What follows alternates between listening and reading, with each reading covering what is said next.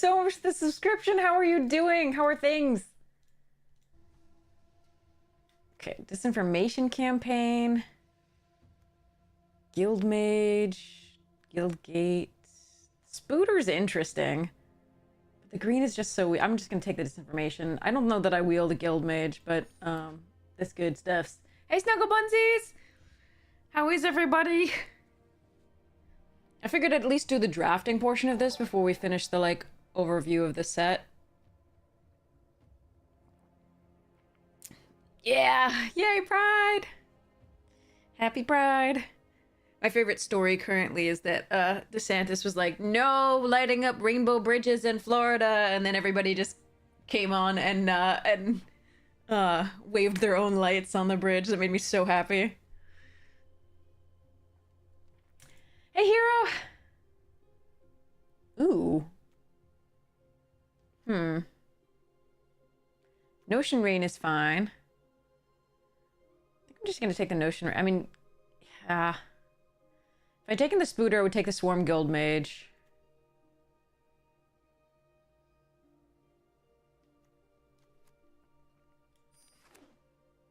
I don't know about the flyer there. Like, I don't remember whether that was any good, but I like this.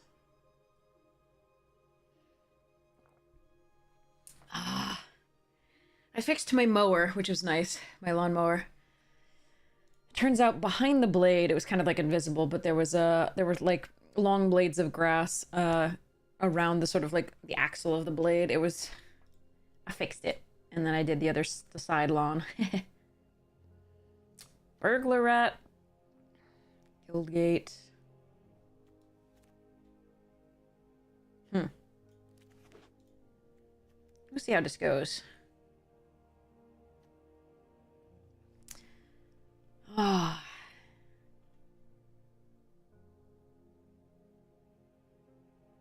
Good and tired, but the tea may help. Also, I have a banana. I'm not seeing much of what I really want to see, but maybe that's just the way it goes.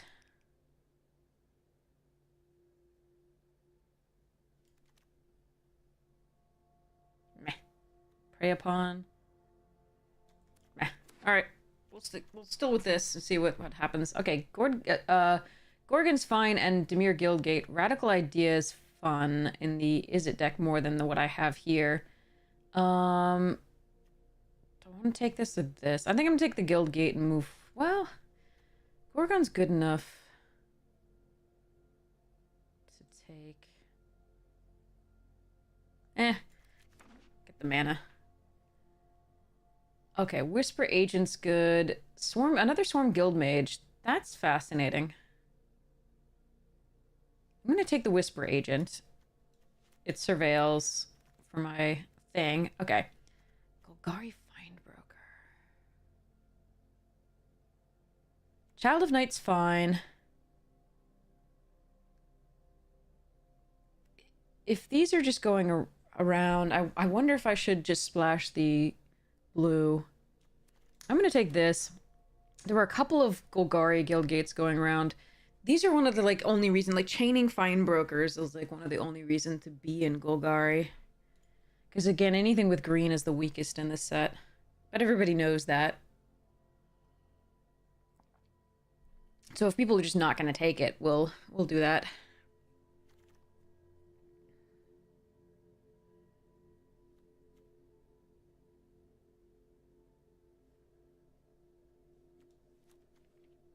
I do like Burglar Rat here, but I'm going to take the second Guild Gate. Make sure we can play the blue if we do get it.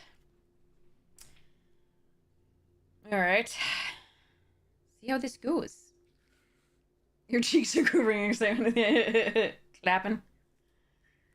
This is the set with Selesnya, yeah, where Selesnya is the worst, Golgari is the second worst, and then Dimir's the top, and then Izzet and Boros are kind of roughly similar. It was so poorly balanced color-wise. Okay.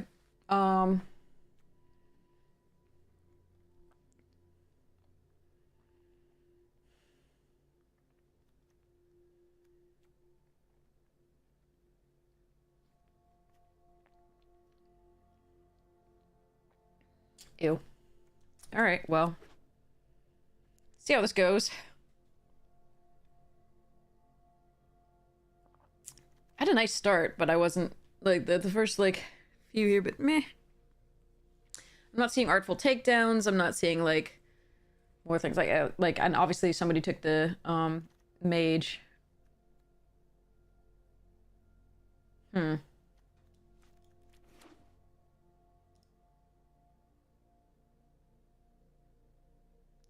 No, but the problem with mixing it with MKM was that, the, and MKM cars were just so much more powerful than anything you were doing in any of these other ones. So it was pretty meh.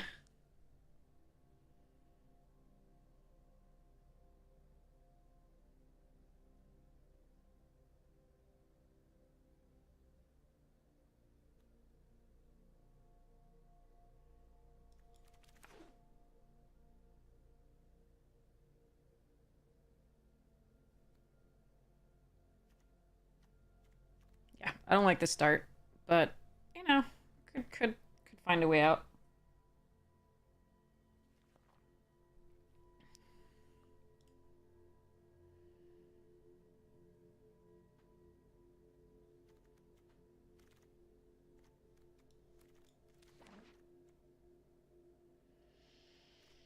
Mm.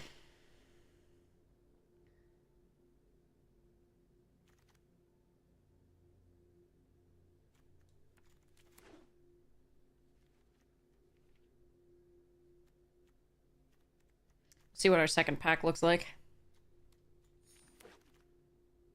Ew. That's what our second pack looks like. Oh god. Um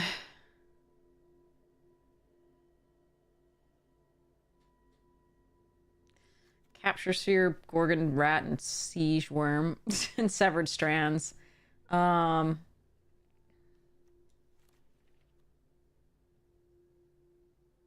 Yikes. Not really getting good stuff here at all. Crater Maker's fine there, but like, okay. So Deadly Visit's good.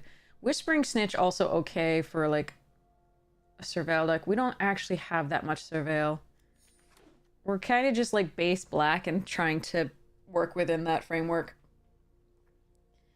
But I'm not happy.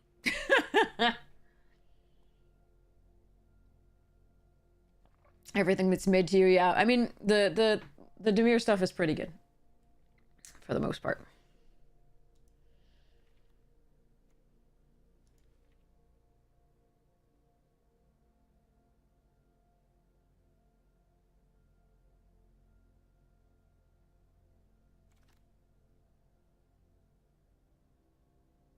Passing 2 Whispering Snitches? Interesting. I'm still gonna take this Deadly Visit.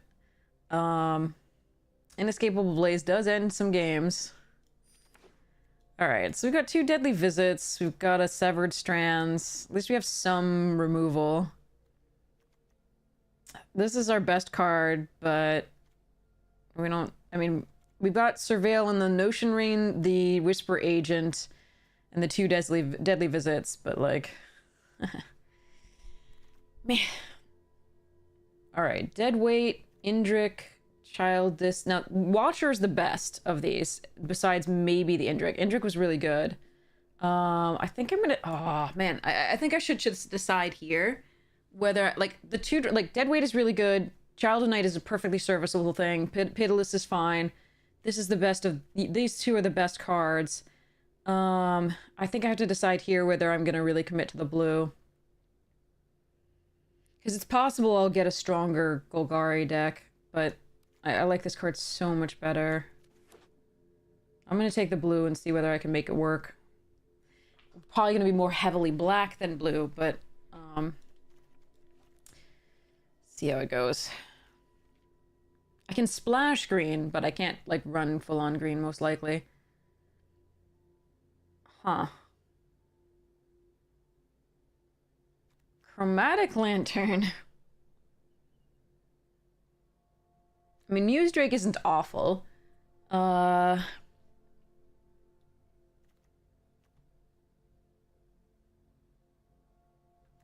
gonna take this. We're gonna see what happens here. Okay, another Whisper Agent, Demir Informant, Joint Shields. Okay, alright.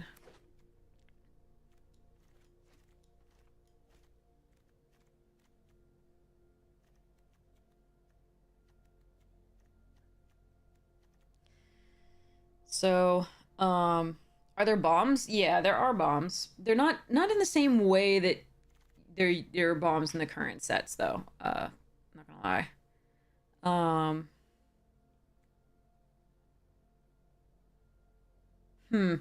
right, I'm gonna take a dissident here. It's not really what I want to do, but we can probably play the Watcher. Yeah, I'm gonna take this. It's a 2-drop. It's a fine 2-drop.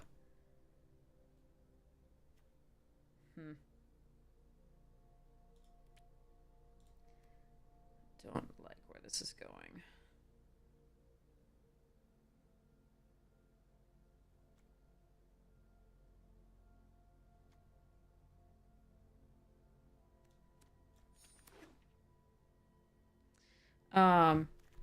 There are very good cards. It's just they require. So like, Niv Mizzet is a bomb, but it requires a lot of work to happen. Uh,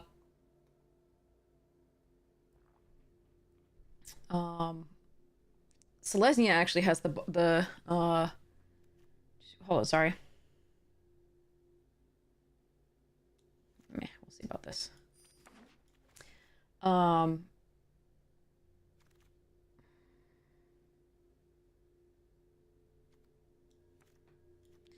Capture Sphere. I'm gonna take the Dowser. We're low on creatures. Another Pitiless, nice.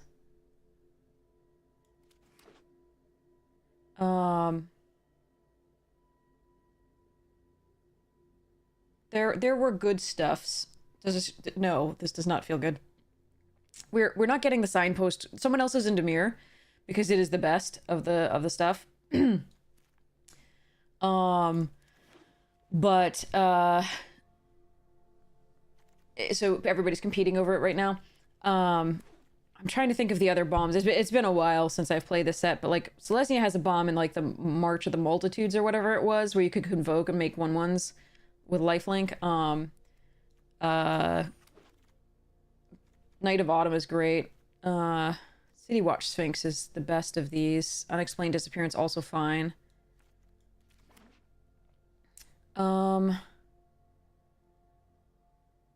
Yeah, there are like some bombs. They're usually not like I win the game necessarily, although this one here, the Aurelia, is pretty darn good. But like, we're not seeing the Spy Bug, we're not seeing the 4-mana uncommon 2 blue 2 black hexproof flyer. That thing is good. There's a lot that I want to see, but I'm not, unfortunately. All right, we're gonna have to go into the second color pretty heavily here. Oh, sorry, the third color overall.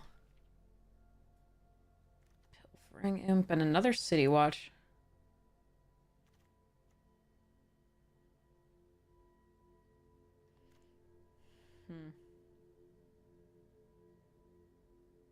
Another Severed Iron Shell Beetle. This was fun in the Selesnya deck.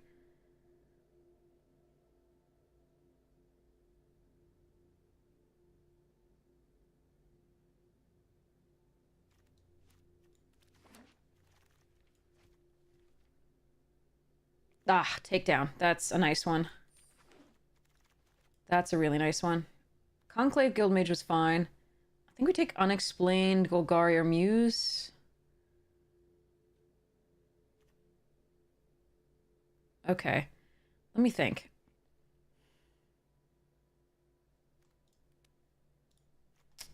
Uh, 1, 2, 3, 4, 5, 6, 7, 8.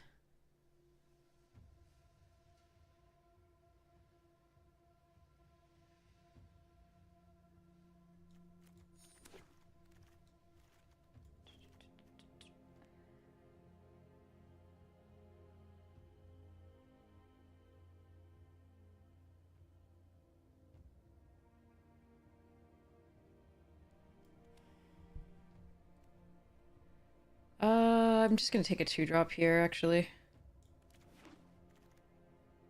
Ooh, Dark Blade. Okay.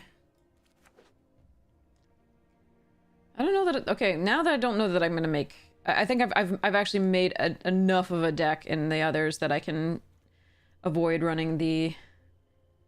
Let me pull the lantern. Okay. Capture Sphere, Burglar Rat, Dazzling Lights, and Gate. I think we just take the other Burglar Rat now. I do have a lot of Surveil, right? Yeah, I'm gonna take the Burgles. Cut the barrier.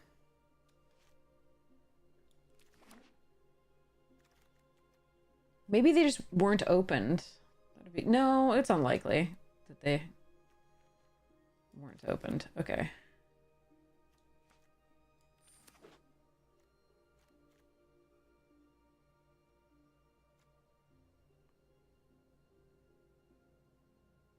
Hmm.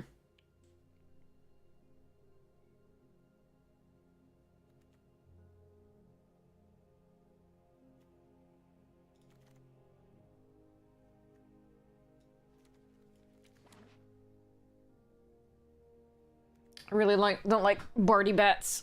More Necrolisc, really. Dowser overperforms because it has a 5 butt.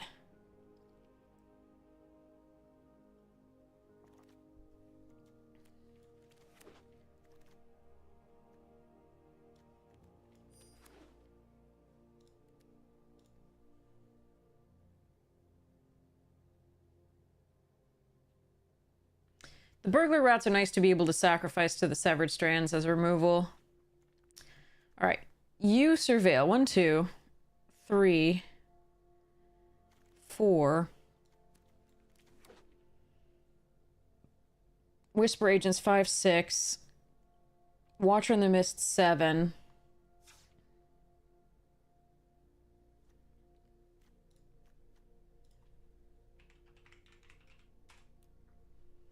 One, 2, no, sorry. 1, 2, 3, 4, 5, 6, 7, and then even if these dies, we Surveil. Okay.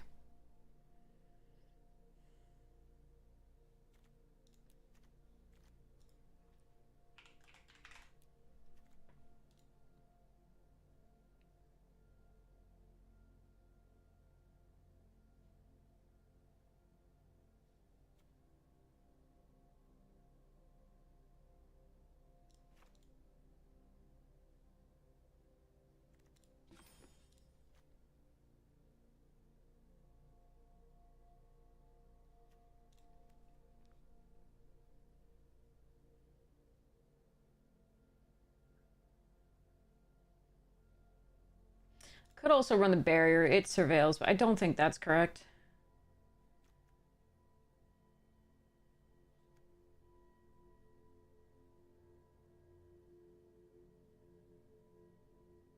Huh.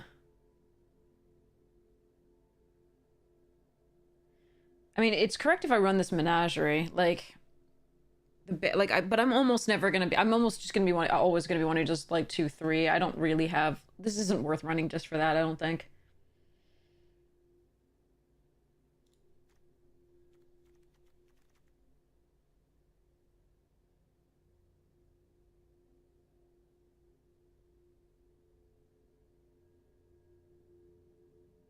All right, let's try one game with this, and then we'll do the MH3 review. Continued.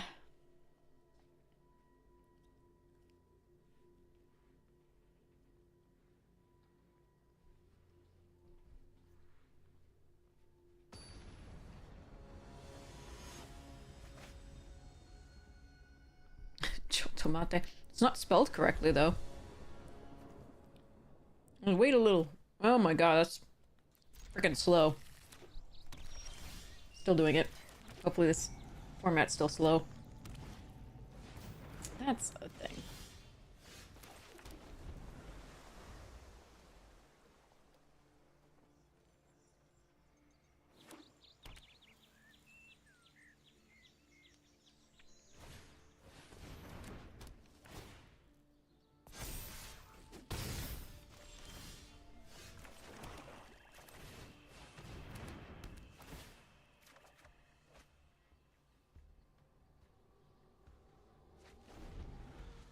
Okay, Barty Bats next turn unless I draw something better to do.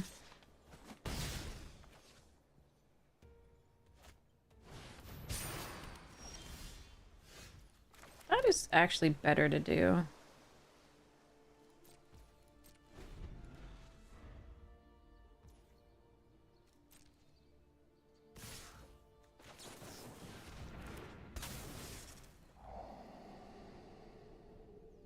Ugh, I want to keep that, but I need a land.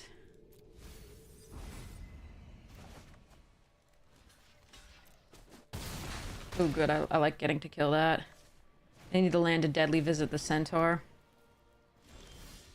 Alright. I'm sad that I can't get this off that, but...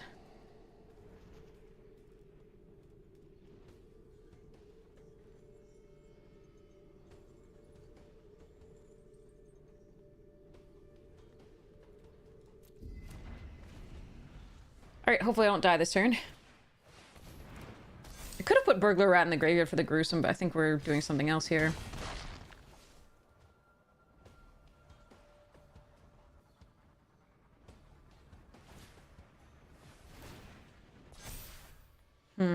Might die.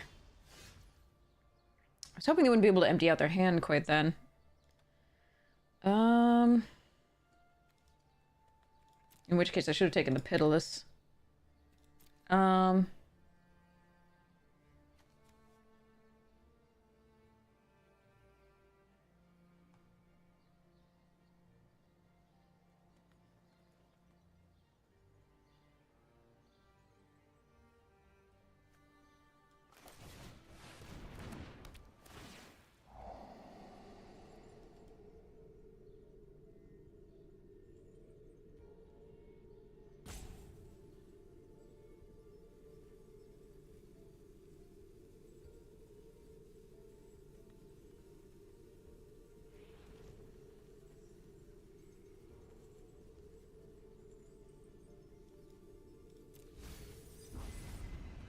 Alright, let's hope they don't draw anything cool here.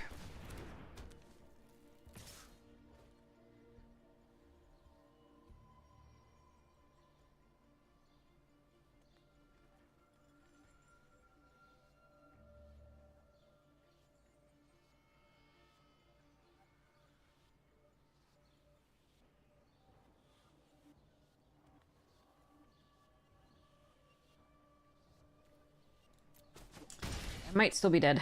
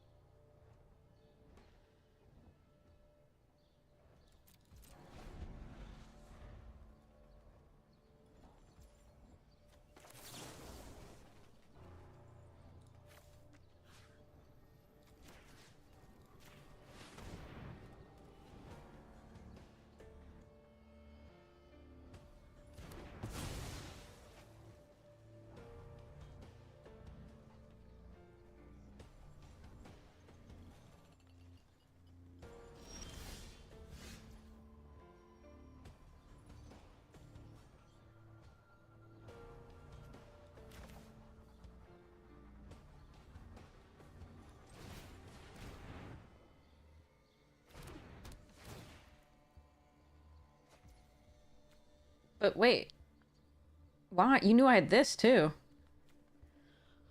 What? I don't get it.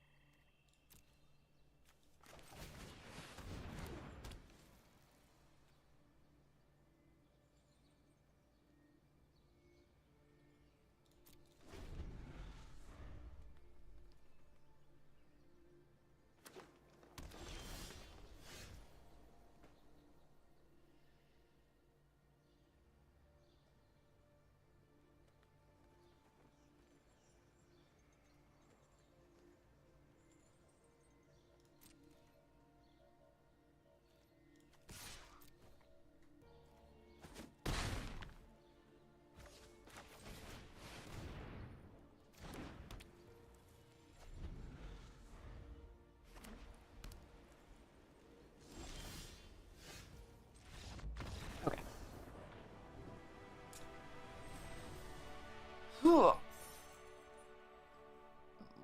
they got lots of lands. Flooded out quite a bit there.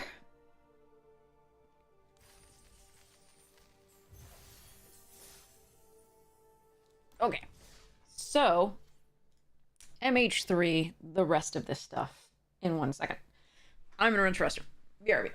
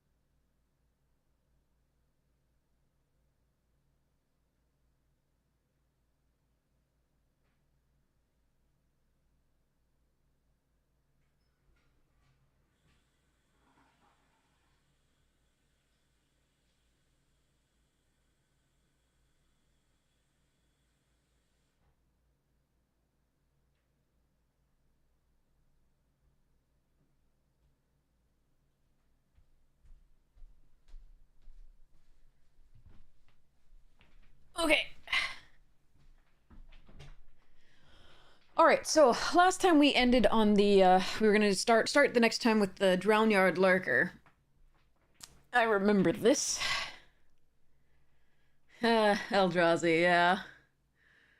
It's been a while since we, saw the colored Eldrazi.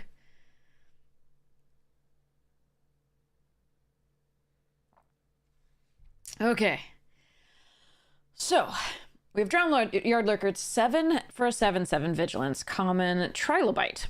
I actually have a trilobite fossil. It's really cool. People are interested, I'll go get it at some point. When you cast or cycle it, create an 0/1 colorless blah. So you get a 7/7 and an 0/1. But you can cycle for that. So it has a little bit of versatility.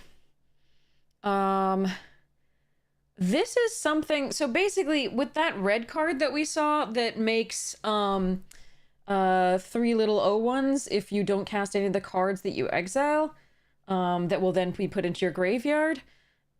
This is what you could ramp to on 7 on 4, because it's colorless, so like you can do that. If I go back to the red card, like this, right? If you play Glimpse the Impossible on 3, don't cast any of the cards, create the 3/01 tokens, then on 4, if you play a land, you should be able to cast this card, the Drownyard Lurker. So, and a 7/7 vigilance on turn 4 seems pretty good to me. I don't know about you all. So, I feel like that's a thing that we could make happen at some point. That might make this card more interesting for us. Overall. Yeah, like that's a 3/4 that I just don't want to see happening. Like a 3/4, turn 3, turn 4 that I just don't want to be playing against. That worries me. But that is something that you could do, if you were interested. So this card goes up in estimation because of that. Like, it's a 7-mana 7/7 vigilance with nothing else really happening, that you get the 0/1 colorless blah, but at that point you don't really care about ramping up past 7 that much, right? But because of that little combo there, I don't know. This is interesting.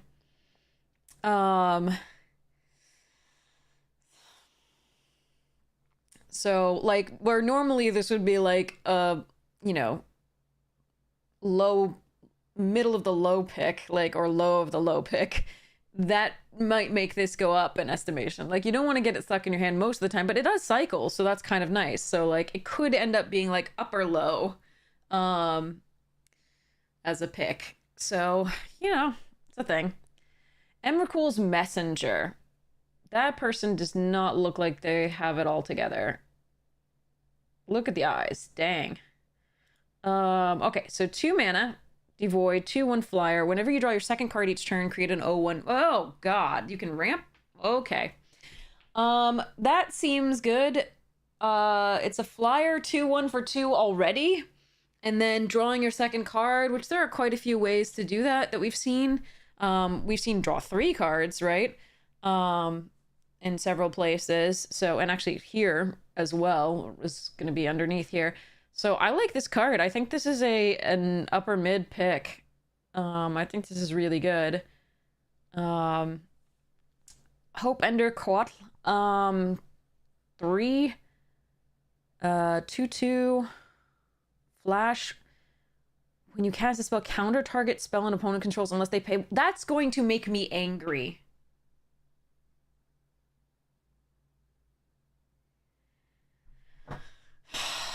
This is going to make me so angry. A 3 mana flash flying 2/2 that has a mana tithe on it. Force spike, technically.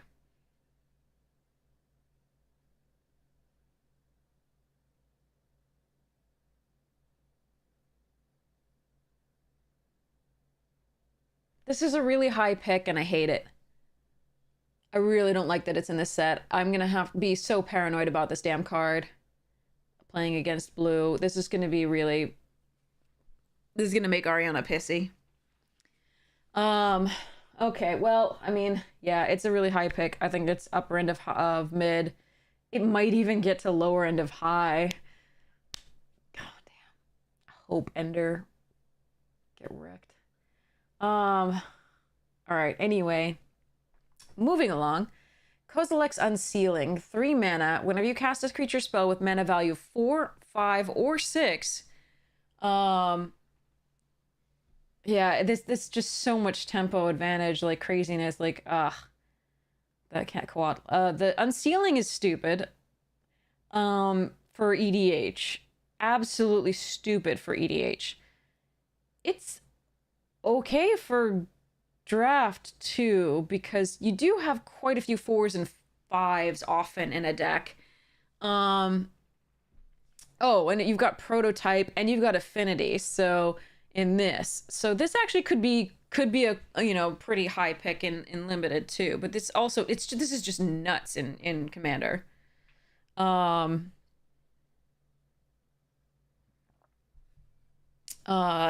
this is just silly in Commander.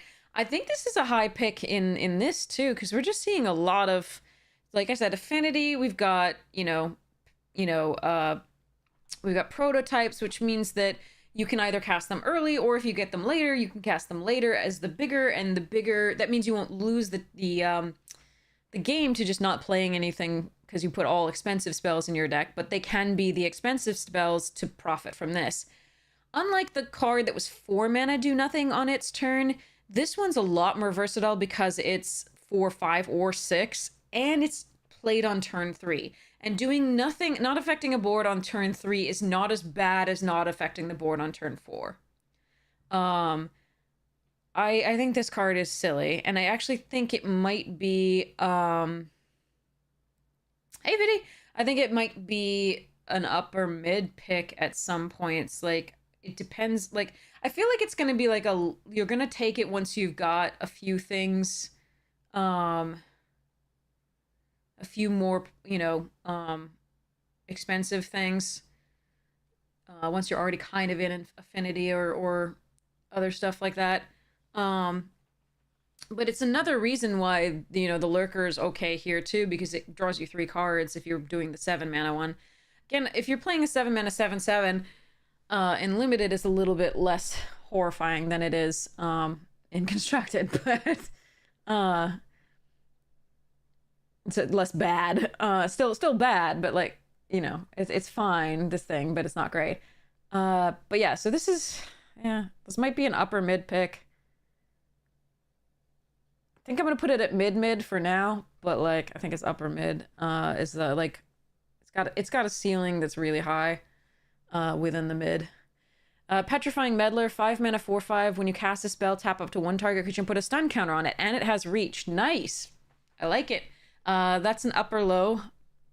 The tempo of tapping and the stun counter to lock it down for a turn, and the fact that it has reach is pretty nice in blue. All right, Twisted Riddle Keeper. Emerge coming back, which means that you need colorless here for this cost, which you can get off the lands that we're going to see toward the end. We also have those little Eldrazi tokens that can create this, but you can cast a spell by sacrificing a creature and paying this cost reduced by that creature's mana value. So if you have a Skittering Precursor in play, 3, right, and you sacrifice it to pay the Emerge cost, you sacrifice this, you pay not 5, right, colorless and a blue, you pay 2, sorry, 2 colorless and a blue, so it's 4, I suppose that. So you only get a 5/5 flyer that when you cast this spell, tap to 2 target permanents, put a stun counter on each of them. This can be cast as an 8 mana card in any deck, but in a blue deck with potential access to like these colorless, you can play this as well, like for the Emerge. It's still expensive. Hey Nova, it's still expensive. Either way, because Emerge always is a little bit of a pain, but it's still very good. I think it's still a mid pick, could be a low mid pick, depends. It really depends on how this set plays with its tokens. But yeah, this could go up or down in my estimation based on that. Unfathomable Truths is a 5 mana instant, draw 3 cards, create the 0/1. So there's a little bit of ramp and 3 cards for 5 mana at instant speed.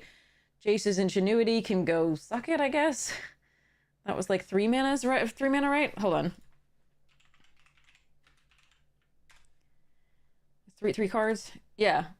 Jace's Ingenuity can go suck it. All right.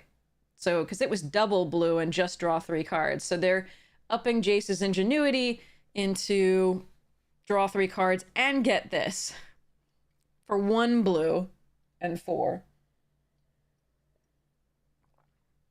Because that had to happen. But this will trigger all of those draw 3 card effects that we've seen on creatures in the past. It's a Drew Tucker artwork, which is pretty cool.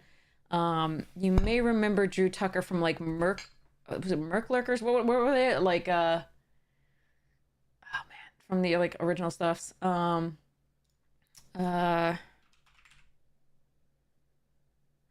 Dwellers, was that it? Yeah, that's Drew Tucker. So from original Dark.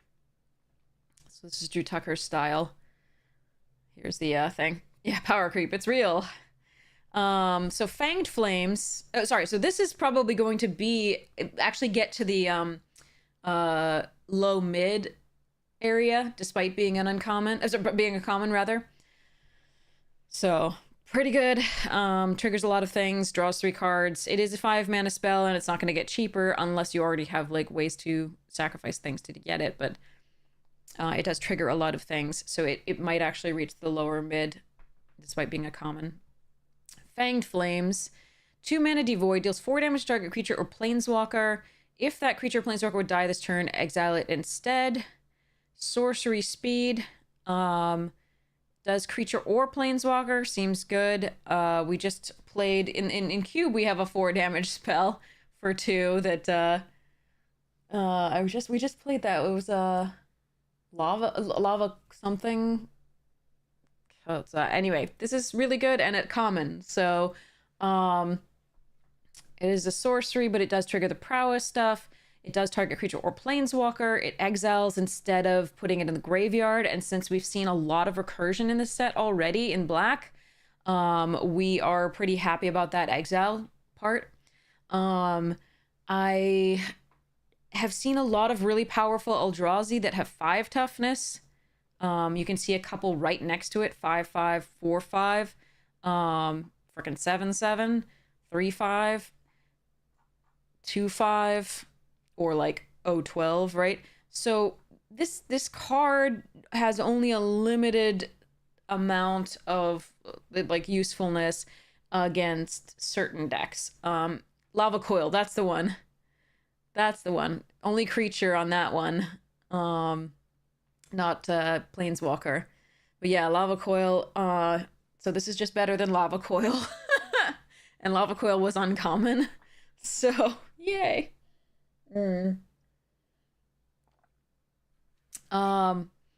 So yes. It's a good card. Like, it's gonna be a lower mid to upper low pick because it's good removal in red.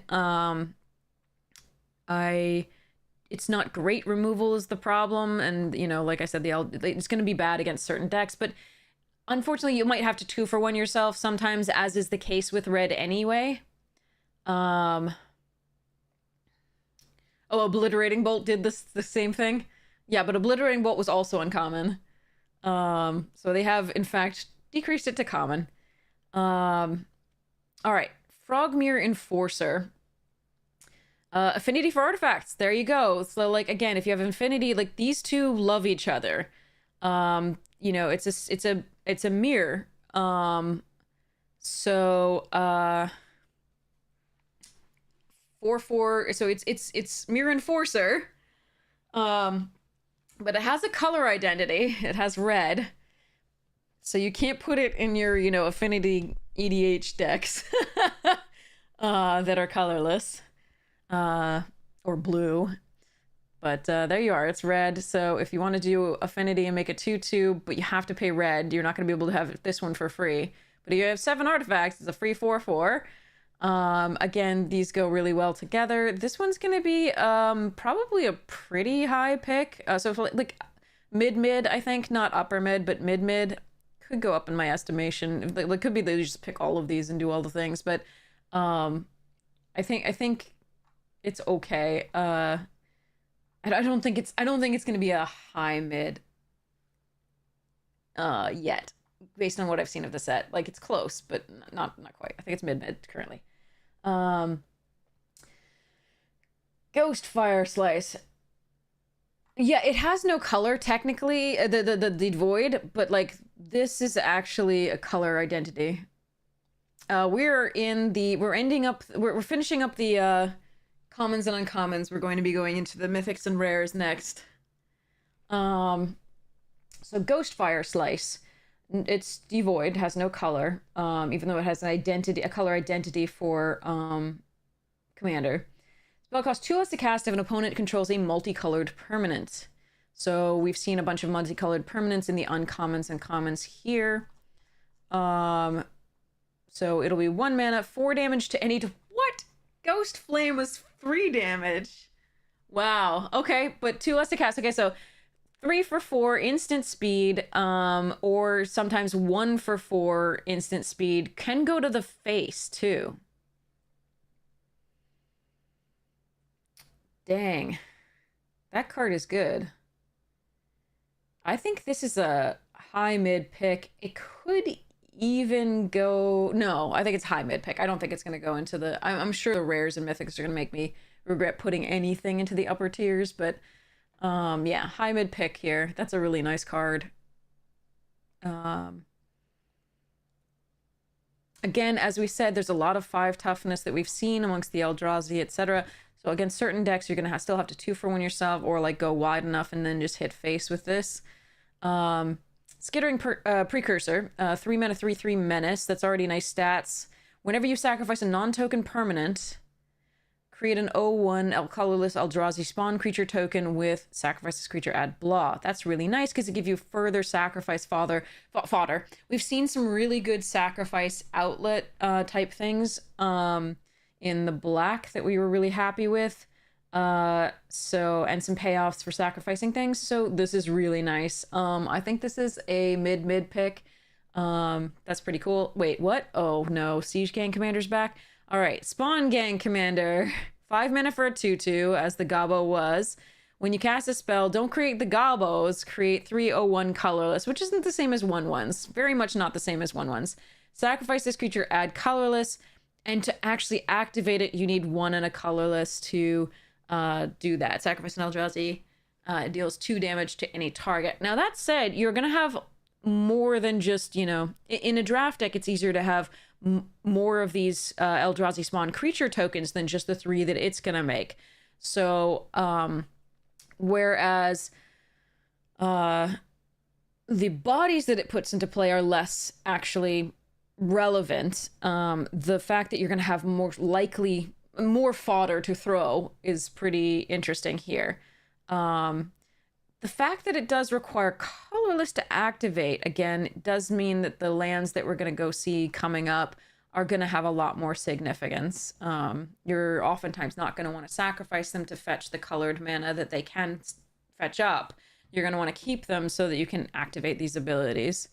I mean, obviously you can use these, sacrifice 1 to activate the ability on another, but again, it's going to be interesting. So I think this is probably, I want to say an upper mid pick, but there are situations I can see where it'd make it a mid pick.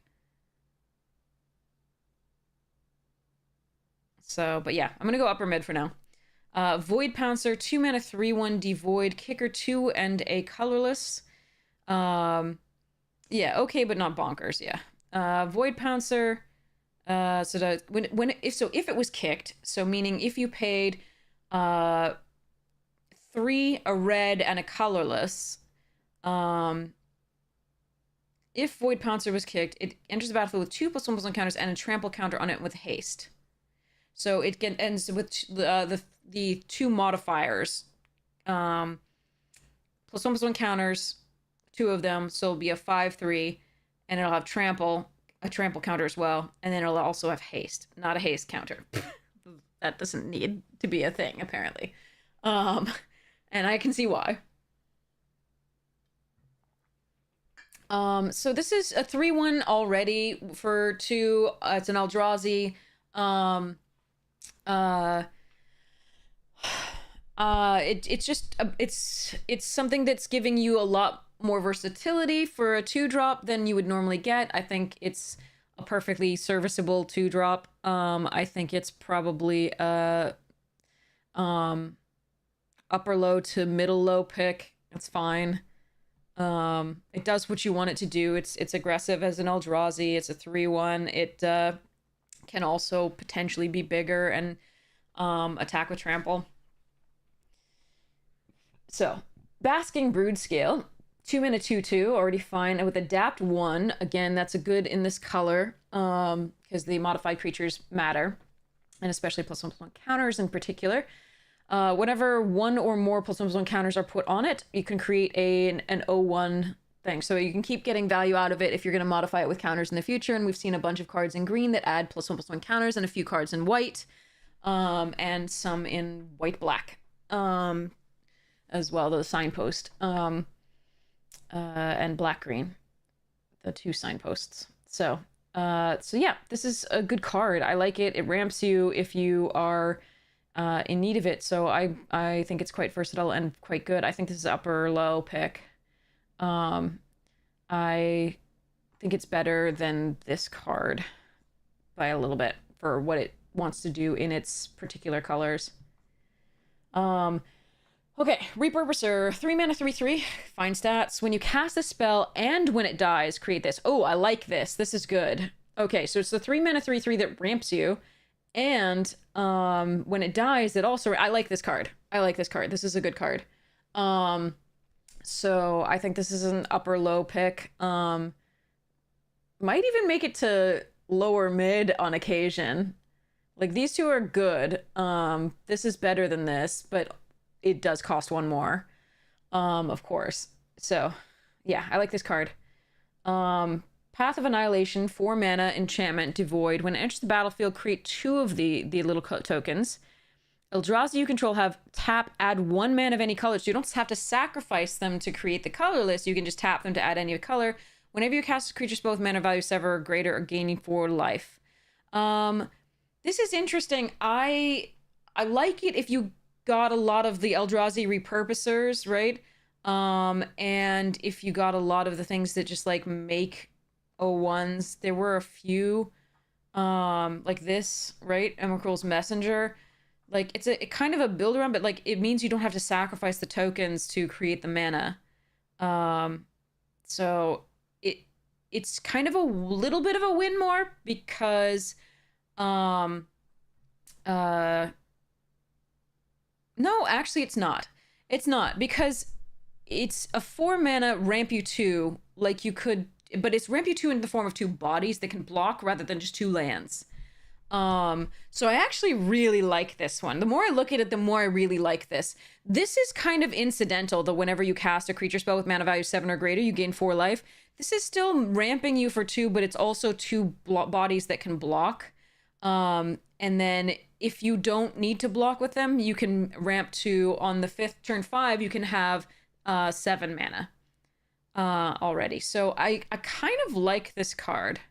There's a lot of enchantment and artifact destruction, so you have to sort of play around with that. But I think this is actually a mid pick. Could be upper mid at that point, actually. Because, yeah, in an Eldrazi deck, it's just so good. Because, again, on turn 5, you can play the Drownyard Lurker or the Frogmite.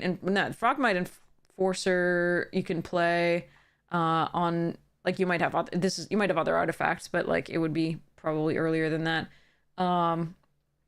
But yeah, I kind of like that. And add 1 mana of any color means you can cast the colored Eldrazi as well without the color.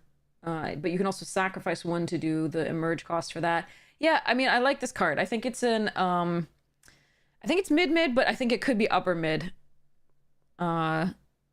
In certain decks. Like I think this would be like something that if you opened like a really good Bomb Eldrazi that you might actually take this quite highly. But we'll have to see what the Bomb Eldrazi's are in the rares and mythics. Propagator Drone, 2 mana, 2/2, devoid, obviously. Creature tokens you control have evolve. Oh. So that means whenever you have the 0/1 colorless Eldrazi spawn tokens, even if you play a 1/1, they're all going to get bigger. They're all going to be put +1/+1 counters on it, which means they'll be modified, which also means they'll be 1/2s, which makes them relevant creature type bodies. Nice. And then you can also just poop out Eldrazi tokens? Okay. I really like this card. I think this is an upper mid pick. I think this card is good. It breaks a little bit of board stalls. Because it can just keep adding bodies to the board to block, and then as soon as you play a creature, they're all gonna actually come relevant. Okay, yeah, I like it. I like it. This one's an upper mid for me. Territory color.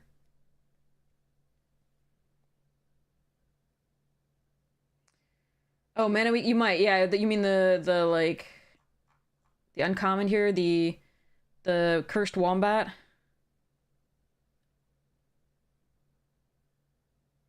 So it's just an additional one. It doesn't double it, but oh, you mean the okay, you mean the green one here. I know what you mean. The spell. You mean the Fangs of Colonia. So if they already had a +1/+1 counter, then you double the counters.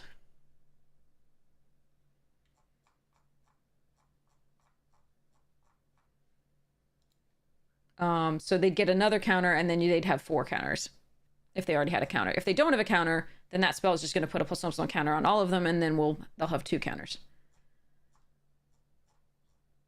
Yeah, I like that card. Territory color, 5 mana, 7/5, another 5 toughness creature.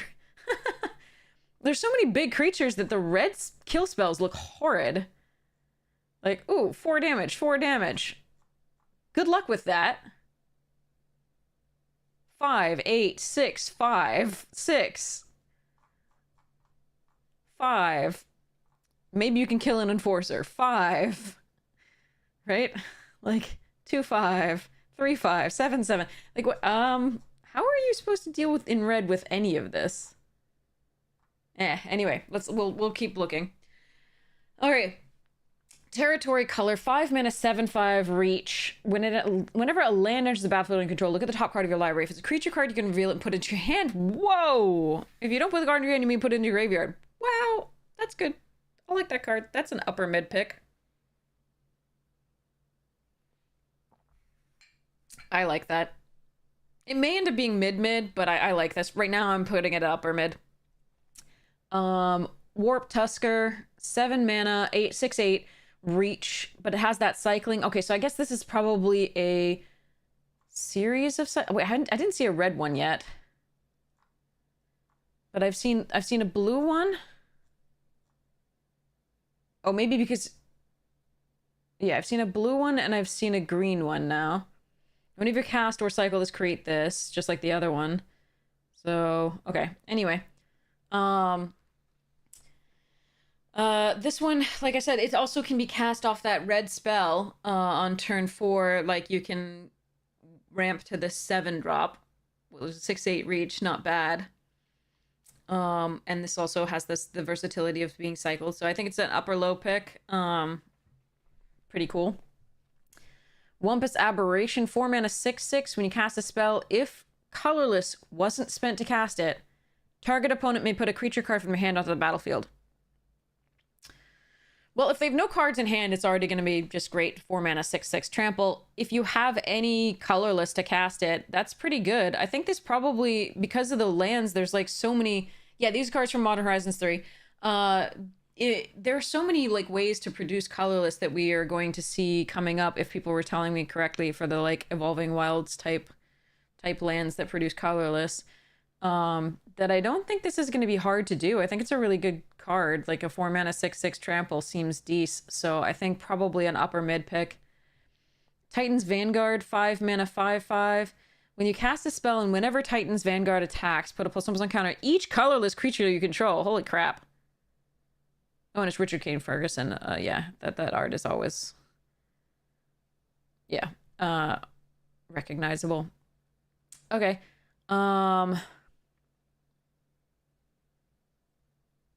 You pre-order the bundle and you're excited for it, but you don't know how to play it? Oh, well, we're all learning with you. Don't worry. On each colorless creature you control, so that means any devoid color card, right? Or, right, colorless artifact. Creature. So yeah. I mean, it's just strong, a 5 mana 5/5 trample. I like it. I think it's an upper mid. Yeah. Writhing Chrysalis. 2/3 for 4. Not good stats yet. Let's see what it does. When you cast your spell, create 2, so you're ramping again. 2 Eldrazi spawn. Reach. Whenever you sacrifice an Eldrazi, put a counter on. Yeah, no, this is good. This is good. It's a common, but it's good. I like it. I think this is like, this might be a lower mid pick, just because it ramps you in the colors that need it, and you're going to be sacrificing those things to cast spells, big spells, so it's going to be a 4/4.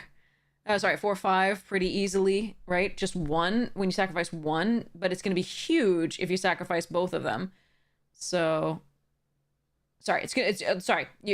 Put a +1/+1, not 2 +1/+1. But if you sacrifice both of those, it's going to be a 4/5, and if you sacrifice more, it's going to be bigger. It's going to be a huge problem to deal with. I like it. Yeah, I think it's lower mid. But and as a common, that's a lot. I like this card though. Okay, take these all really highly. Freaking hell. The flip card's just also that art is cool. 7/6 for 7. I mean, it's just because it can be a land, it's just so useful. Just take these really highly. So lower high or upper mid. Snapping Voidcraw, 3 mana 1/3 devoid. Add 2 colorless. That's a really nice way to ramp into there. Of course, Simic does that. In 3 and a colorless, draw a card. Nice. Okay.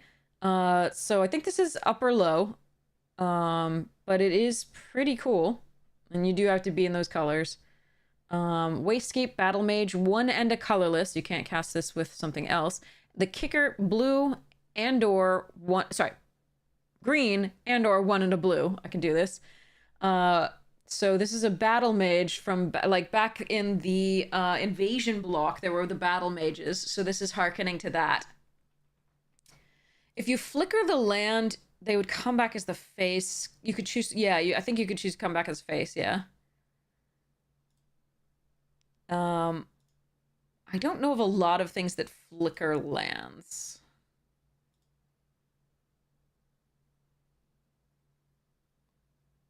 Yeah, it's not a choice. Like I think it just comes back as that, but like I don't think there's a lot that flickers lands. But you're correct, it would come back as Drowner of Truth and not Drown Jungle. So the Battle Mage, this is going back to Invasion, which is this one's kicker doesn't have the original thing, so it would have been Bant in the original. I think. Yeah, I think the Bant Battle Mage, was that, I don't think there was a teamer battle. Was there? Yeah, anyway. All right.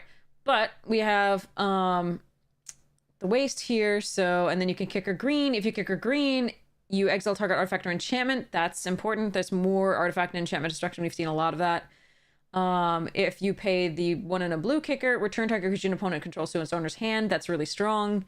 And then you can do both if you pay both kickers. It's very versatile. Again, it's tempo. A lot of things have ETB effects. So the thing is these days, like, so blue does bounce. That's what it's always done, right? It's always does the so you have to pay the full kicker cost if you want the thing. So if you pay 1 and a blue, you get the second kicker. You get the return target creature. If you pay a green, you get exile target artifact or enchantment. If you pay the kickers of both green and 1 and a blue, you get both kickers. Effects. But so these days, basically, in the past, when there were actual vanilla creatures that didn't have ETBs, bounce was a lot more effective, right? The tempo plays were a lot more effective. The putting it on top of the library, putting it back in hand was a lot more effective. These days, there's so many creatures where putting them back in hand is not great. Because then they get to have an added bit of value of, I mean, yes, they have to recast it, but they also get the ETB effect. So, these days, I think they've made blue's tempo a lot weaker than it used to be. But yeah, but this is just still a really strong effect. The thing is that's going to make it a little bit harder is the colorless to cast here. So you're always going to need to pay this cost. Then you get to decide which of the kickers, one or both, you're going to use to pay for. Breaker of Creation, 6 and 2 colorless, 8/4.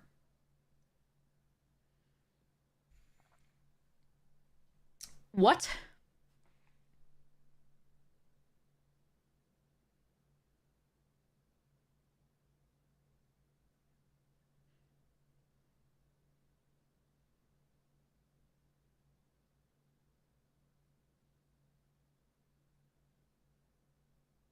All right, so let's talk about Annihilator, chat.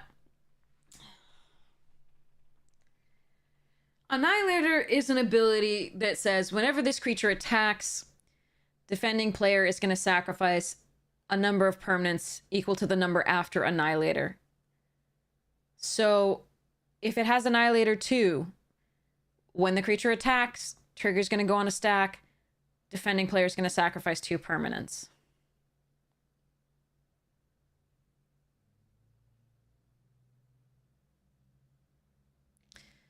The original Eldrazi, the big uns, and a few of the commons and uncommons had Annihilator. Annihilator is not really fun to play against, in my opinion.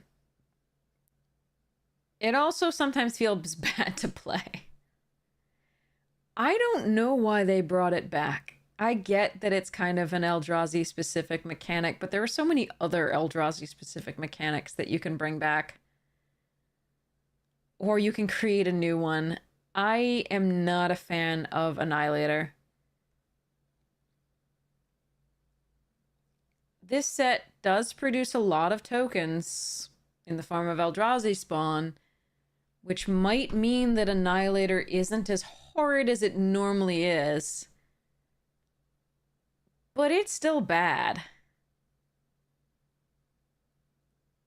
So this at least is an 8 mana spell, but you can do 8 mana unlimited. The fact that it has hexproof from each color means that despite the fact that this is 4 toughness, those 4 damage spells that we saw in red won't touch this.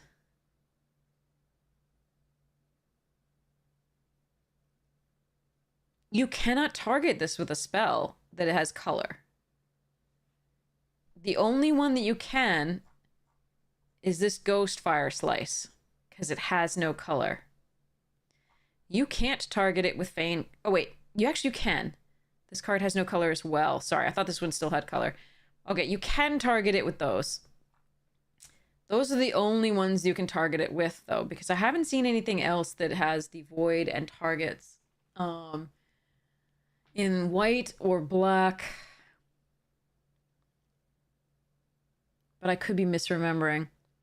But the burn spells... So the 2 burn spells in red are like the only way you take care of this with spell. You can block, absolutely, but that means they've attacked, so they've gotten the Annihilator trigger. Non-token flashback, so they need to have no other creatures. Yeah, it's a 3-for-1. It's kind of cray-cray. It is 8 mana, so there is that, but the thing about it being 8 mana and there being so many Eldrazi spawn tokens is you can ramp to it pretty easily. Like the 3 Eldrazi spawn after that red spell on 3, so on 4 you have 7 mana, and on 5 you could be able to cast this spell. I don't like it. I'm gonna go out on a limb and say this is a bad card to have in this limited format. So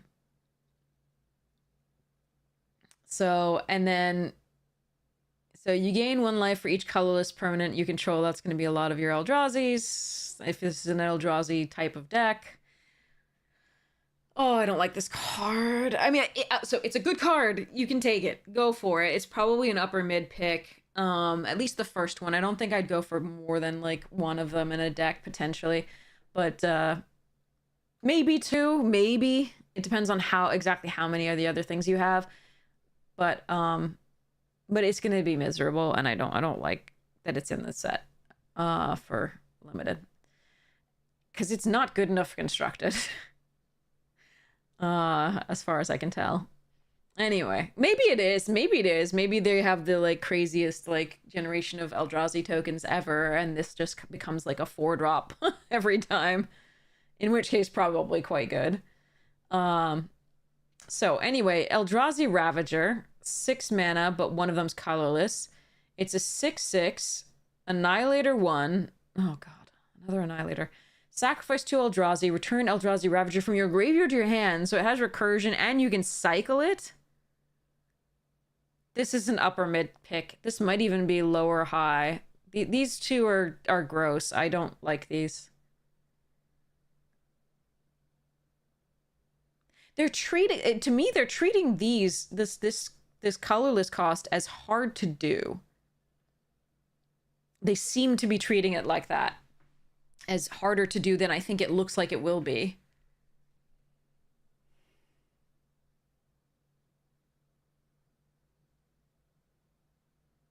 Yeah, I think these are both upper mid. I don't think this is gonna be lower high. I think we're gonna probably see crazy cards. So, Glaring Fleshraker.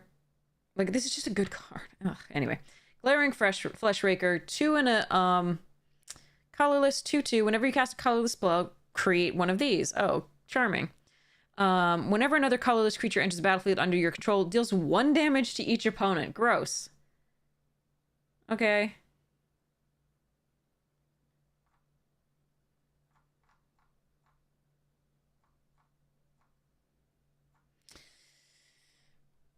And this is the one to draw a second card. Yeah. Ugh, I think this is an upper mid pick as well.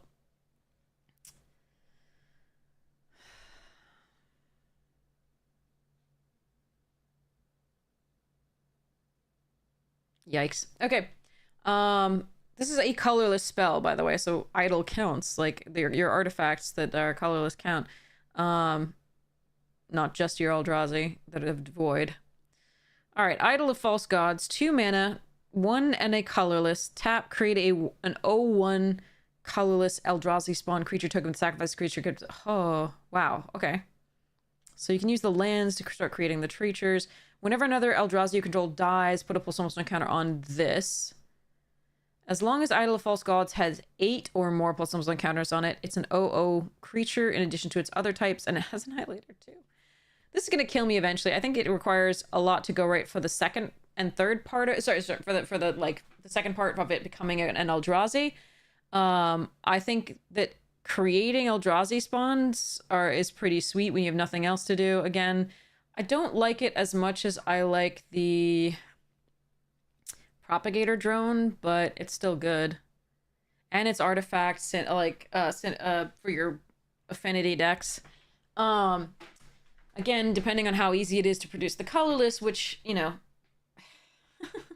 they seem to be saying that it's going to be harder, but with like how low these are costed for what they do. But I don't think they're that hard to do. So like, this seems like it's going to be decent. I think it's a low mid to upper low pick, but whenever another, yeah, I mean, yeah. It's probably cool. It that heralds the end.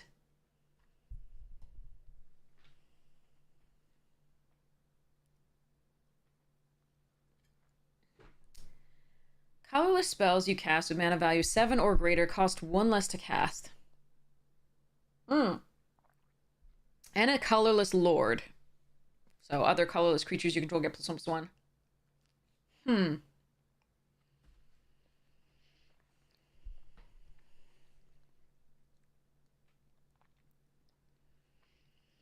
You're not going to have a million things with value 7 or greater that are colorless, but you're going to have a few. It's already a 2/2 lord for your colorless creatures. Seems pretty good to me. I think this is an upper mid pick. Junk Diver has been downgraded to uncommon. It used to be rare in Urza's... Was it Destiny or Legacy? It was definitely the flask. Oh, here's the flask. Yeah. But like, was this Destiny or Legacy? I forget. Legacy was the hammer, right? Saga was the gears. Legacy was the, yeah. The one with the beaker. And it has a beak. It's a beaker. Okay, sorry. And a beaker. Okay, anyway. When it dies, return another target artifact card from your graveyard to your hand. 3 mana for a 1/1. You can get something back. It's fine. I think it's probably a low mid pick. It might be an upper high low, but like I don't know. I think it's a low mid. Null Elemental Blast. 1 colorless. Counter target multicolored spell or destroy target multicolored permanent. Wow. Okay. There are a few of those multicolored spells in the uncommon slots. And in the signposts of both common and uncommon. There aren't a ton. So it's good. It requires colorless cast. I think this is an upper mid pick. All right. So upper mid pick so far. So Solar Transformer 2. Solar Transformer enters the battlefield tapped. When it enters, you get 3 energy. Add colorless. That's a way to add colorless. That seems like a good thing. It ramps you and it adds the colorless and you get the energy. I like this card. I think this is actually like an upper mid pick for a lot of these things because it enables two different types of decks, the energy deck and the Eldrazi deck. So yeah, I really like this. Yeah, I really like that card. I think this is an upper mid pick. Nice. All right. Vexing Bauble. Whenever a player casts a spell, if no mana was spent to cast it, counter that spell. So casting a spell.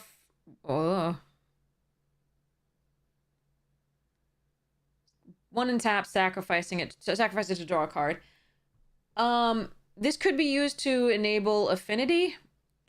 Because it's a 1-mana artifact that just has an ability that I don't think is going to matter that much in Limited.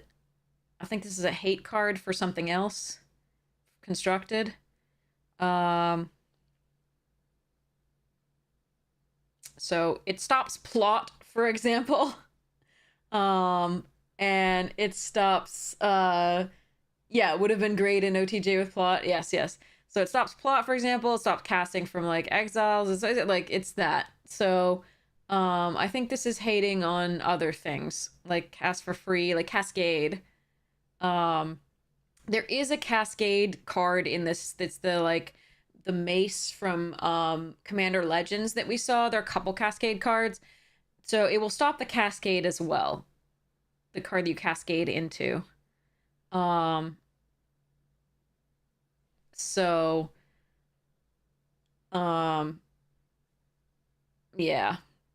It'll also stop, Solitude or other things like that, right? Removing cards from hand, the Commandeer, things like that. So I think it's not for really this limited format of just pure MH3. I think it's meant to hate on other stuff for the most part. Yeah, if no mana was spent, if you pay entirely in energy, yes. It would counter it. Worn Power Stone, add 2 colorless. This is going to be an upper mid pick. This is good with the Eldrazi.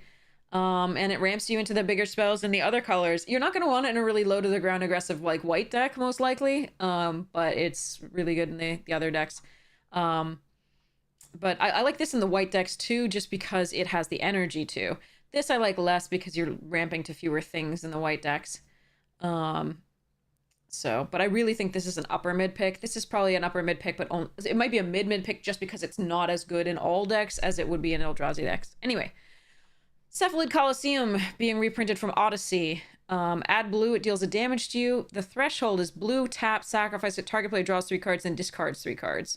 So threshold is when you have 7 or more cards in the graveyard. They're going to do the series of these. Looks like Barbarian Ring is here too. They are an extra way to get value out of your lands, but they will hurt you in the meantime. So you have to be a little careful about that. I am not a huge fan of these in Limited. I don't know that I'll be picking them highly, but I could be wrong about that. Here's the ones where you can add white. Add colorless. You can also search for up to 3 of these, and you can also cycle with all 3 of their colors. So these are really useful. I'm going to take these pretty highly because they do add the colorless. If I want to be able to play any of my Eldrazi, you're going to take them pretty highly. Remember, it also can fix your mana. So these are actually going to be an mid to low mid picks for me because just they're kind of crucial for enabling a lot of what any particular deck wants to do, and it does fix. And also their art is stunning, so you can just look at them all day. It's fine. Now, Nesting Grounds, you can add colorless with it, and you can pay 1 and tap to move a counter from target permanent you control onto another target permanent. But you only activate as a sorcery, so you can't do really a gotcha moment. But you can move +1/+1 counters, you can move trample counters, you can move so on and so forth. There will be usefulness to this in the modified deck matter stuff, but they're also going to be, it's going to be fun to use just as a colorless land in some of it for your Eldrazi stuff. There's also a colorless land in the snow-covered wastes, because we had wastes before, but now we have snow-covered wastes. Urza's Cave. Add colorless. 3, sacrifice it to search your library for a land card, put it on the battlefield, tap, then shuffle. So it is an expensive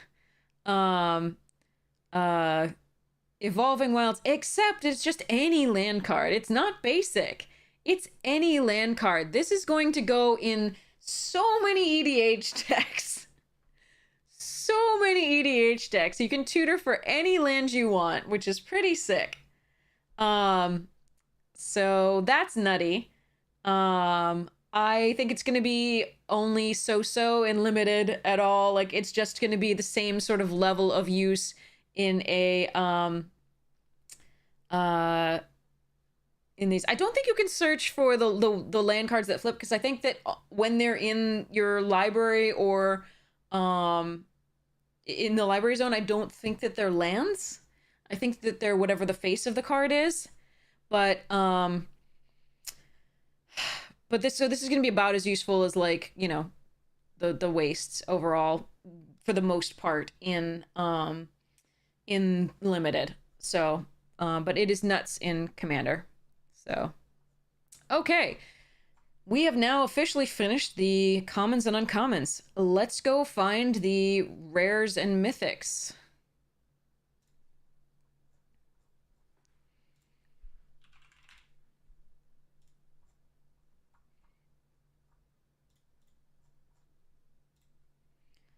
Okay, how many of these are there? God, please tell me it's not going to be, like, ridiculous. 103 cards, Jesus Christ. All right. Most of these I'm just going to be like, take that card. The thing about having so many rares and mythics and packs with play boosters is I'm now actually going to have to tell you, okay, here's like, that you're going to have to, like, take time to play the cards to figure out which ones to prioritize over which other ones. Oh, man. Thanks, Sudarzel. Okay. Biddies. Okay, so we have the baby planeswalkers that flip to, like, the bigger planeswalkers once they've done the, like, it's the new series of, like, ones that we had with baby Jace and you know, baby Chandra and stuff like they flipped later. And, like, I want to say, oh god, when even was that? Jesus. Origins, I think it was. I think it was Origins. So we're getting the rest of them from that, basically. So here's Ajani. So it's a 2-mana 1/2, but it also puts a 2/1 white cat warrior creature token into play. And whenever one or more other cats you control die, you can exile Ajani, then return him to the battlefield transformed under his owner's control. This can go in the Naya Cats and Dogs deck from the Secret Lair. It can't go in my cats deck because my dual wielding Furballs deck, which is only Selesnya, because on the other side you can see that it has a red color identity. So it flips to this. Put a +1/+1 counter on each cat you control by +2. We've seen a few cats in the main set at common and uncommon, but not that many. If someone wants to search up exactly how many cats are in the set that are not rares and mythics, let me know. But basically whenever this 2/1 dies, right, or another cat you die, you return, you do this, and you get this. Now, you may exile, so this is at instant speed, essentially. As soon as that dies, you can do this, so it doesn't have to be your turn. But it will have to be your turn to activate these. So keep that in mind. They can choose to kill your cat, flip your Ajani, and then kill your Ajani, for example. But 2 mana for essentially a 3/3 worth of power across 2 bodies is really good. Hence, it's a mythic. And again, you can choose not to exile Ajani at that point if it dies. Like, you can choose not to exile it if they can kill it at that time. So it is a may. That's important. But they can choose to kill the or only other cat. And then if you choose not to exile Ajani, then you may not get that trigger ever again.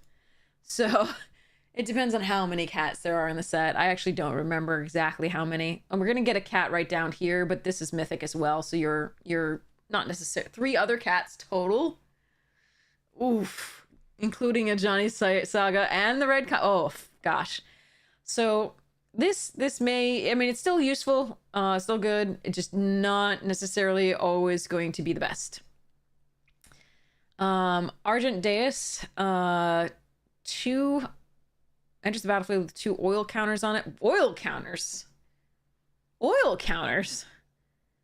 Whenever 2 or more creatures attack, put an oil counter on this. Remove 2 oil counters from it and pay 2 and tap. Exile another target on non-land permanent. Its controller draws 2 cards.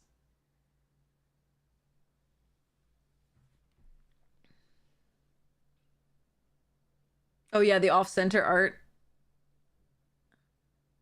Yeah, this side has more going on in it than this side, I guess. Yeah. Yeah, this is longer. These are longer than on the other side. I see what you're talking about. Yeah, off-center here. Okay. I hadn't noticed it until you said something.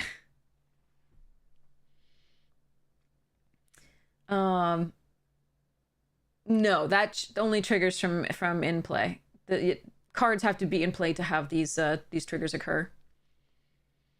So, the Deus, 2 or more creatures attack. Remember, these don't have to be your creatures. They can be any, like 2 creatures your opponents control attack. You can put an oil counter on it. Oil counters can be proliferated. We have seen a few cards with proliferate on them.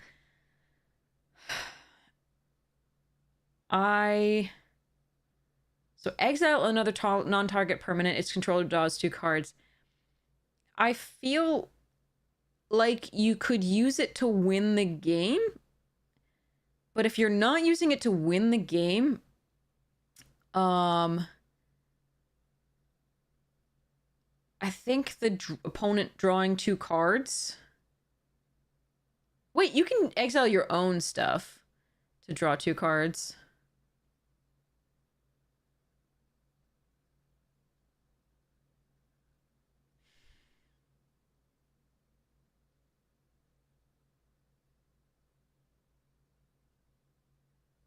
I think I would only exile an opponent's creature or thing if it was really just destroying me and I knew it was the best card in their deck.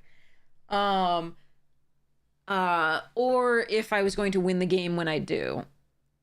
I think that it's possible that if you're flooding out, you can use it to exile some token that you have or enchantment that's doing nothing. And go from there. This is not going to be a high pick for me. As much as I flood out. I think if it could exile itself, I would totally consider this. I think this is probably going to be a low end of mid pick. Maybe even low pick. Somewhere in the low. I don't even know that it's super playable, but I can see an instance in which you're flooding out and you just need to draw 2 cards. I just don't think that white wants to play anything on 2 that isn't doing something on the board. And this isn't really doing anything on the board. I would rather play a creature or some other thing at this point. It is an artifact for affinity, but I don't like this card. I'm ready to be wrong, but I'm gonna put it in the low or like nigh unplayable category. All right, Flare of Fortitude. I'm sorry, what?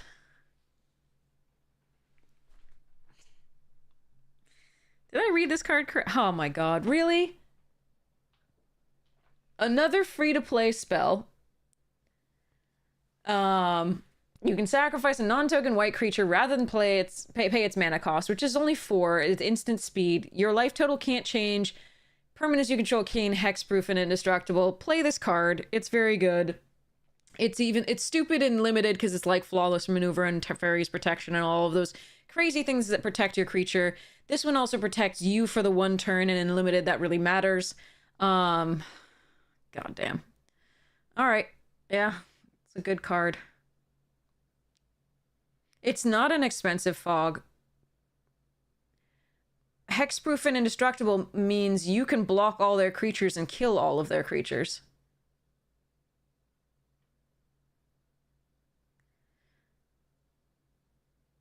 Hexproof and indestructible. And your life total can't change. So any creatures that you can actually kill, just let through. It's really stupid. You can also do it on the attack to just eat all their creatures to some degree, but defensively is probably an even more profitable endeavor because you can double block things you need to double block to kill.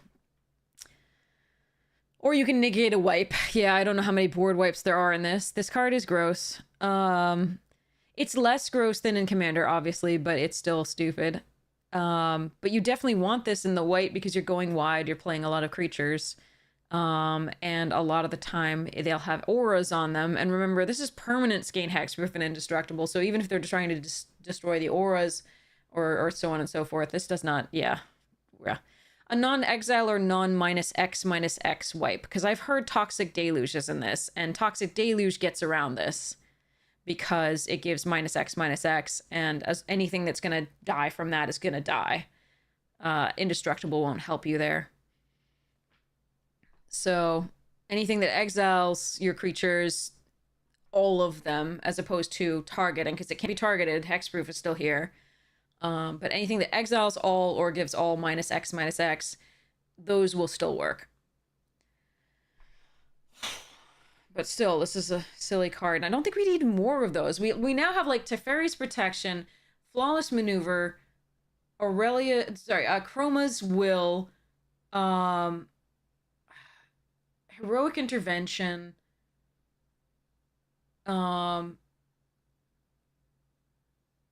Galadriel's something like, is it Galadriel's Dismissal or something like that? I forget. Something in that from Lord of the Rings does it. I don't think it's I don't know what it is, but like, yeah, I have it in an EDH deck. I haven't played it yet, so. Anyway, there's so many of these like effects. They're still expensive, but that doesn't mean there should be more of them printed. You can just print the same ones over and over so people don't have like as many in the Unbreakable Formation, like the Adamant Will, right? No, not Adamant Will. Unbreakable Formation has the adamant part of it that does, like, anyway, it's meh. Anyway. All right. Guide of Souls, 1 mana, 1/2. Whenever another creature enters the battlefield under your control, you gain 1 life and get an energy counter. So this is really good for the energy things. The you gaining life is nice for your creatures. It's not a Soul Warden. You don't gain for theirs, but it is interesting here. Whenever you attack, you may pay 3 energy. When you do, put 2 +1. Like, all right, this is good, but it's a low end of high. 2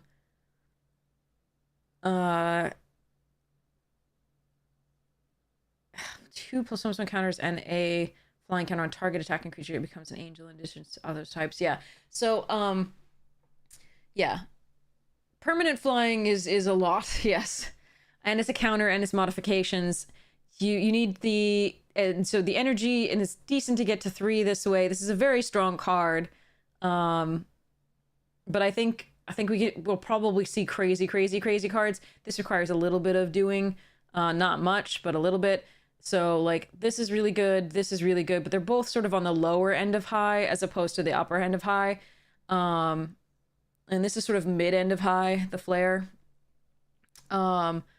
Ocelot Pride. Here's another kitty. 1/1 first strike, lifelink. Ascend. If you control 10 or more permanents, you get the City's Blessing. At the beginning of your end step, if you gained life this turn, create a 1/1 white cat creature token. Then if you have the City's Blessing, for each token you control that enters the battlefield this turn, create a token that's a copy of it. So anytime you're gaining life, you're going to get a 1/1 white cat creature token. And then you're going to get 2 cat creature tokens if you have the City's Blessing. And you gain life that turn. And this is a way to gain life. So the Guide of Souls really likes the Ocelot Pride. And the Ocelot Pride really likes the Guide of Souls. So that's pretty sweet. And I've seen a few things with lifelink and another way to gain life when creatures enter under your control at common and uncommon. So there's something to do there.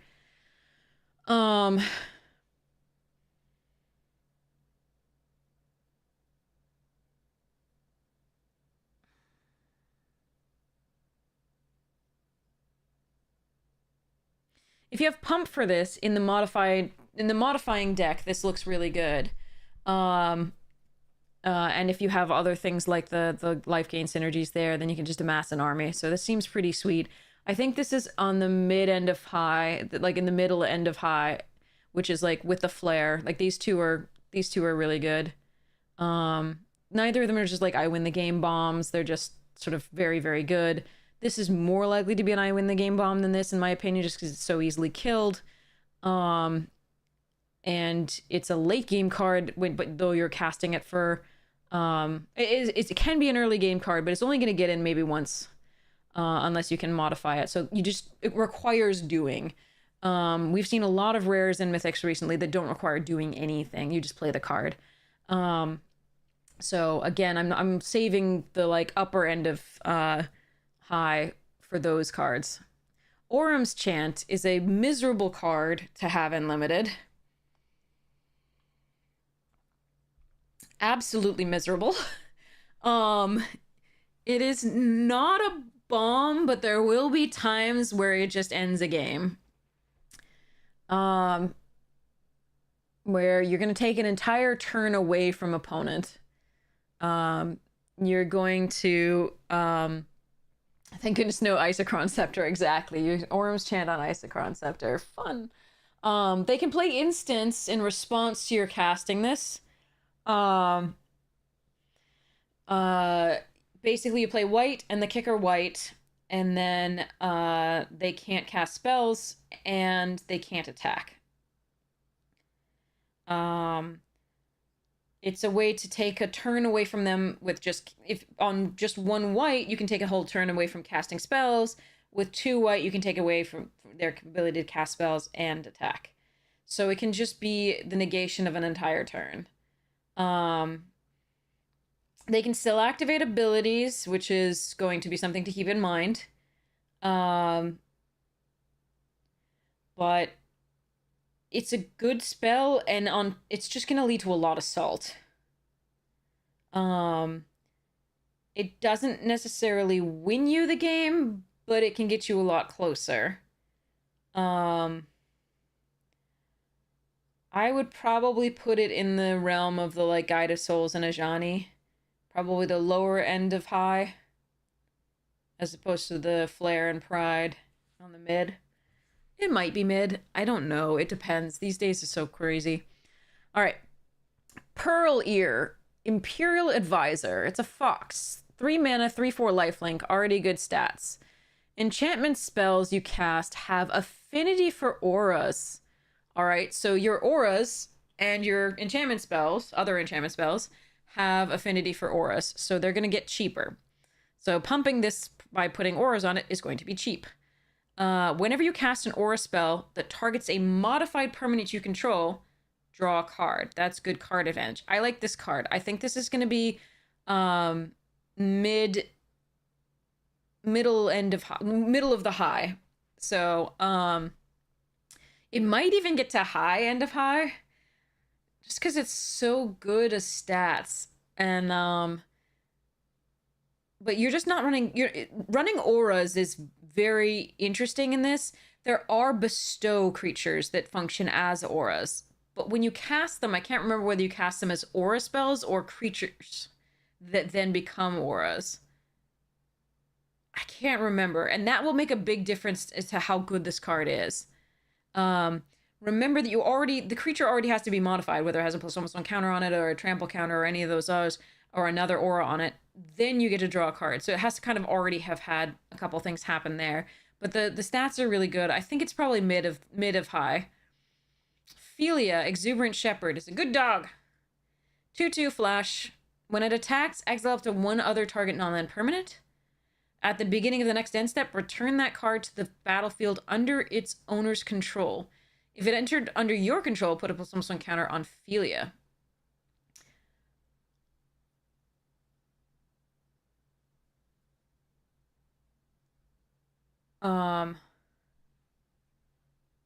It's the dog of one of the developers here.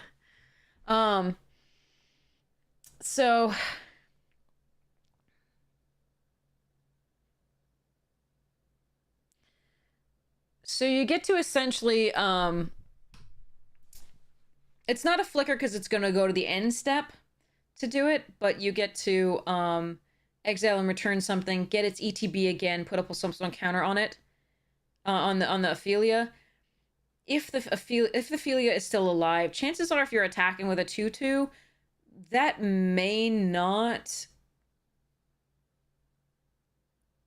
work. Yeah, it's flash, but it's an attack trigger. It is very strange. So it attacks, then so you exile something, and then you get that ETB trigger again. If Ophelia is still alive, you get a +1/+1 counter on it, make it a 3/3. I don't know. Attacking with a 2/2, like maybe you can modify Ophelia. It's gonna be better, but I think this is a upper end of mid. Honestly, I don't think this is that good. I'm sorry. It's a good dog, but I don't think the card is that good. I must be missing something. Yeah, it's a lot of work to make something real happen with that. I mean, if you really need the ETB, sure. All right, Recruiter of the Guard. We know what this is. This card is 3 mana for a 1/1. When it enters the battlefield, you can search your library for a creature card with toughness 2 or less, reveal it, put it into your hand, then shuffle. This is a great EDH staple. It's really good. But it's also 2 cards for 1 because you're always searching something, and you can search up something that you really need. It's not going to be really good in, obviously, like, decks with nothing really good to search up. That's the main thing here. So if your deck is all really big creatures, that doesn't really fit with this. It's probably going to be best in a white-red weenie deck, or white-black deck. Less good in any of the other color pairings. So anyway, moving along. I don't think so. This is going to be probably. It really depends. It depends on your deck. 3 mana for a 1/1 is just, even when it's fetching up another card, is like fetch up a card is, unless you have something with toughness 2 or less that's like super great to fetch up, like maybe an Ocelot Pride or like an Ajani, maybe, right? But because it requires so much else to go right with the draft, it's probable that this is going to be on the upper end of mid.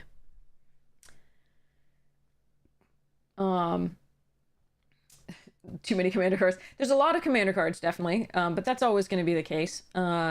Sevin's Reclamation. This is a reprint. 3 mana, return target permanent card with mana value 3 or less from your graveyard to the battlefield.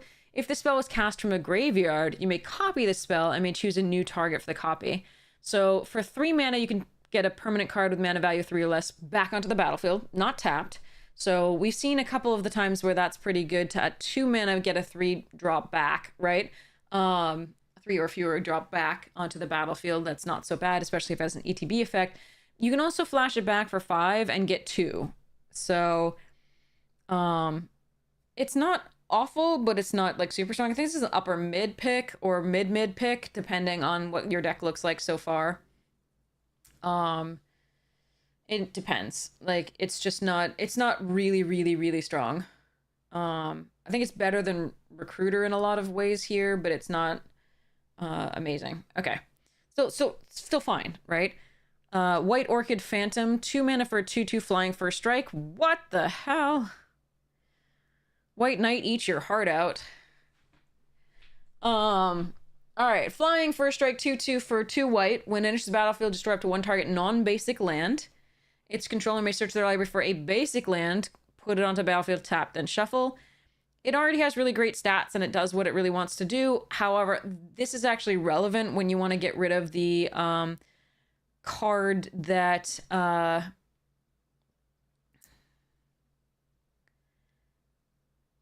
your like the lands that your opponents control that are producing colorless for their Eldrazi or something like that. You can also choose not to use that because it's up to 1. But yeah, White Orchid Phantom's really good. Wrath of the Skies. X and 2 white. You get X energy counters. Then you pay... Wastes are basic, yes. And the snow-covered wastes are basic, too. So they could... If they have a waste in their deck, they could have it. But I don't know how often that's going to be.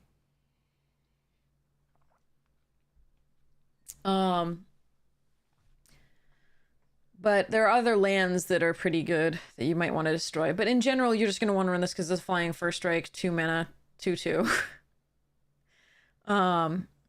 So I think this is the lower end of high. To mid high because it's just such a strong like 2-drop. Probably the lower end of high, just like yeah. These are in the mid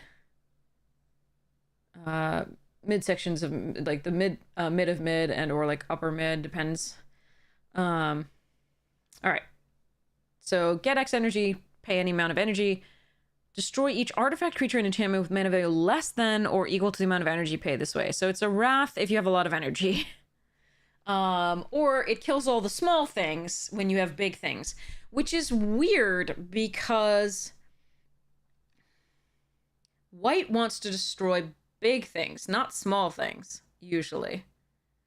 So this is for a more controlling deck. It might... I don't know what the control deck looks like these days. Maybe it's white-blue. I don't know.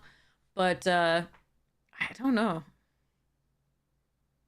I think this would be particularly good in an Eldrazi deck, just because it destroys everything tiny. So... I don't this Wrath doesn't really look good for white in this set for me. Like, I'm not gonna lie. I don't think that this looks very good in white, but if you need a no crap button and you have shit tons of energy, go for it. I don't think this is a high pick. Just because I don't think it does what white wants to do.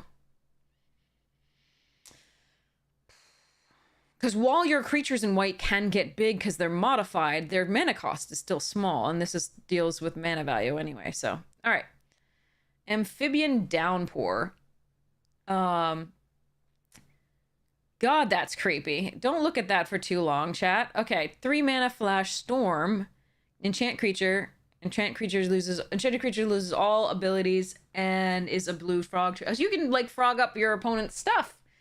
If they played a couple spells that turn, you can frog up a couple things. I like it. It's good. It's decent removal for the blue stuffs. I think it's probably a upper end of mid, low end of low, somewhere in there. Seems fine. Not great. Just decent. Dreamtide Whale. I mean, loses all abilities is pretty sweet. And Flash. I like it. And becomes a 1/1. Okay, maybe it's a low end of high. I like that. Dreamtide Whale, 3 mana, 7/5. Vanishing 2. Whenever a player casts their second spell each turn, proliferate. So as long as you can keep casting 2 spells, you can proliferate a vanishing counter. Because when the last counter is going to be removed, you have to sacrifice this creature. But as long as you can keep casting, when your opponent also keeps casting 2 spells, you get to proliferate. Ooh.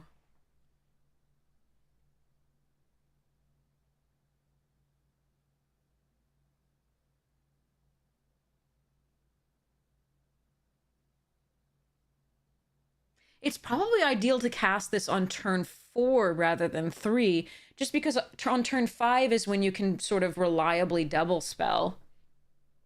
When you start to reliably, like, potentially be able to reliably double spell. So, probably...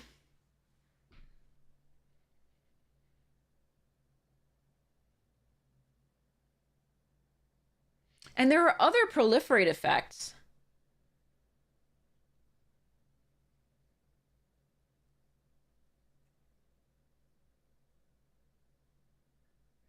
There are definitely other proliferative effects. So I actually think this is pretty good.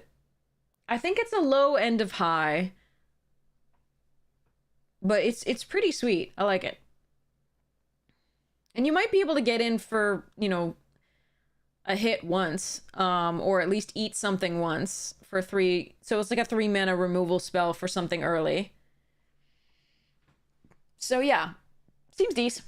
Estrid's Invocation is from Commander. You can have it enter as a copy of any an enchantment you control, except it has, at the beginning of your upkeep, you may exile this enchantment. If you do, return it to the battlefield under its owner's control. So basically, you can have it enter as a copy of an enchantment you control, and then you can, at the beginning of your upkeep, choose something else you want to copy, basically. Whale and the white card, add fly. But yeah. This is a fun card. It depends on how many enchantments that you have that you really want to copy. It's gonna be an upper mid pick, or a mid pick, because there's not necessarily going to be all that many enchantments that are going to be so powerful that you want to copy it, for 3 mana. But remember, you can keep, at Sagas is fine. But like, you just have to keep in mind that this is sort of a 2-card combo. You need something else to be good with it. And then if you have something else good with it, and then you say play a better thing, you can always recopy that thing, which is the ability of it here. But you have to be a little bit careful with, you know, building around this. It requires things to go right, more than, you know, certain other things. So that's why I say it's like an upper end of mid or mid end of mid. All right, Flare of Denial. Okay, another free spell, counters target spell. Sacrifice a non-token blue. This is gonna get me. I hate it.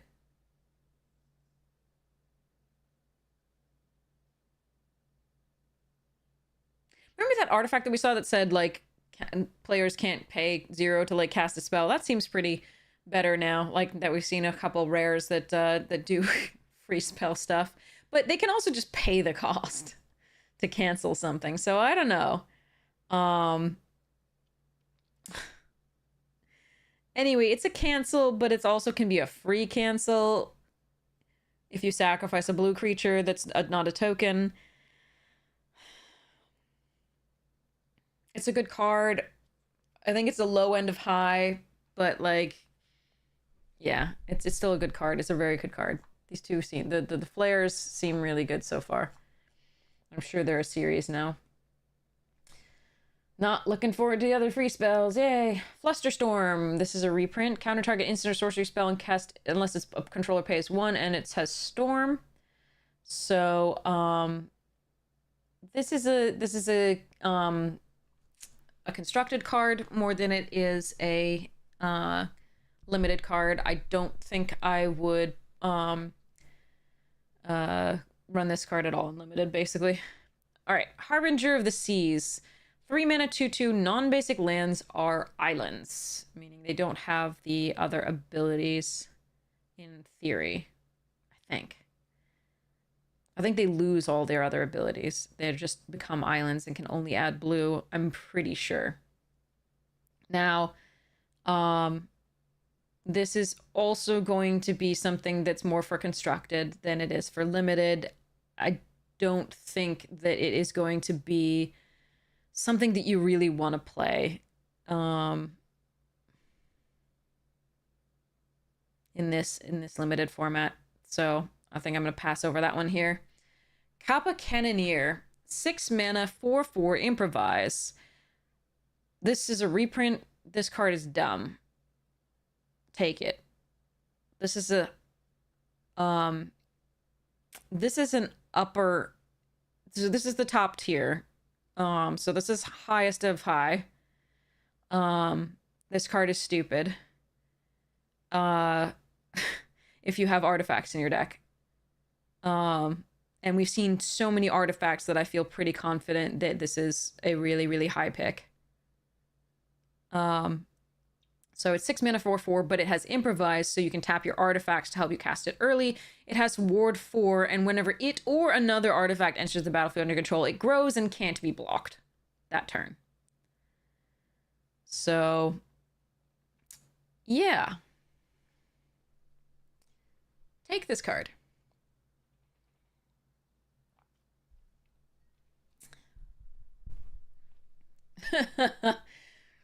I hope I made my case. Anyway, Shadow of the Second Sun, 6 mana, enchant player. It's an aura. At the beginning of enchanted player's post-combat main phase, there's an additional beginning phase after this phase. So you add an untap, upkeep, and draw step, which means that you can enchant yourself to get Ursat's Vigilance for all your things, because you untap. You untap your lands. You have your upkeep, so as long as you don't have any, like, upkeep triggers like stab wounds or cumulative upkeep, right? You're doing fine, but you also get a draw step to draw a card. So this seems quite strong. It's a 6 mana, draw an extra card per turn, and untap all your shit.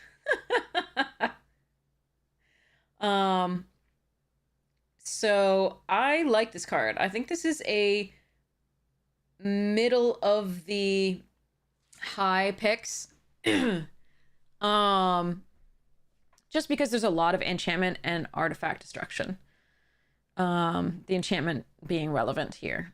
So it's 6 mana enchantment, and so it's just a little bit more vulnerable than I'd like to have an enchantment be for 6, right? It will, at the very least, hopefully, if they don't have an instant speed removal for it, draw you 1 extra card and untap all your stuff once. But I think this is, like, it might be a low end of high to mid end of mid high, because I think it can do some cool stuff. So, Strix Serenade. 1 blue, instant, counter target artifact, creature, or planeswalker spell. Its controller creates a 2/2 bird. Okay, so this is Swan Song for a lot of the types of cards that Swan Song didn't hit.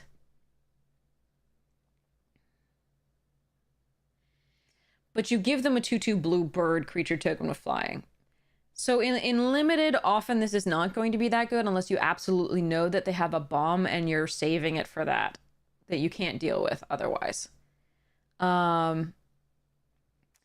So it'll be in a best of 3 sideboard, maybe, but it's going to be probably, I believe here, right? Like, since you're giving them a 2/2 blue bird creature token, you have to figure out that you're using a card, you're giving them a 2/2 flyer, and you're paying the 1 mana, right? You're leaving that up.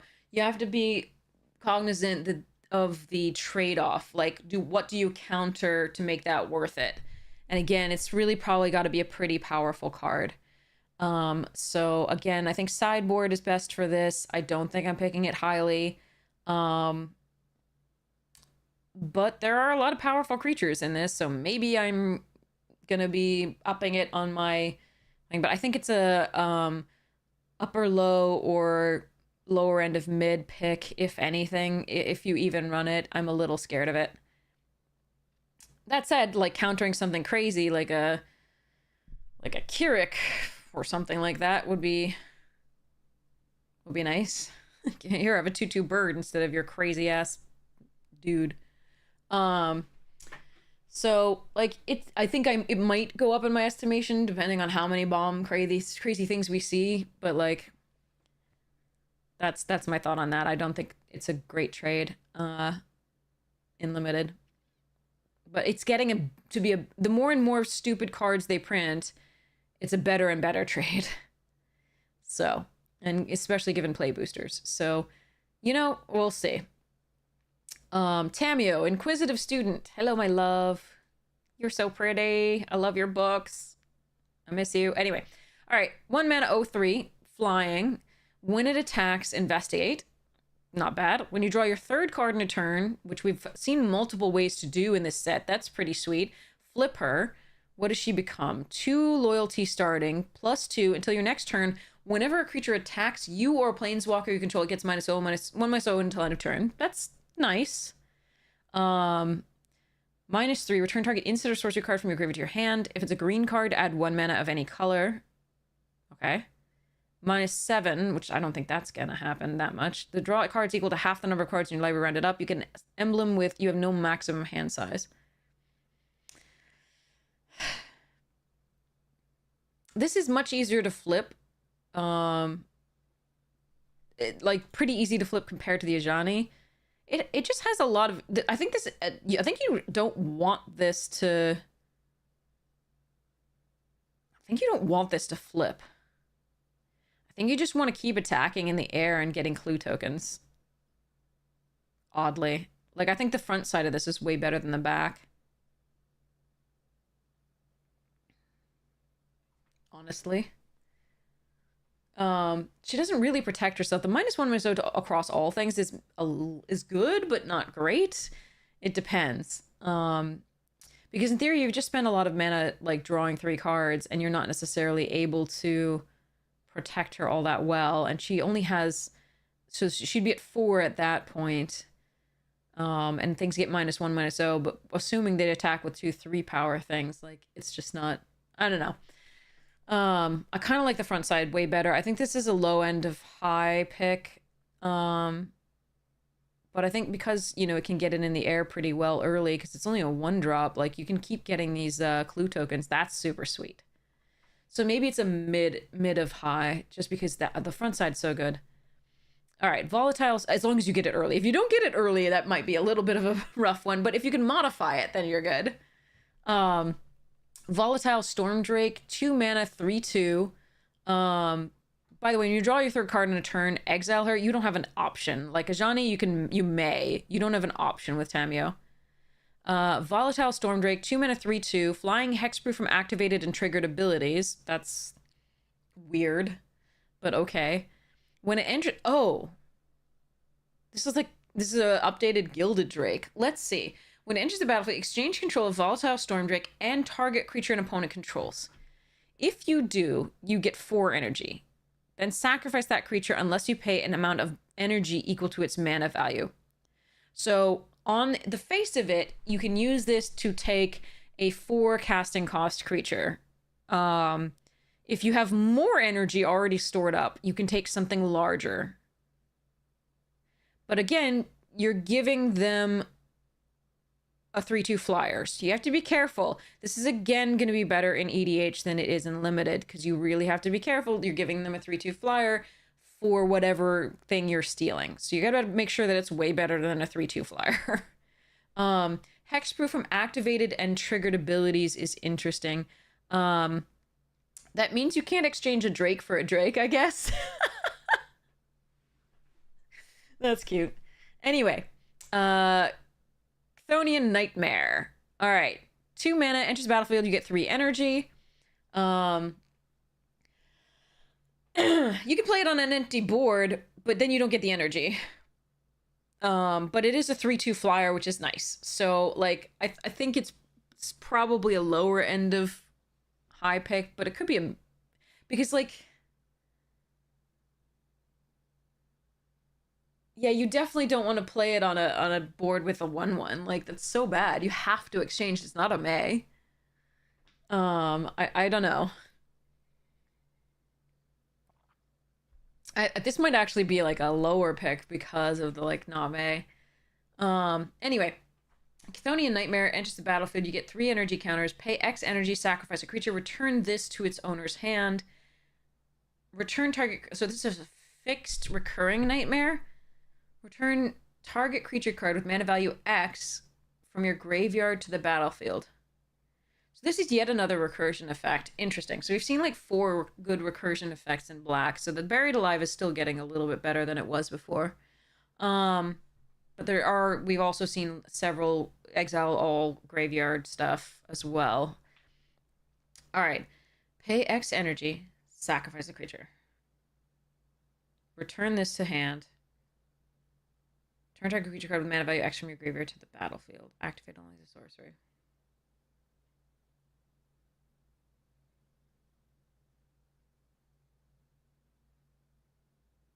So sacrifice an Eldrazi. Pay your 3 energy. Return this to the hand. get a creature with mana value 3 from your graveyard to the battlefield. Or if you have amassed energy. Yeah. It's going to require a little bit of work. I think it's probably the low end of high or upper end of mid. It's still good. Enough, I think, with the Eldrazi tokens in this format. But without the Eldrazi tokens, I'm not sure. Like, if you don't have a deck with heavy Eldrazi tokens, I don't know. Yeah, black isn't one of the best energy colors. That's why I'm like, black-white might be able to do it, but... Alright. Crabomination! 6 mana, 5/5. Emerge... What the... Okay, hold on. I'm gonna have to read this shit. Emerge from Artifact. 7 mana. You may cast this spell by sacrificing an artifact and paying the emerge cost reduced by... Okay, but it's not an Eldrazi. Alright, well, alright. So Crab eats an artifact and gets cheaper. Alright. When it enters the battlefield, target opponent exiles the top card of their library, a card at random from their graveyard, and a card at random from their hand. You may cast a spell from among cards exiled this way without paying its mana cost. So this is crime.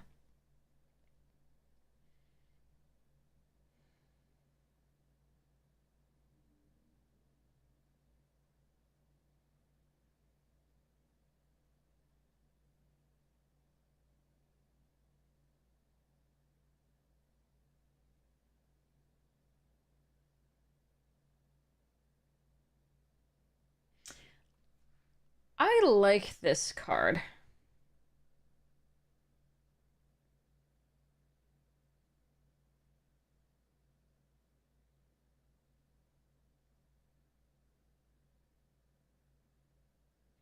I think this is fine. I think this is a mid to low end of high.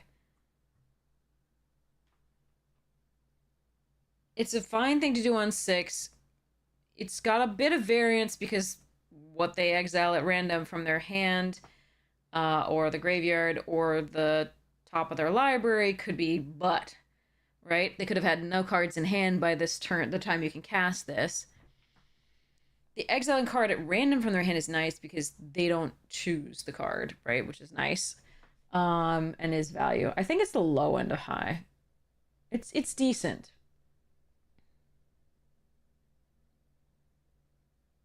It has a really high ceiling and a pretty low floor. Emperor of Bones. 2 mana, 2/2. At the beginning of combat on your turn, exile up to 1 target card from a graveyard. There's more graveyard hate. More graveyard hate. This is graveyard hate, and this is good because, again, we've seen a bunch of recursion in both white and black. At this point, you can also pay 2 to adapt 2. Whenever 1 or more +1/+1 counters are put on it, put a creature card exiled with Emperor. What?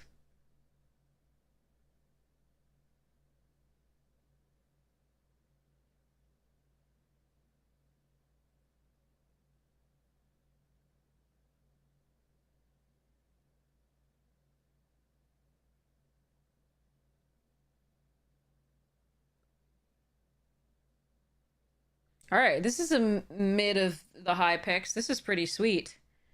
This might even be high end of high. It doesn't really require much to go right.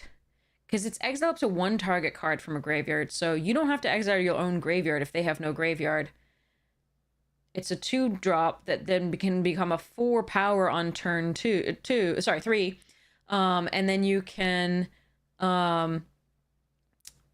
if you need to, if you just make it a 4 power, right? Then you could, or you could late game just exile a card from their graveyard and get to throw it at them. Then you'll sacrifice it. It'll go back to their graveyard, but you can do it again the next turn if you have a way to put a +1/+1 counter on the Emperor. I think this is a very good card. I think just because it can be a 4 power on turn 3 seems pretty sweet. Even if you don't get the, get a thing out of the graveyard. Finality counter does exile. Right. Sorry, I missed the finality counter. It does exile. It doesn't go back to the graveyard. Which is actually probably pretty good because you don't want them to have it anyway. But it does mean you won't be able to get that particular creature back to throw it at them again if you have another way to put a +1/+1 counter on the Emperor of Bones. But yeah, finality counter. Sorry. But yeah, I think this card is really good. I like it. I think it's the mid of high. It might be even high of high just because like it's 4 power on turn 3 is pretty good. 4 power and toughness potentially. All right. Oh yay, another free card. Flare of Malice.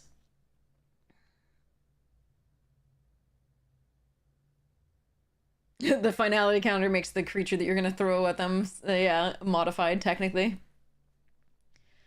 Flare of Malice, 3 mana. You can sacrifice a non-token black creature rather than pay it. Each opponent sacrifices a creature or planeswalker with the greatest value among creatures and planeswalkers they control. Sometimes, though, it's the little one that's killing you. So it's good. It's very good. I would take this pretty highly. This is a middle of high picks. But it is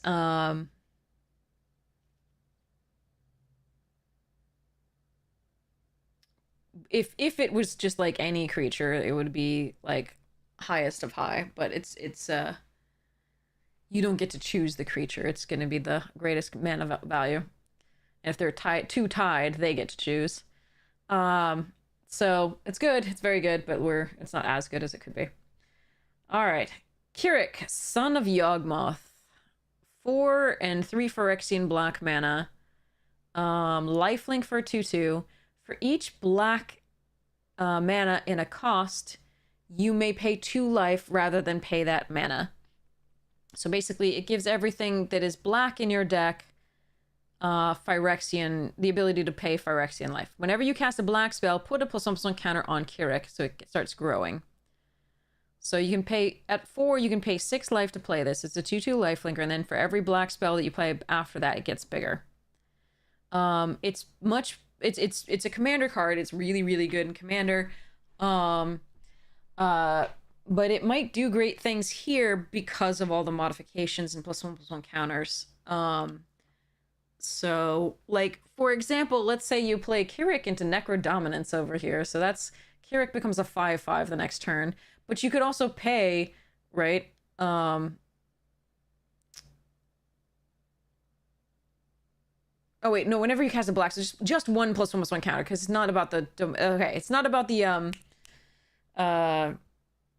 devotion, sorry. That's about, like, you can pay 2 life or this, right? So this you could pay 6 life for as well, the Necrodominance. But you would cast 1 black spell. So if, let's say you double spelled after this, then it'd be a 4/4 attacking. It's not as good as it is in Commander. That said, it can help you cast Eldrazi pretty quickly. Eldrazi with black and the cost. So, because you can pay the 2 life rather than paying the mana. So it's worth considering. I think it's a low end of high pick as opposed to a high end of high, but I could be, or even middle. I could be wrong. Maybe it's even an upper mid. I'm not sure. That's tough to figure out. All right, Necrodominance. I assume this is Necropotence, some sort of fixed thing. Skip your draw step. At the beginning of your end step, you may pay any amount of life. If you do, draw that many cards. Your maximum hand size is 5. That's new. Okay. If a card or token will be put into your graveyard from anywhere, exile it instead. So they don't want you, like, discarding and getting value out of your graveyard either. So they're fixing Necropotence, I guess.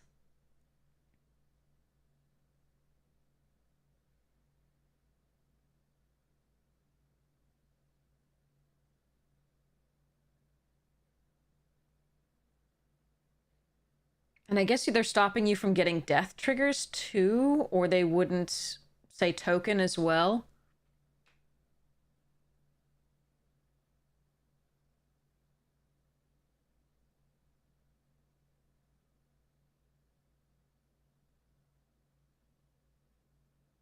Yeah, if you have a dedicated lifelink deck, that's when I would run this.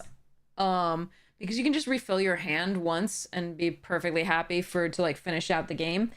Or you can, if you have lifelink, keep doing this, right? Maximum hand size is 5 though, which is interesting. So you're doing it at the beginning of your end step, so you're gonna have to discard down to 5. I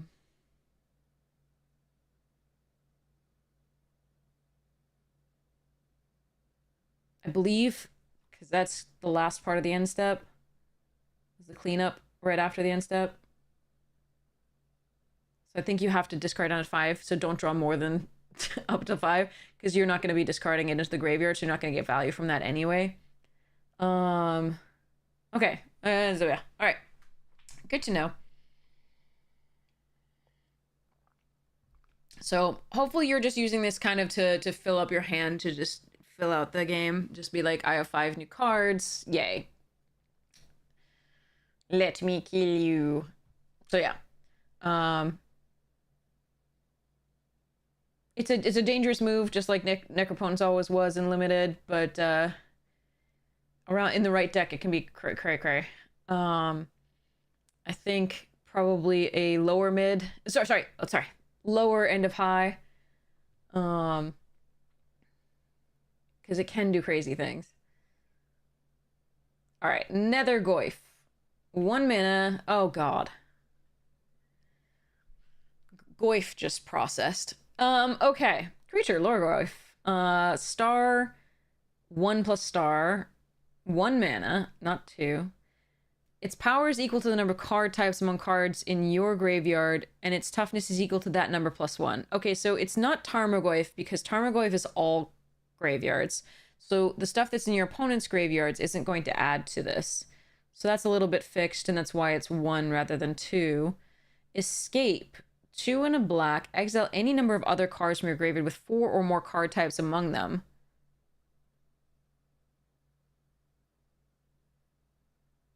Well, you can bring it back, but it's going to be smaller because, in theory, you won't have as many card types in your graveyard anymore because you took 4 more card types out of it. So your graveyard has to be really full for this to escape well and still be big.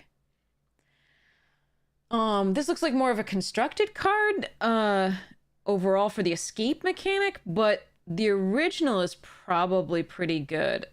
Like, the original part of it. Like, if you're really hoping for the escape is probably going to be less useful.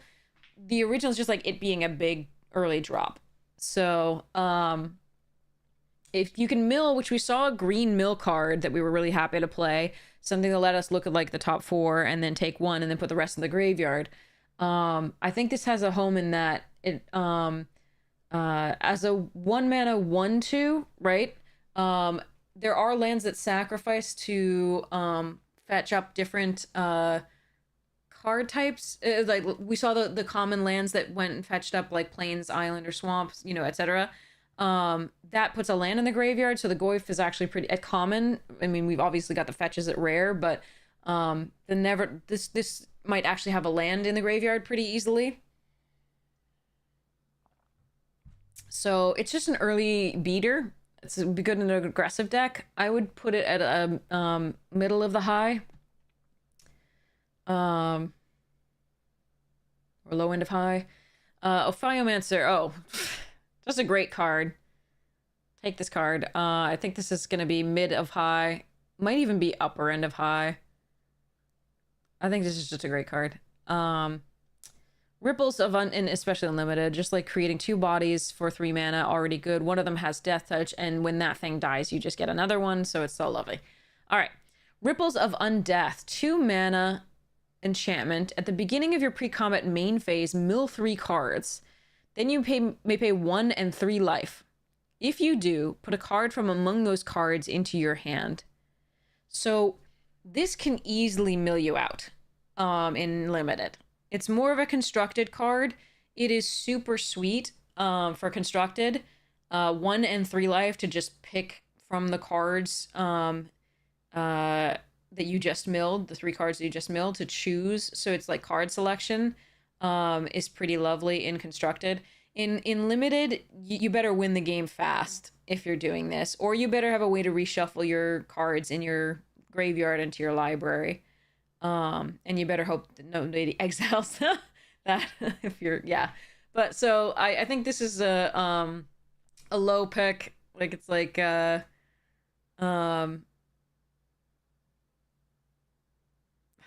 I think it's probably, yeah, I think it's probably like, I think it's probably unplayable in all honesty. Like I don't know that you win that fast with this. This worries me too much. Like you just don't have that many cards. So I don't really like this. All right, a demon, Shilgengar, Sire of Famine. 5 mana 6/6 flyer. Well, that's stupid.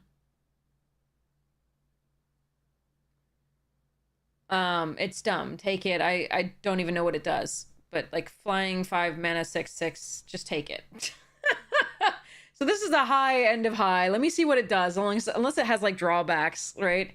This is gonna be highest of the high. Sacrifice another creature, create a blood token. If you sacrificed an angel this way, create a number of blood tokens equal to its toughness instead. Sacrifice 6 blood tokens. So if you sacrifice the Eldrazi tokens to this, you can create blood tokens. That's pretty sweet. It gives you added value there. 3 of white black. Sacrifice 6 blood tokens. Return each creature card from your graveyard to the battlefield with a finality counter on it. Those creatures are vampires in addition to the other types. So you can start amassing things to return. It doesn't matter. It's a 5 mana flying 6/6, which like can create blood tokens and draw you into cards. This is great. Take it. It's a highest of a high pick. Oh, well, it's a high end of high pick. It might not be like the top card, but it's still really, really good. All right, Sorin of How Baby Sorin. 2 mana 1/4 lifelink extort. Extort is already really strong and limited. 2 mana 1/4 lifelink on that. That's really sweet. That's already really nice. I like that. This is already a really high pick. Dudley Dursley, look at this. At the beginning of your post-combat main phase, if you gain 3 or more life this turn, exile. So that's not a choice. You have to. Then return to the battlefield transformed. Beginning of your post-combat main phase. So it can't be killed right away, so that's nice. You're going to get to be able to activate its ability when it flips. Because it's exiled and returned, so it's a new card, so you can activate it. So post-combat main phase, get through all this. Okay. That shouldn't be too hard to flip. Ravenous Neonate, extort as well on this Planeswalker. +2 create a food token, which gives you more life. Deals damage equal to the amount of life you gained this turn to any target. So once it flips, it can immediately do at least that 3 life, so 3 damage to something. Gain control of target creature, it becomes a vampire in addition to its other types. Put a lifelink counter on it if you control a white permanent other than that creature or Sorin. Okay. Yeah, this one seems really strong just on the face of it. Like, this is a high pick. This and Shillingar are high picks. This is high. Toxic Deluge is highest of the high. This is crazy. Just take this card. There are going to be times where you can't play it for enough to not to die, but usually you're going to be able to just get value, wipe the board of the things that you don't like, and just go. Just reset the game. It's so good. Additionally, if you have any life gain in your deck, it's great. Also, if you are playing against an aggro deck, you can just stop them dead in their tracks. You can also, save your big creatures by just killing all the small things. So it's going to be best in like green-black, probably. Yeah, gross. Just play it.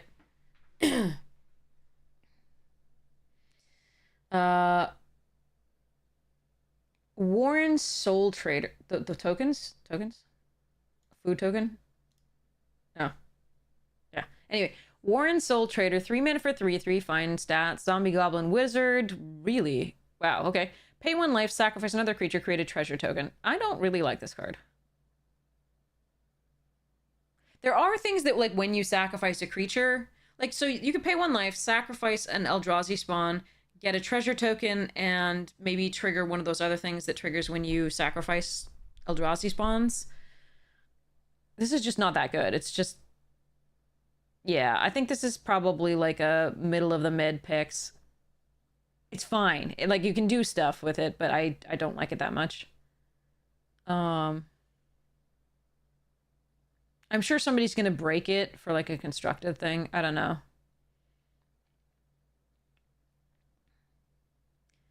I'm gonna have to look back at those cards that give you benefits for like sacrificing creatures to see whether this has an infinite combo somehow. Or like real value, but I don't really like this card that much.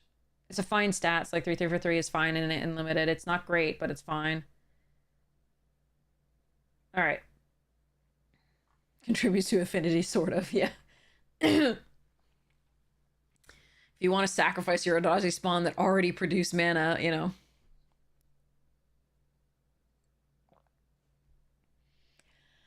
All right. Aether Revolt. Named after a set.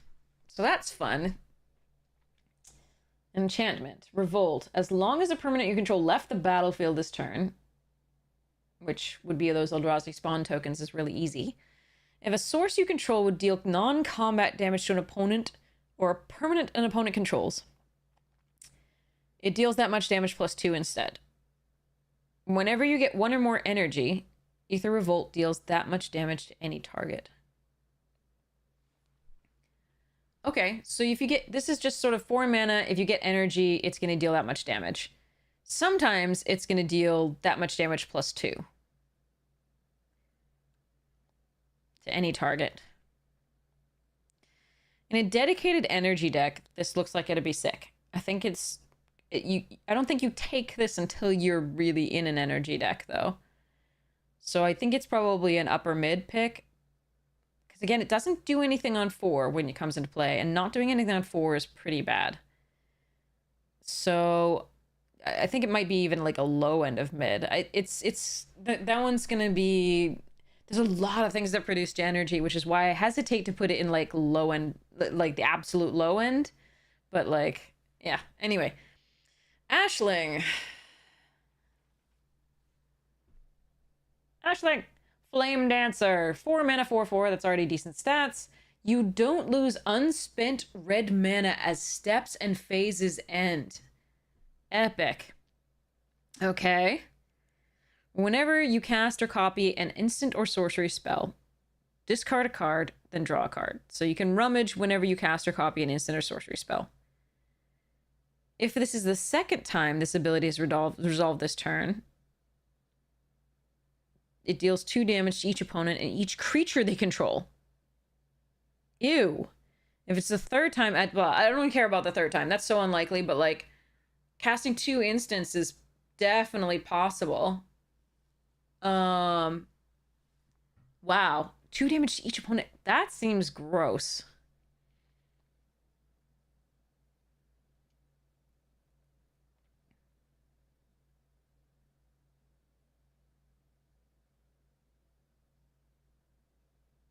And at the very least, it's a 4/4 that you can then use your red mana at the end of any opponent's turns to just keep adding mana and play bigger and bigger things.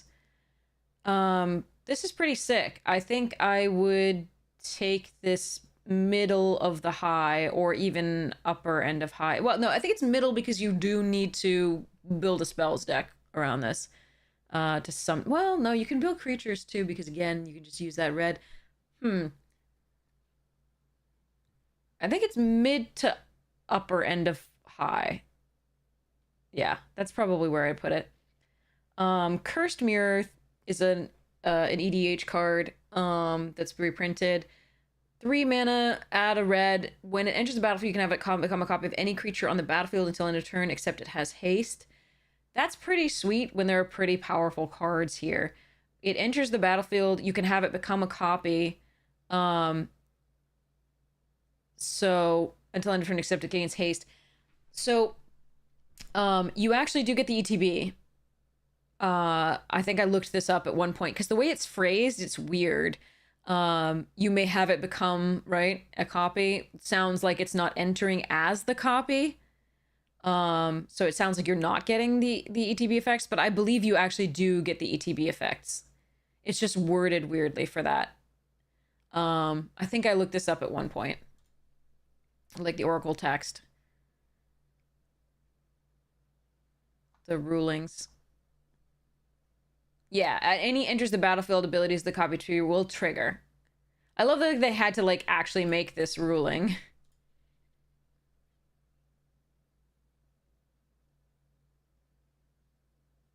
Yeah.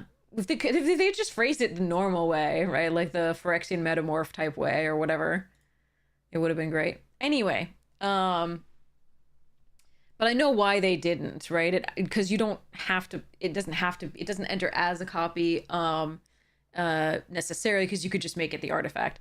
So I like this card. I like clone effects because it can be opponent's creature as well as yours. It doesn't matter. So I think for me this is a pretty high pick. I think this is a mid end of high or upper end of high.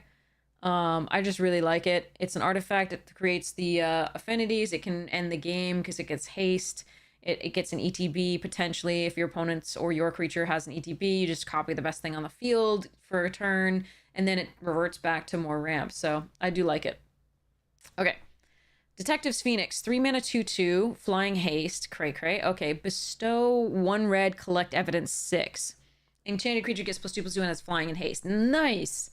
You can cast Detective's Phoenix from your graveyard using its bestow ability.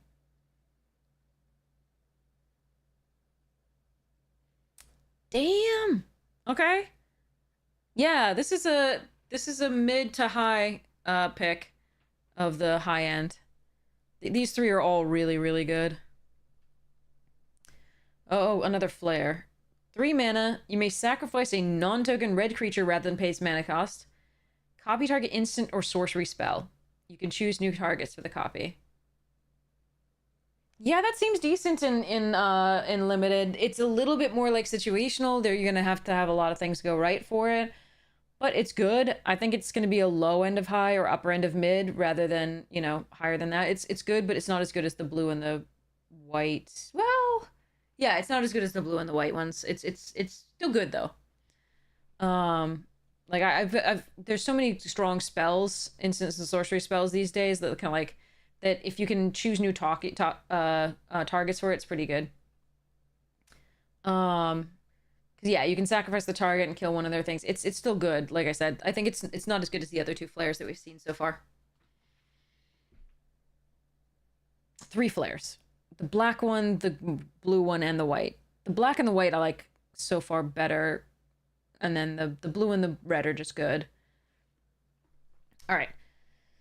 Lelia, sick card. Take it. Super high. Very, very, very high. I'm going to be drafting this high of high. It's just very, very good. It attacks as a 3/3 on 3 with haste, and it exiles a card that you can potentially play. Like, it's lovely. And then it keeps doing that, keep getting bigger. So lovely. Okay. Party Thrasher. 2 mana, 1/4. Non-creature spells you cast from exile have convoke. What?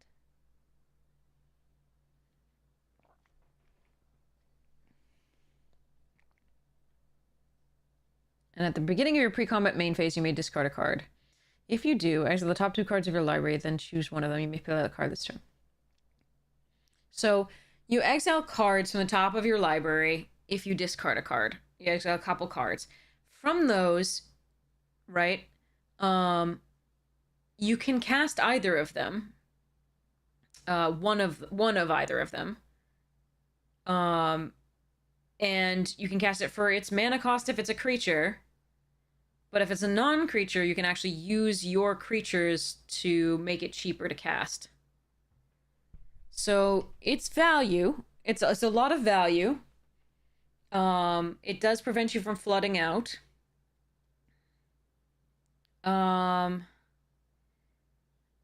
It's a little less aggressive than I'd like in a red deck. This is a 1/4. Instead of like a 2/3 or something like that. But it seems pretty good. I think it's a low end of high, but it's useful. Power balance, like counterbalance. Let's see. 2 red. Whenever an opponent casts a spell, you may reveal the top card of your library. If you do, you may cast that card without paying its mana cost if the two spells have the same mana value. Oh my god, that's just going to have such a high threshold and such a low floor. High ceiling and low floor. Sorry, not threshold there, but like, oh my god. I want to play this and have it work at one point. I think this is just a like I mean, a lot of the spells are going to be like, so we're looking at like 1 through 7 basically, for the most part in this. No, it says casts a spell, not plays a card. So not lands. Lands won't work.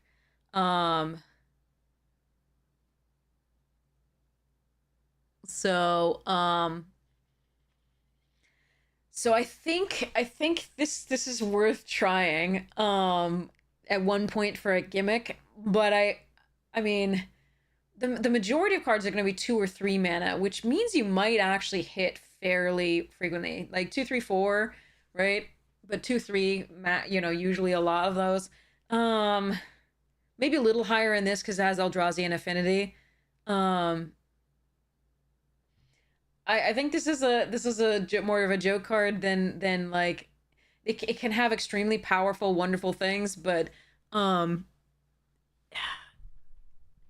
I think it's probably a lower end of mid pick, but like I think you could try it. Like it could also just be unplayable, but I think you could try it out and get pretty lucky. I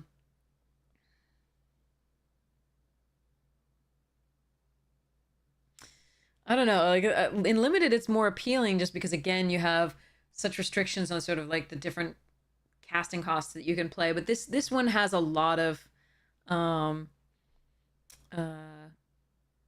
potential. But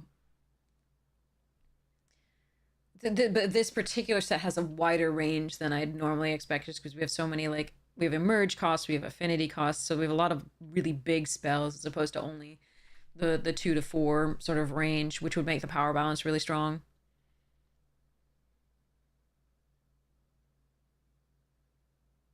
Yeah, if you hit, it's great. You're often not going to hit.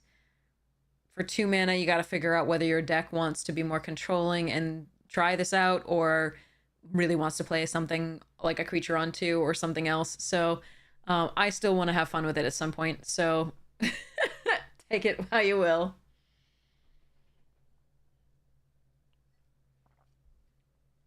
All right, baby Ral.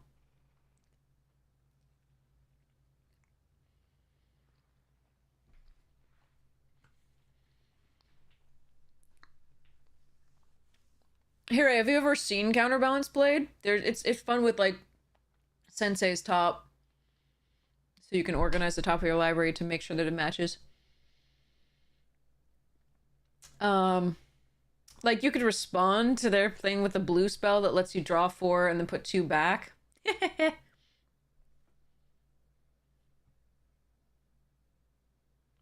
Sorry. Anyway, Ral. 2 mana, 1/3. Instant sorcery spells cost 1 less to cast.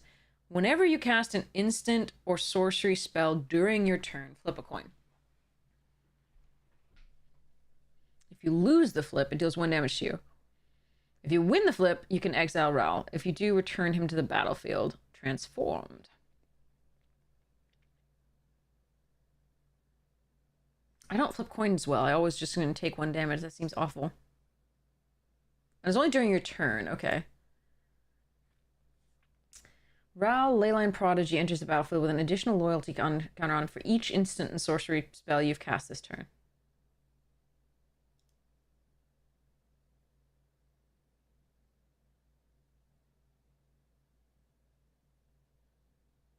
I see. So if you lost a couple flips and were able to play a 3rd instant or sorcery for whatever reason, you might get some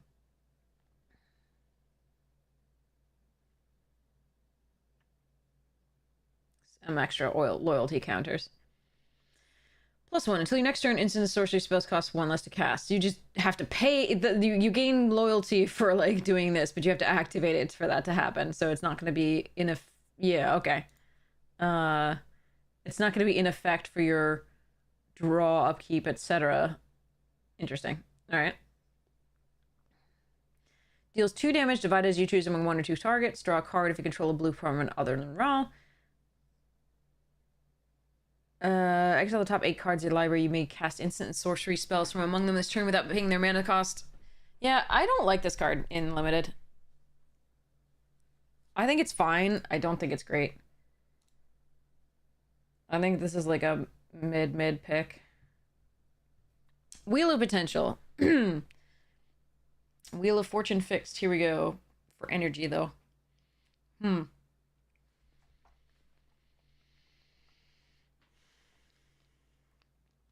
mana sorcery, you get 3 energy, then you can pay X energy. Each player may exile their hand and draw X cards. Okay.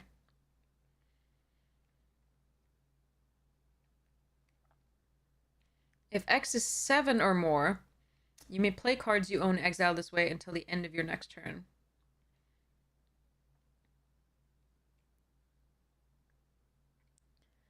Oh, I see. So each player could, if you paid 7 energy, everybody's going to exile, every player may exile their hands. They don't have to. But if it's 7 or more, you get to draw 7 cards after exiling your hand. And then the next turn, you get to still play the cards that you exiled until the end of that turn. So you can, this turn and then the next turn, you can play the cards that you exiled from your hand, in addition to the 7 that you just drew. I don't like giving the opponents options to exile and draw X cards in things other than Constructed, where I have a punishment for them drawing cards somehow. So I don't like this card in Limited. I wouldn't play it. It's like 3 mana for 3 energy, basically. This is basically what you're doing there. All right, Birthing Ritual. 2 mana. Oh, it's another Drew Tucker art. At the beginning of your end step, if you control a creature, look at the top 7 cards of your library. Then you may sacrifice a creature. If you do, you may put a creature card with mana value X or less from among those cards onto the battlefield, where X is 1 plus the sacrifice creature's mana value. So it's a fixed birthing pod.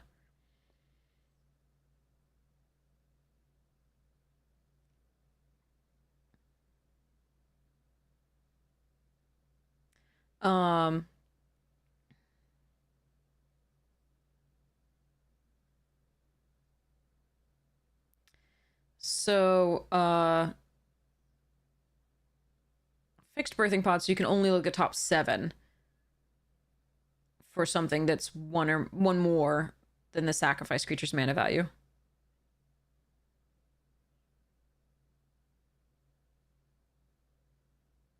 And the rest go on the bottom.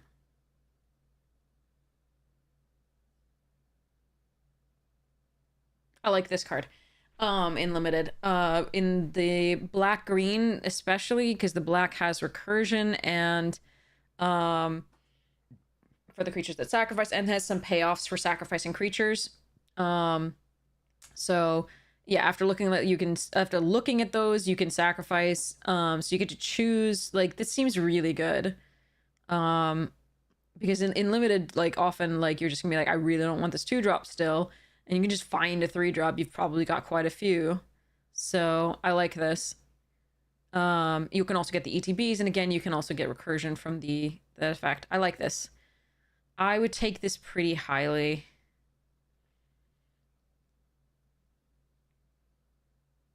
I would probably take this on the high end of high. I really like this card. Oh, Branching Evolution. Take this really highly. You don't need specific ETBs. No, you can just get a bigger creature. It's totally fine. Oftentimes, that's just going to be so worth it.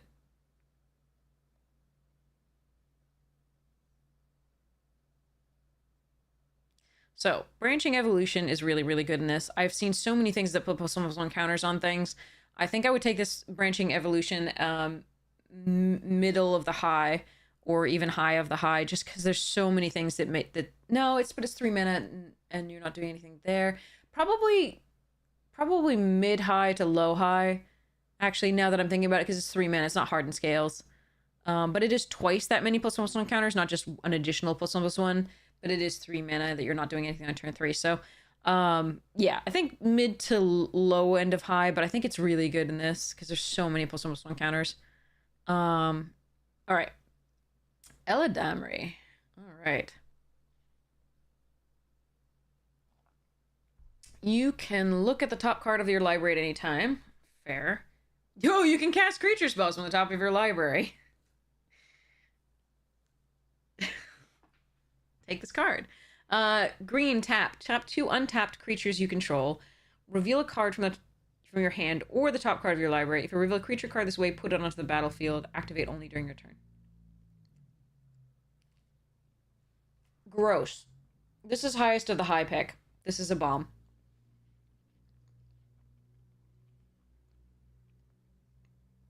If you have a couple, like, if you play this out and you have a couple, like, the Eldrazi spawn tokens, you can put anything from your hand into play. And you, or from the top of your library, and you just keep casting creatures. Yeah, this is a bomb. Take it. Fanatic of Ronus, 2 mana, 1/4, add 1 green. So it's a 1/4 for 2 that adds, that ramps you. That's already great. Ferocious. So if you have a power 4 or greater creature, you can add 4 green instead. And you can eternalize it as a 4/4. This card is stupid. Take it highly.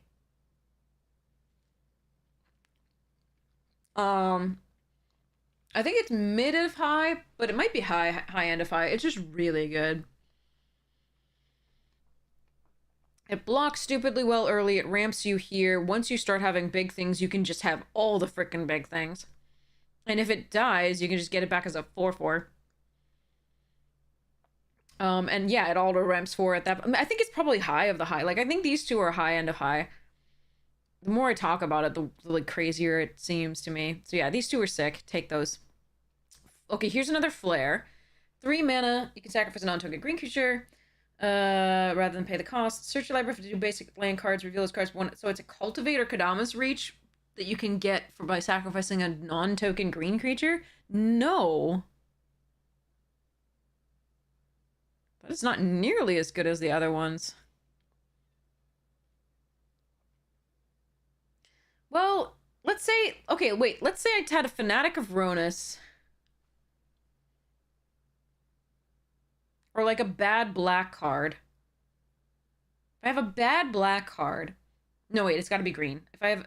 Because the black card, like, could come... There was an artifact for 1 black that, like, could come back into play later for, like, 4 mana or something. Put back into play.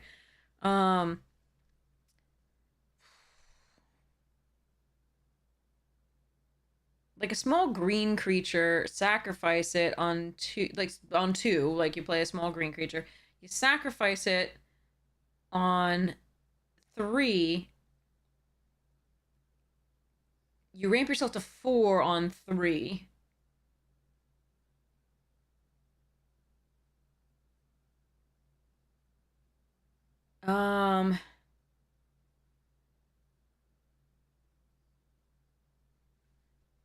And then you can play a 4-drop on 3. And you'll have another mana to play the next turn. And you'll have 5 mana on 4. And be able to cast a 5...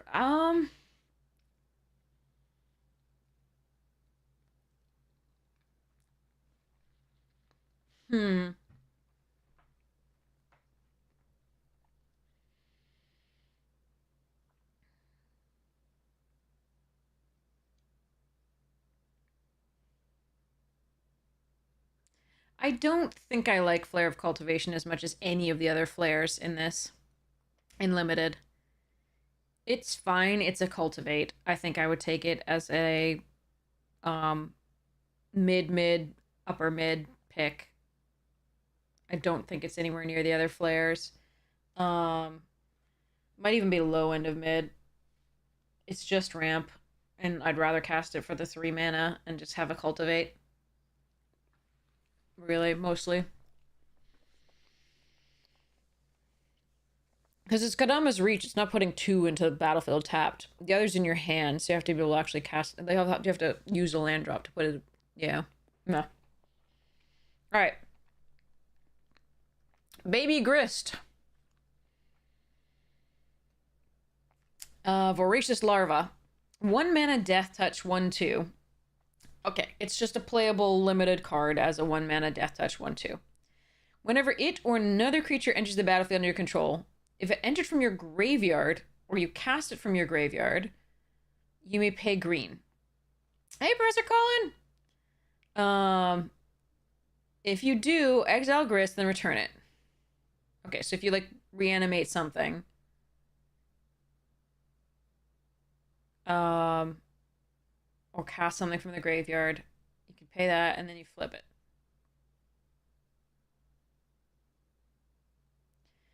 Create a 1/1 black and green insect creature token. So that's actually really hard to flip, compared to all the other planeswalkers, in my opinion.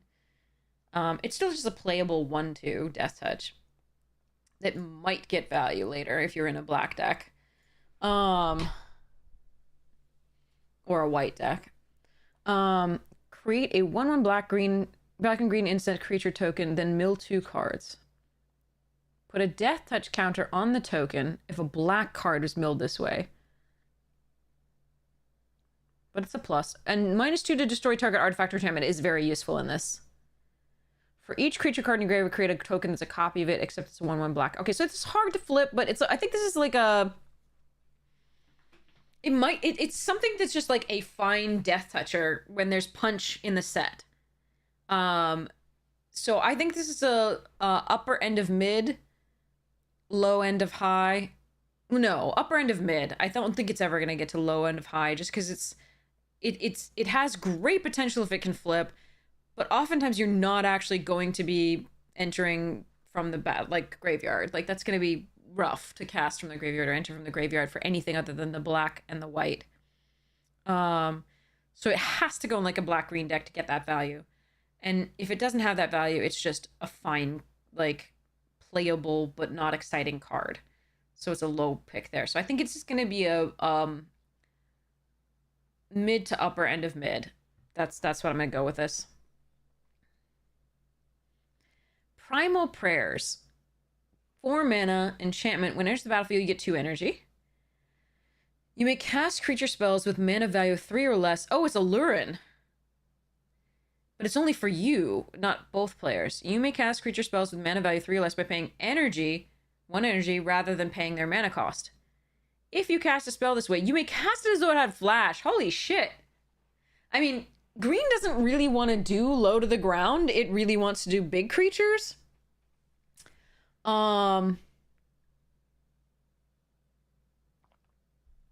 But free creatures for 1 energy is pretty cool at 3. Like, if you want to play 6 on the right here. I feel like this is more of a constructed card, the Primal Prayers, than anything. Especially because it's 4 mana, do nothing on... Well, actually, you can do something with it the turn it comes into play. You can play 4 mana, then pay 1 energy to pay a 3-drop. So that's actually better than doing nothing on that turn. So it's still fine. I think it's probably a mid pick, because it's just, you already got to 4 mana. You're not really worried about casting creatures with 3 or less, but like, the flash is nice. The paying, energy rather than mana is always kind of silly. So yeah, I can see this doing something, but I don't think it's gonna do. I don't think it's fantastic at all. So I think it's like mid to low mid, like it's in the mid area somewhere. 6, 3 mana, 2/4 with reach, decent stats. Whenever 6 attacks, mill 3 cards. You may put a land card from among them into your hand. As long as it's your turn, non-land permanent cards in your graveyard have retrace, meaning you can discard a land and then pay their costs to cast them. Now, that's one way that you can cast them from the graveyard with Grist, but that's like mythic and a rare that you need to have together. The mill 3 cards, it's only when it attacks, so you can keep it sitting in play and maybe not mill yourself out. and just keep it back as a defender. But in the beginning, you can mill 3 cards a few times. And non-land permanent cards have your choice. I think this is a high pick. Because this second part is actually really important. Because when you start drawing lands and you don't want to draw lands, you can literally cast cards from your graveyard by just discarding a land. As long as it's your turn. You don't have to mill cards that turn. And this only have to, I like this card. I think this card is really good. I think this is a high pick. I think this is probably I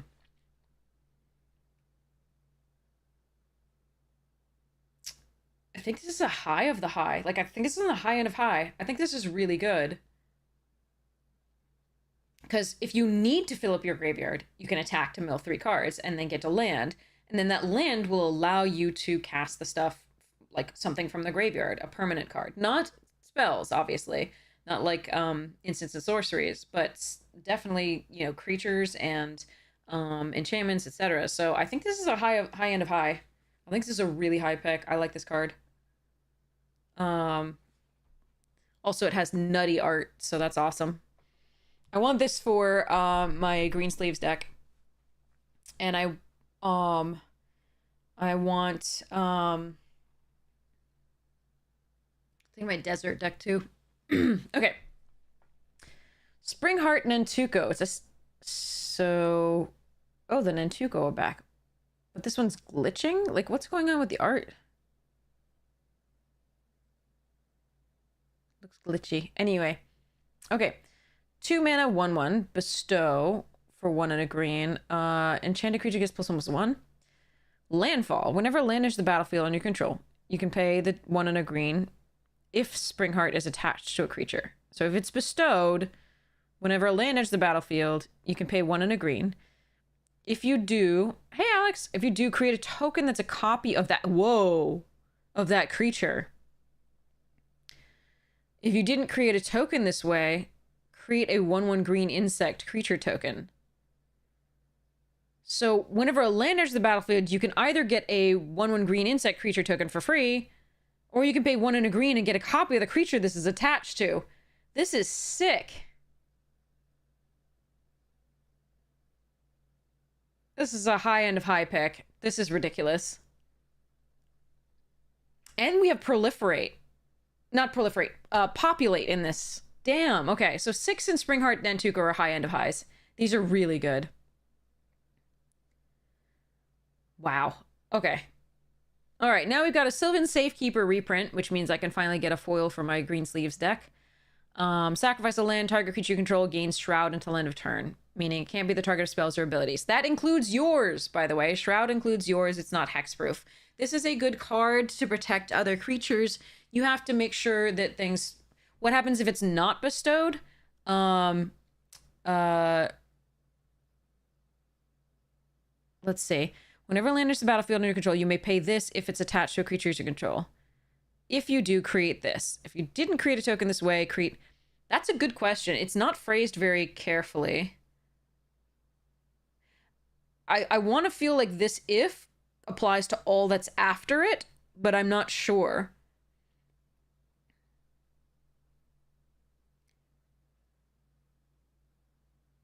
It might just create 1/1 green insect creature tokens if it's not attached.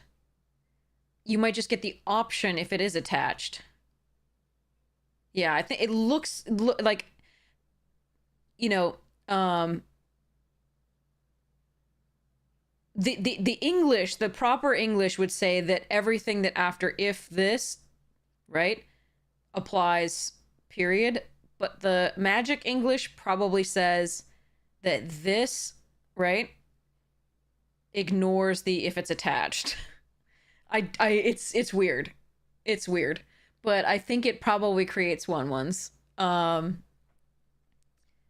Yeah, anyway, these are both high end of high. This is a upper end of mid. Well, I mean, there's a lot of things that target. But sacrificing a land is a big cost often. So I think it's upper end of mid. It's a great card for constructed, for limited less so. And this Magali Villeneuve art is stunning, as always. All right, Genku, Future Shaper.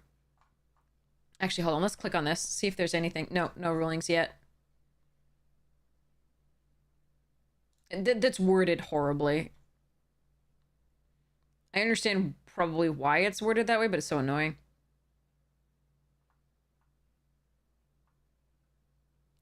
You can shroud. So basically, if somebody targets a creature you control, you can sacrifice a land, target that creature to gain shroud, and the spell fizzles. All right, Genku, Future Shaper. No tea. Water.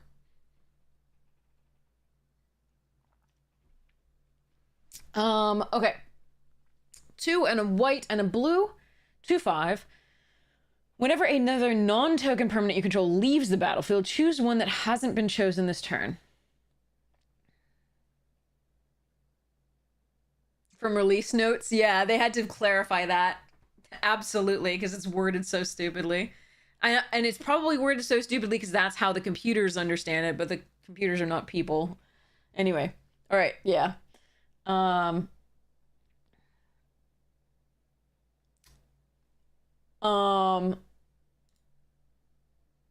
Sorry, I clicked on the wrong thing. I'll get to that in a little bit, Alex. Lack space on cards, yeah. Too much, seriously. I've read like a novel to you all, having read all of these cards. Whenever another non-token permanent you control leaves the battlefield, choose one that hasn't been chosen this turn. So when like a creature dies, or when you bounce something, non-token, right? Or you sacrifice an artifact, or like blah blah. Create a creature token with those characteristics. So if a non-token permanent leaves, you can create a 2/2 white fox with vigilance, or a 1/2 blue moonfolk with flying, or a 1/1 black rat with lifelink. Then you also have the ability at any time to pay 5 mana with Azorius colors to put a +1/+1 counter on each creature you control. That'll include all of those things. This card seems silly.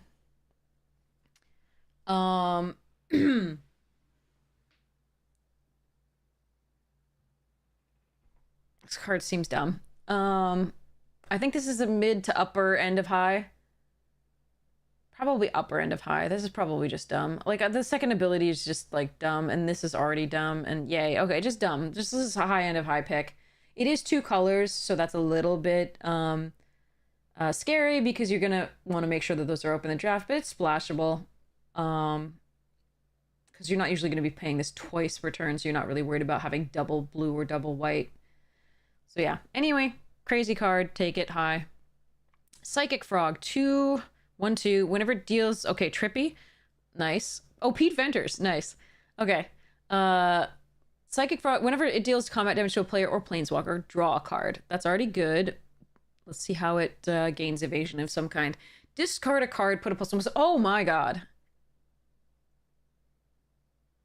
And exile 3 cards from your graveyard to gain flying. So it's a freaking wild mongrel to some degree, like, type thing, but it's counters, so it's modified. This is gross. I like this card a lot. Again, it's 2 colors. I think it's going to be mid to high end of high. It's pretty good. We don't have Madness, though. Pardon me. We don't have Madness, so... that I've seen, so it's not going to get that advantage of, like, being able to then cast the card that you discarded. But, Ari, this is stupid, so yeah. Discard them extra lands, or the extra cards you don't need to draw more cards, because people aren't going to block if you have cards in hand, necessarily, early in the game. Later in the game they might, but then you can just exile cards to get flying. Psychic Frog is good. Take it. Okay. Imskir Iron Eater, 8 mana, 5/5 affinity for artifacts. Okay, so it can be a lot cheaper than that. When it enters the battlefield, you draw X cards and you lose X life, where X is half the number of artifacts you control rounded down. So let's say you have 4 artifacts that helped you cast this on 4. You get a 5/5. You draw 2 cards and lose 2 life.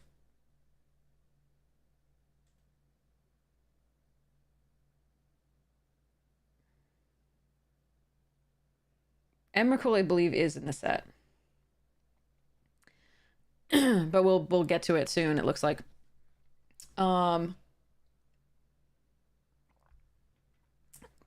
mana, sacrifice an artifact, deals damage equal to the sacrifice artifact mana evolution to any target.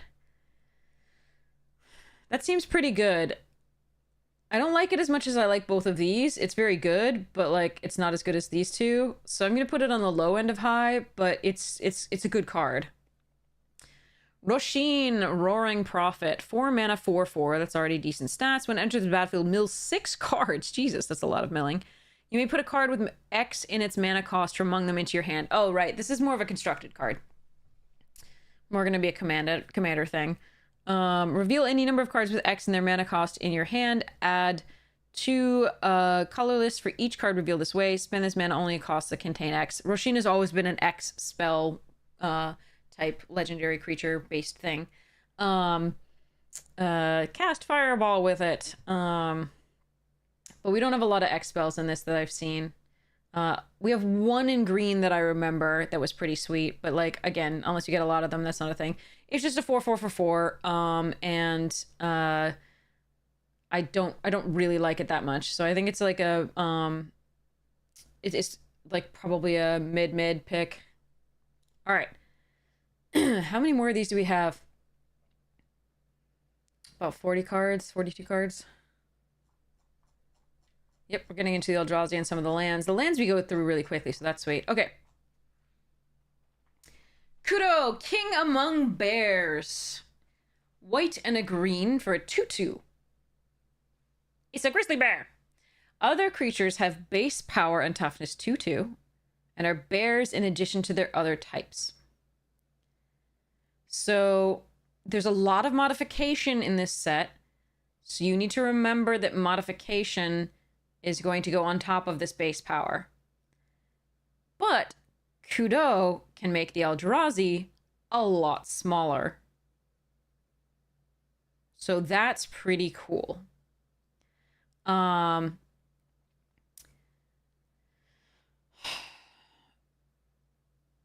If you're not playing against the Eldrazi, or if you're playing against Eldrazi tokens, that's going to be a problem.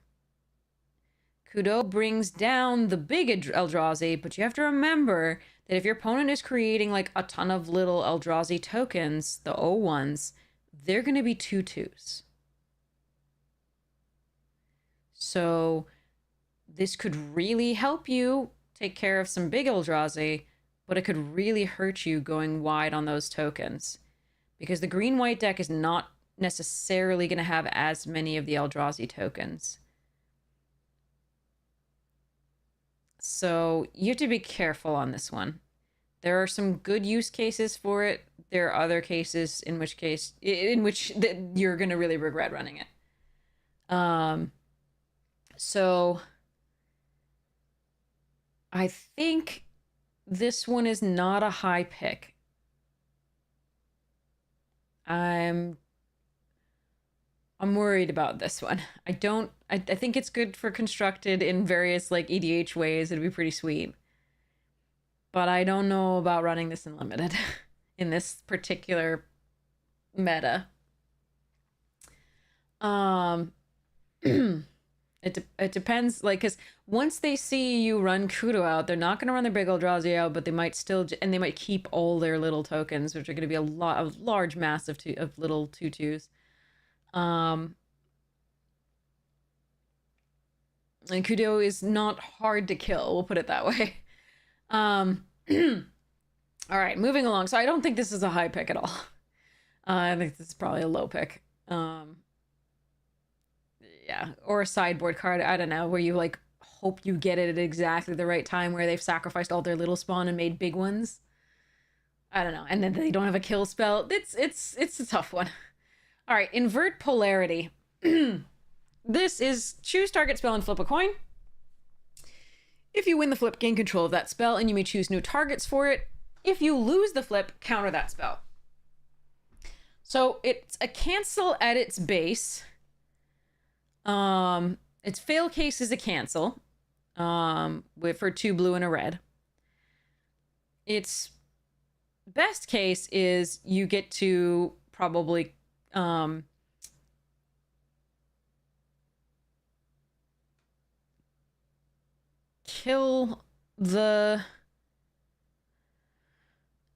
a creature that they, on their side of the board instead of yours, or play a creature that would have been theirs. I don't flip coins well. I think we went over this like twice already.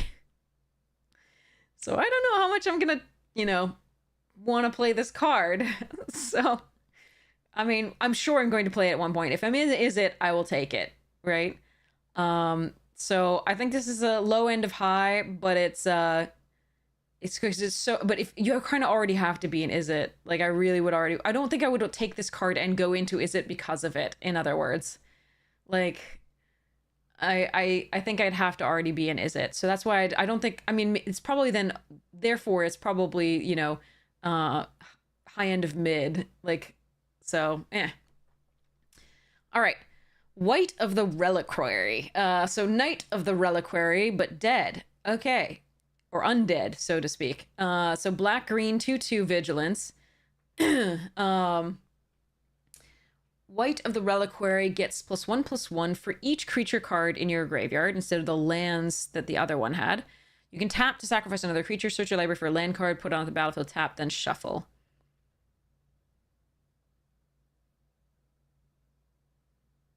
It's fine. I don't think it's as good as Knight of the Reliquary.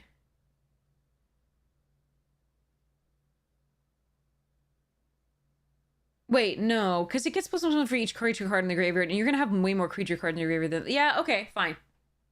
All right. I think it's a mid to low end of high.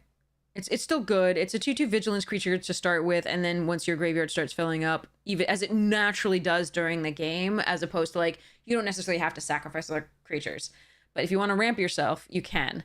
So I think probably, yeah, lower to mid end of high. Like, I think that's where that one's going. Flage, Titan of Fire's Fury. It's another Titan, Elder Giant, 3 mana, 6/6. When it enters the battlefield, sacrifice it unless it escapes. When it enters or attacks, it has a lightning helix.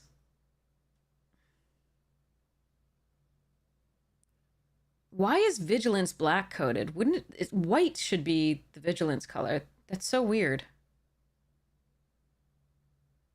Because that's like Sarah and all the little 2/2s that have vigilance. I don't know why this is vigilant, but that's, yeah, okay.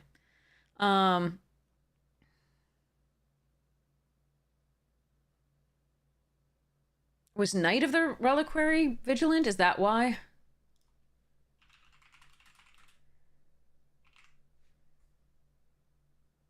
Why? Okay, thank you. There we are.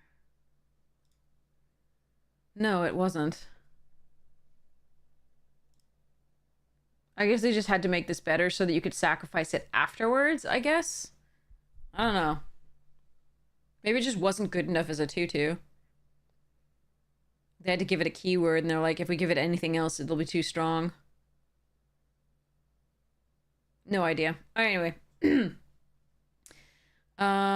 So you get a lightning helix on this, and then you escape, blah, blah, blah. I think the others were stronger, for what it's worth. It's just a 3 mana lightning helix, and then you can escape it for more lightning helixes. It's really good. Take it. It's a high pick. But it's not as good as like Uro and Cruxa. There's a lot of graveyard exile, so be careful. But it's still stupid, so yay. Nadu, Winged Wisdom, 3 mana and Simic colors, 3/4 flyer. Creatures you control have, whenever this creature becomes the target of a spell or ability, reveal the top card of your library. If it's a land card, put it onto the battlefield, otherwise put it into your hand. This ability triggers only twice each turn. Oh, only twice. That's sick.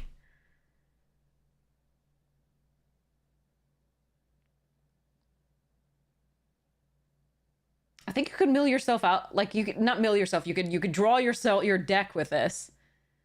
You have to be careful.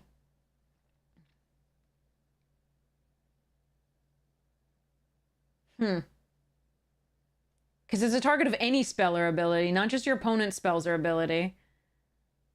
This card is great. This is a high pick, but I'm worried a little bit about, yeah, I mean, 3 mana, 3/4 flyer is already sick. It's already great.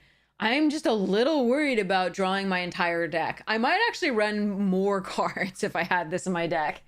This is just so good.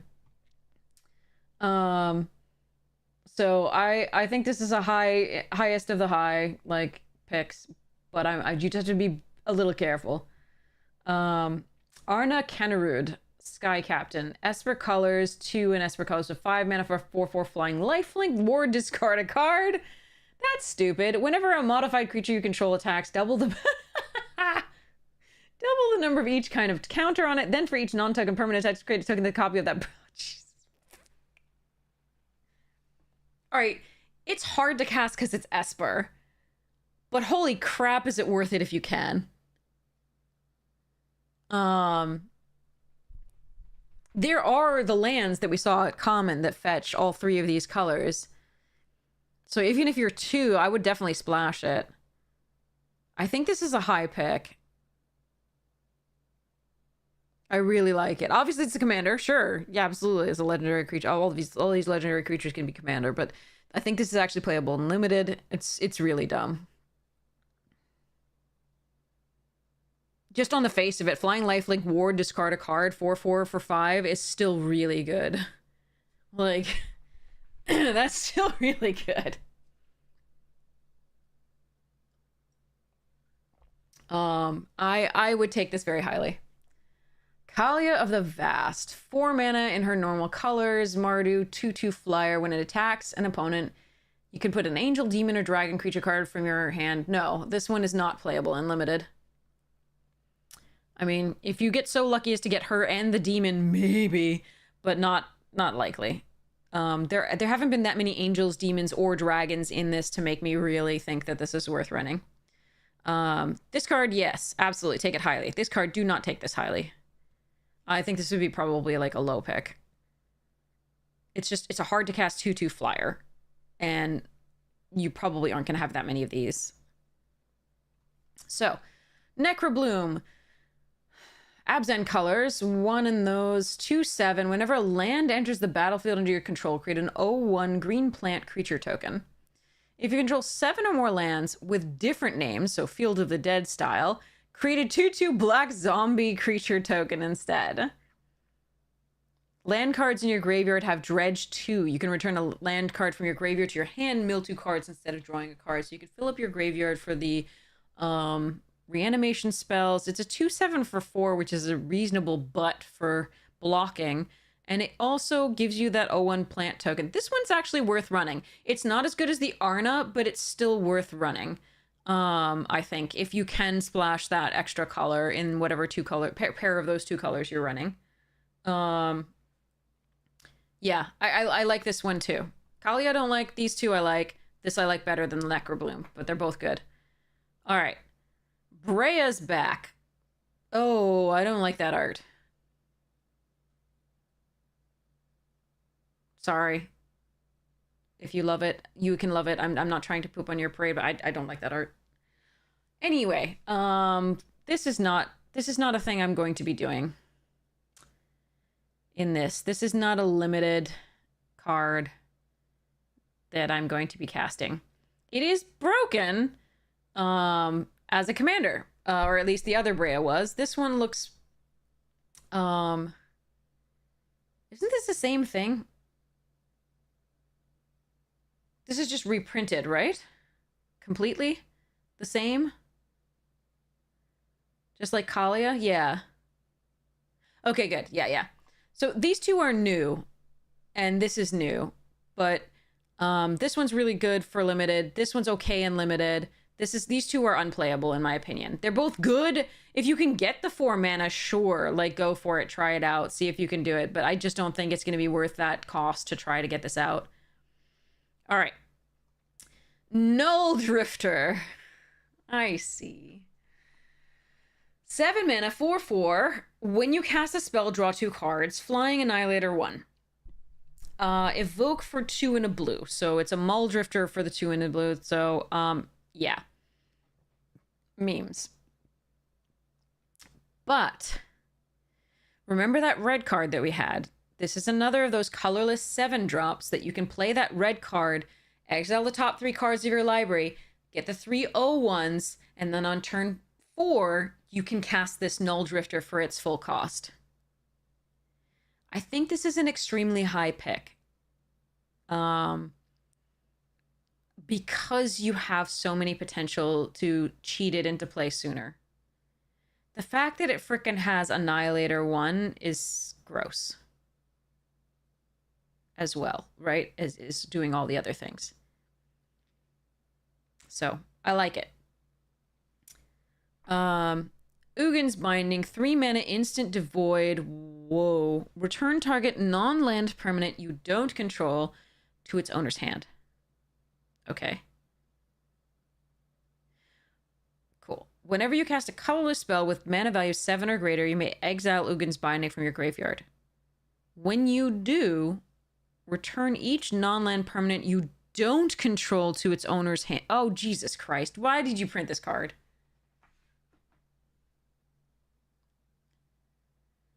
So it's Psych Rift for, like, Eldrazi. So you first get a bounce for a non-land permanent you don't control. Then you get, as soon as you cast an Eldrazi with 7 mana or greater, which is totally doable in Commander, you get a Psych Rift for free.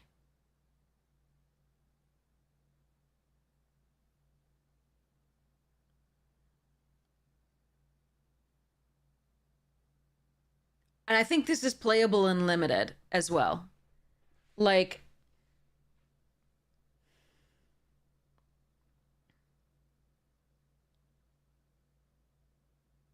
yeah, it's not instant, you know, the creature won't be instant speed, of course, right? But, like, remember, there are colorless Eldrazi instants in Commander. In this, in limited, it won't be an instant speed Psych Rift, but who the hell needs an instant speed Psych Rift in limited? And it's free. And you get a creature with value 7 or greater if it's a creature, if it's, you know, color spell. Like, oh my god, this is stupid. I don't like it. Take it super highly. It's really dumb. I don't like it. F. There are too many decent Eldrazi at 7 mana that are perfectly reasonable to be cast and limited because they have ways to cheat themselves into play with little Eldrazi tokens and, like, ramp and stuff. I don't like it. I'm gonna die to this card so frequently. Take this card super highly. Highest of the high, etc. Eldrazi Linebreaker.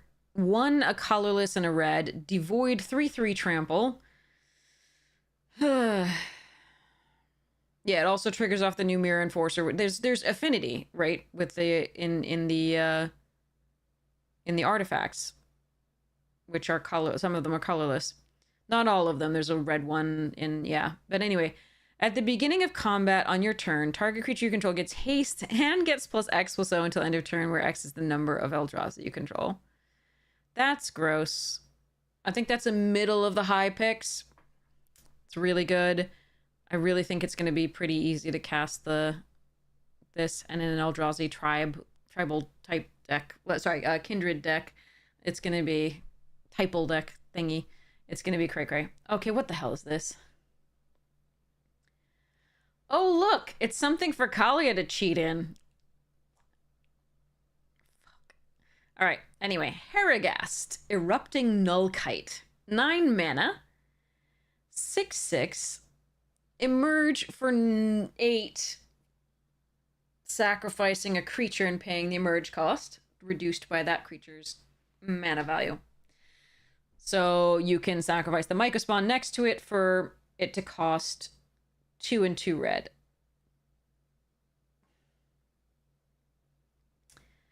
To get a 6/6 flyer that when you cast the spell, you can exile your hand. If you do, draw 3 cards. Each creature spell you cast has emerge. The emerge cost is equal to its mana cost.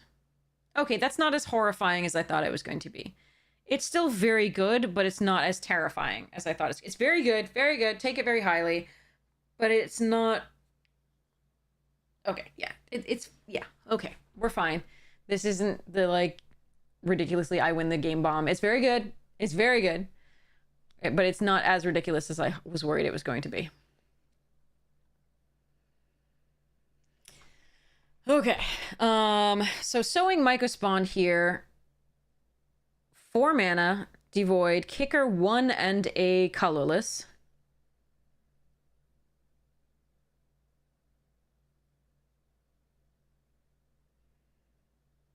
When you cast the spell, search your library for a land card. Any land. Wow, that card's good. Any land card put on the battlefield and then shuffle. Jesus. I would like my Gaia's Cradle. Thank you very much. Obviously, fortunately, that's not limited. When you cast a spell, if it was kicked, exile to... No! There's land destruction? No, I don't like it. I don't want land destruction in my limited environment. Especially not on a creature body. Get wrecked, wizards. Damn it. I'm getting water. I'm pissed.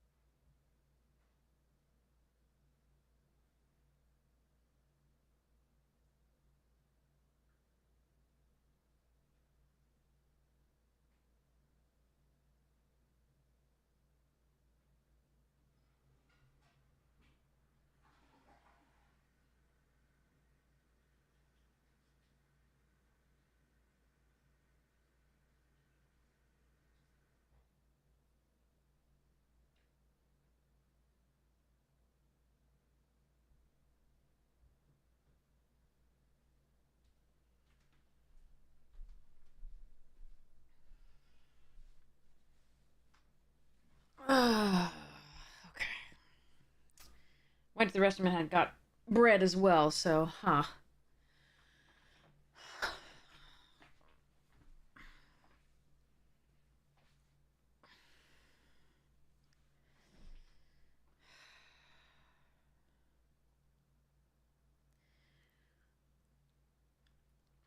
So this is a cast trigger, not an ETB, so even if they counter the creature spell, you still get to go search your library for a land card, put it onto the battlefield, and shuffle.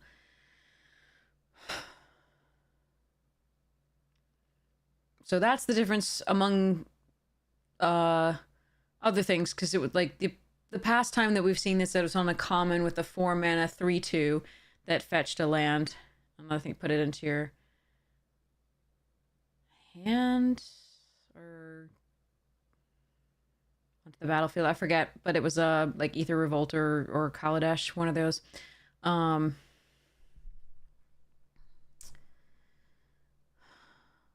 you cast a spell, if it was kicked, exile target land. I don't like it.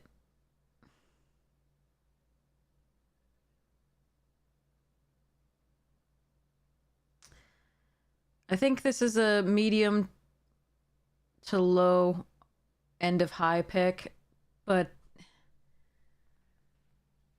I don't like that I have to say that. Don't take this card. Don't play this card. Don't let anybody else play this card. Quit if anybody else plays this card. No, anyway. Fine. It's a good card. It's just, I hate it. Okay, Thief of Existence. 1, a colorless, and a green for a 3/4. That's already decent stats. When you cast a spell, exile up to 1 target non-creature, non-land permanent an opponent controls with mana value 4 or less. If you do, Thief of Existence gains, when this creature leaves the battlefield, target opponent draws a card. It draws a card. Okay, so that's like, what was it? Realities? Called? What was it? Like, Thought Not Seer or something like that? So it's non-creature, non-land permanent opponent controls. There's a lot of enchantments at that, and that will hit, or some artifacts that are really interesting. So that's pretty nice. They'll never get that back, thank goodness, but they will get to draw a card if the thief leaves, right? If you choose to not do it, they won't get a card when Thief of Existence leaves the battlefield. But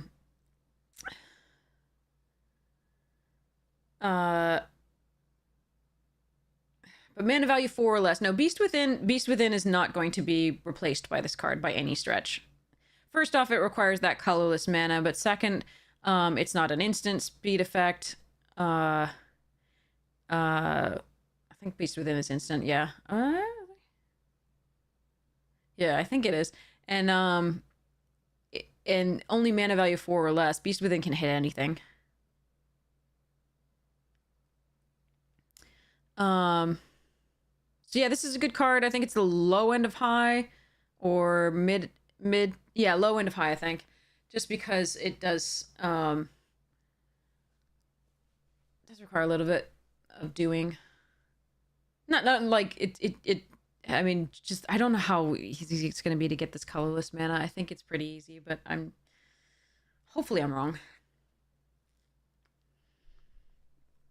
Yeah, but it's just limited we're talking about. So, still decent. All right. Abstruse Appropriation. 2, an Orzhov. Devoid instant. Exile target non-land permanent. You may cast that card for as long as it remains exiled, and you can spend colorless mana, only colorless mana, as though it was mana of any color to cast that spell.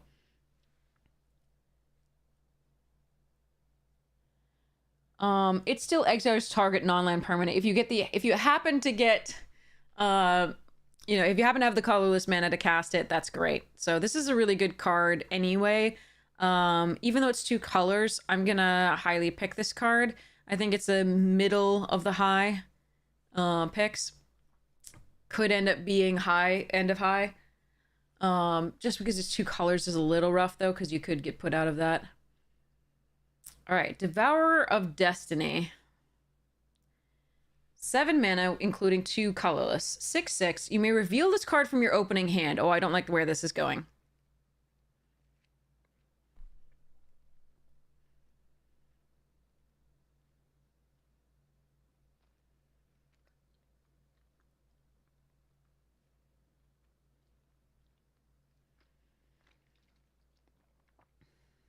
Okay. You may reveal this card from your opening hand. If you do, at the beginning of your first upkeep, look at the top 4 cards of your library. You may put one of those cards back on top of your library. Exile the rest. So basically, you get an to fix your first draw. To be exactly what you want to be among the top 4 cards of your library. So you get the best of the top 4 cards of your library on top of your deck. The best one to allow you to start the game off correctly. And then when you cast the spell, exile target permanent that's 1 or more colors, which is a good card. Obviously, it doesn't take care of fellow Eldrazi, which is going to be rough. But it's still powerful. I think this is a mid to low end of high pick.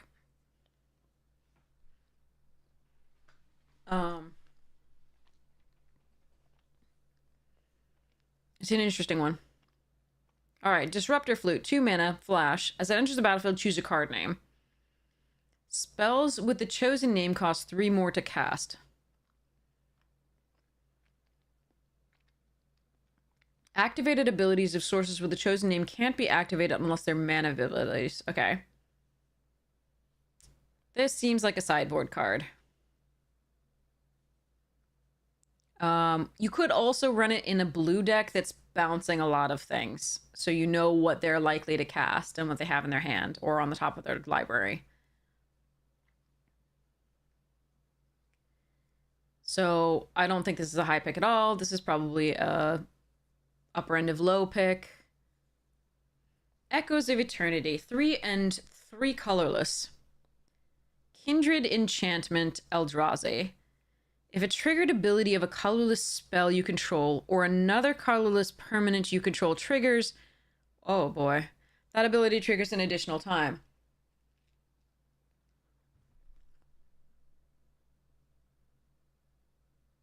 Oh no. Its next line of text is much worse. Whenever you cast a colorless spell, copy it. You may choose new targets for the copy.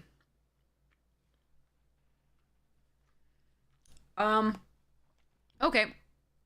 That's going in my Eldrazi deck. It is a 6 mana do nothing the turn it comes into play. Unless you already have an Eldrazi attacking and doing something like Annihilator on the turn it comes into play. So if you play Echoes of Eternity and then attack with the Annihilator 2 or Annihilator 1 that we've seen a couple Annihilator 1s and one Annihilator 2, you get to Annihilator 4 or Annihilator 2.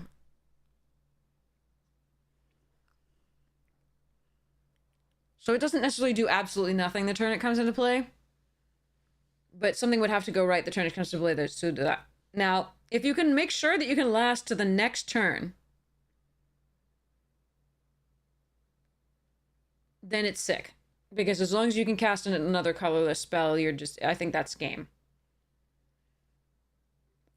It's definitely way, way, way, way better and constructed. But it's still pretty good here. I think it's a middle of the mid pick.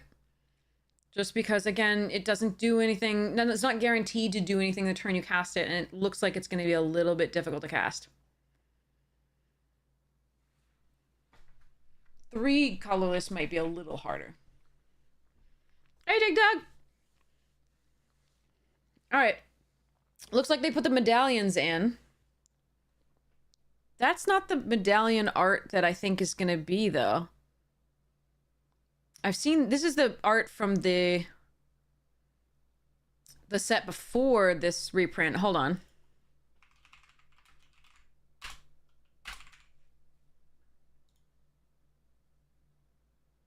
Yeah, this is the set from the... Yeah, this is the art from a different one. This art is not the one that I've seen... Right? Hold on. The jet had the eye. Oh, wait, maybe that's like a full art version of it or something. Hold on. Yeah, okay, yeah. Brozantin, yeah. You confirm that. Okay, yeah. Okay, so I'm just thinking of the full art version. The full art version of, like, the jet medallion is pretty crazy.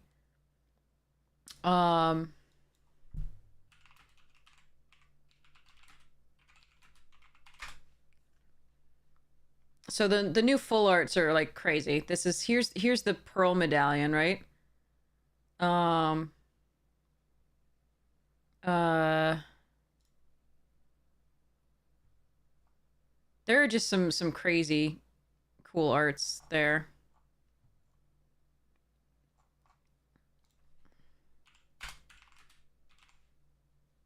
So if we go borderless, it should show us. Yeah. Look at that. That is nuts. All right. Anyway, sorry. So yeah, so this is for the regular, but it's the same thing.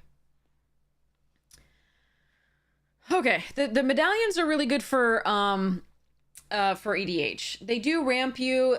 If you're going to be really heavily in a particular color, take a medallion. They're not high picks, though. If you're already really heavily in that color, you do want them. I don't think they're going to be high picks. I think they're going to be on the upper end of mid, maybe just mid end of mid or something like that. But, like, yeah. All right, look, it's Emery. Emmy cool. Mama. Tentacles. So the world anew, 12 mana, 12/12. When you cast a spell, gain control of all creatures. What?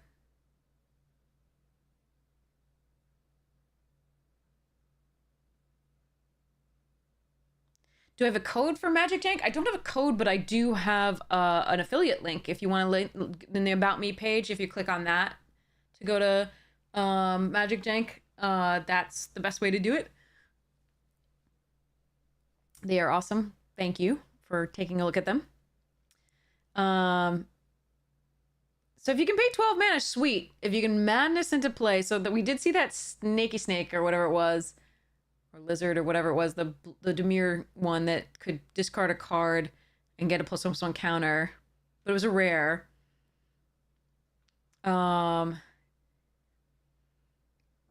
Flying, protection from spells, and from permanents that were cast this turn.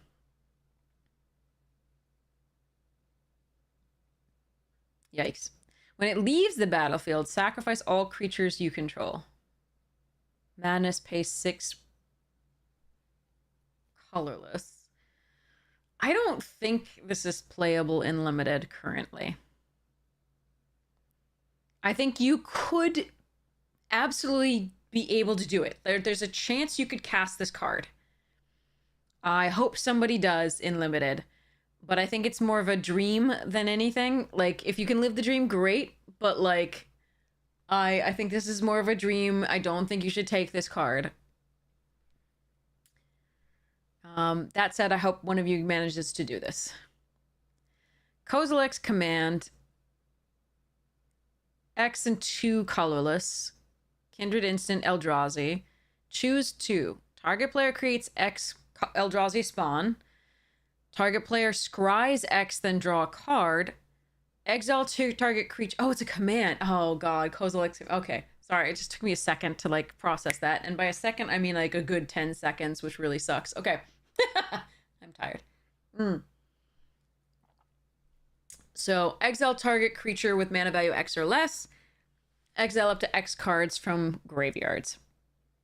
It does require 2 colorless. Again, I really think this are not going to be as hard as I originally hoped it was going to be to cast. But I think the exile target creature with mana value X or less is going to be the main thing, and then creates X01s. I don't... The exile up to X target cards from graveyards is going to be relevant in this set. We do have ways at common and uncommon to exile all cards from graveyards, so that's, you know, less likely to be relevant in a rare. The Scry's X, then draw a card. It doesn't feel like you really want to be spending a whole lot of that to do that, but still good. I like this card. I think it's a mid-level high pick, like middle of the highs. Maybe even low level of highs, but it's good. All right, Broken Reality Cozy. When you cast the spell, up to 2 target players each manifest 2 cards from their hands. For each card manifested this way, you draw a card.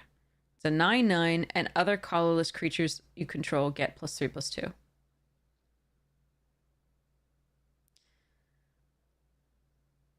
If you cast this spell and you have 2 cards still in your hand to manifest in limited, I'm going to be very surprised.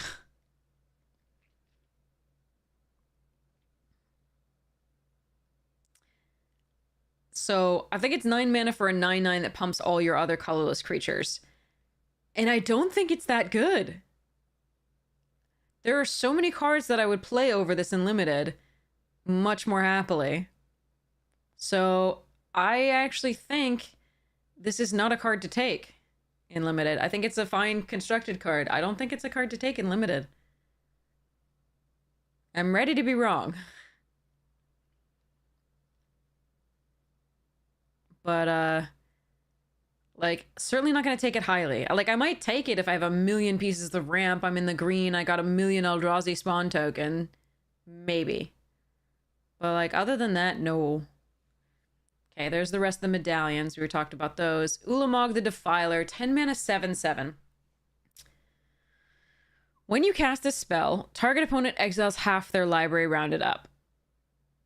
Ward, sacrifice 2 permanents. Okay. 10 mana for 7/7. It enters the battlefield with a number of +1/+1 counters on it equal to the greatest mana value among cards in exile. Okay, so you've just exiled half an opponent's library. So whatever the biggest card that they had in there is, you get that many +1/+1 counters. So it's going to be a 10 mana, let's call it a 6. At the least, I guess you could probably find a 6 drop in there, maybe. So it's probably going to be like a, 13/13. And has Annihilator X, where X is the number of... Oh, God. This one I think you could play. Yes, it's 10 mana rather than 9, but the effect is so stupid. So again, it's great for Commander, but I think you could actually play this in limited. The effect is so dumb. Like, it has to be removed, and they have to sacrifice 2 permanents to remove it. So you're gonna get a trade that's pretty good, and you also exiled half their library. So I don't think it's a high pick, unless you want money, by the way. In paper, we're not talking about money, by the way. We're only talking about, like, actual playability. In paper, if you see any of these Eldrazi Titans, like the Ulamog, Kozilek, and Emrakul, just take them. They're going to be worth money. So I'm sorry we haven't been mentioning, like, money stuff. Like, and the medallions are always, like, a good, like, $5 or $6 at least, I would assume now still. They used to be, like, 20, but and then they were reprinted in Commander Masters, and I think they were, like, 11 at that point. So I assume that this further reprinting will put them around, like, 5 or 6 lowest, or maybe less, I don't know. But they're still great cards for ADH, and so they're still going to be a little bit of money. But yeah, I think you could play Ulamog. I wouldn't take it highly because it's really expensive. But if you can build a deck that can get this out, it's an I win the game card to some degree if they can't answer it right away. So there is a white common that can answer it, but then they have to sacrifice 2 permanents. I really think you could possibly run it. The effect is good enough at 10 mana to maybe make this. 12 mana is just too much, even though this effect is sick. 9 mana to do this isn't good enough. But 10 mana to do this, I think, is good enough. So I think it's a, middle of the mid picks or upper mid pick, if you can get it, and you can already, like, make sure you build around it. But yeah, so that would be what I would do with that. Now, Urza's Incubator, also money. This is the first time it's been reprinted in a little bit. It's been reprinted once before with this art. This is not its original art. It's originally from Legacy or Destiny, whatever the hell the hammer was. Wait, no, it's from the beaker. So so that's gonna be Destiny, I think. Yeah, something like that. Anyway, Yeah, if you see it on the other side of the table, you're gonna cry. Yeah. Urza's Incubator is really good for a Kindred deck, a Typal deck. So if you have like a particular type of creature that you just have a ton of, it's more for constructed than it is for limited. But like, if you got like all goblins, right? Yay! There aren't that many goblins in this set. If you got all angels, aren't that many angels. If you got all elves, there are a few elves, but like not enough really. You could choose Eldrazi. It'd be the main thing you would do in the set. Eldrazi, there's a lot of them, and they're in all colors. So, and they're expensive. So Urza's Incubator naming Eldrazi is what you would do with this. So you would take this, probably, I actually would take it highly because Eldrazi is, there's so many Eldrazi, and being able to cast them more cheaply is just dumb. So I would take this probably. I would just probably first pick this. A, it's money, and B, like, it's just good as a card if you have any Eldrazi, and there's enough, I think, to make it worth it. Okay, I've sold myself on this card. Just run it. Probably mid to high end of high. Winter Moon, 2 mana. Players can't untap more than one non-basic land to their untap steps. This is just a hate card for EDH. It's gonna be, you know, in you know, decks that are running monocolor and like mostly basic lands. This is not really, I think, a limited card at all. I think you do not take this card. I think if it's in paper, it's probably money, so you should probably take it. All right, looking at the Monumental Henge. Building a henge, are we? All right. Enters the battlefield tapped unless you control planes. Adds white. 2 and 2 white. Tap. Look at the top 5 cards of your library. You may reveal a historic card from among them and put it into your hand. For the rest of them, that's really useful on board stalls. This works for artifacts, legendaries, and sagas. It's a useful card. I like it. I'm not going to take this super highly. It's value in a land, so I do like it. I kind of would rather that in red, honestly. Sorry, I actually would really rather this in red. That's so weird. But yeah, I would rather that in red. I think this is a mid pick. I don't think it's a high pick. Archway of Innovation enters the battlefield tapped unless you control an island. Adds blue. Blue, the next spell you cast this turn has Improvise. That's fine in blue. That one I'm fine with in blue. It seems decent. I think it's about the same level of pick as the other one. It's a little better at doing what its color wants to do, but yeah. Okay. Phyrexian Tower reprint. Sacrifice a creature, add black. We do have some sac effect benefits. It also adds colorless. This is a high pick. This is a high pick because not only does it do things that black wants to do, sacrificing a creature, add double black to ramp yourself, and sacrificing a creature. There are things that benefit from sacrificing creatures or from being sacrificed, etc. But it also adds colorless, and that's important in this set. It's also money, so take it if it's in paper. So this is really great and constructed.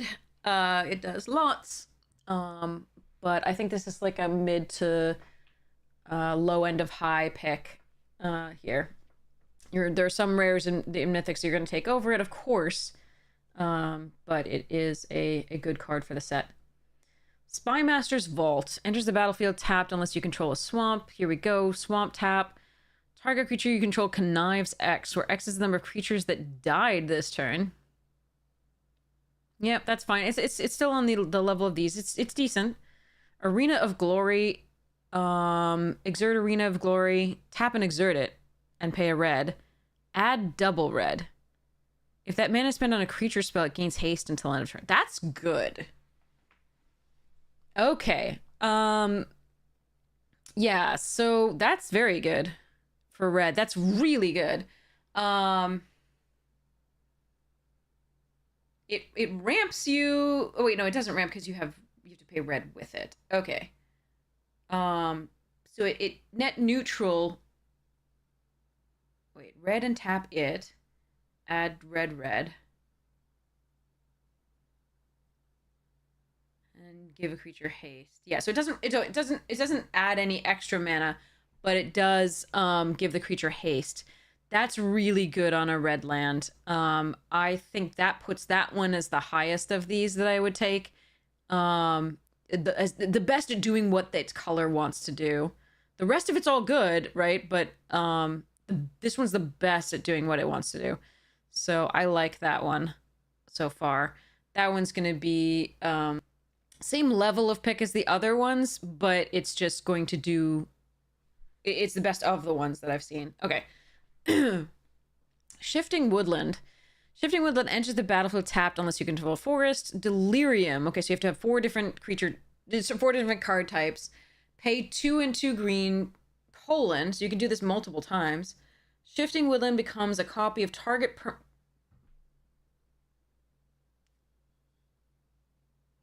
What?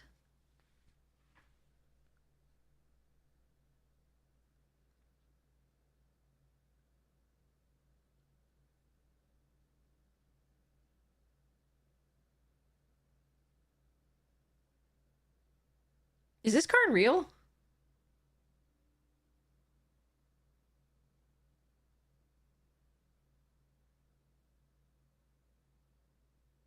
That's not okay.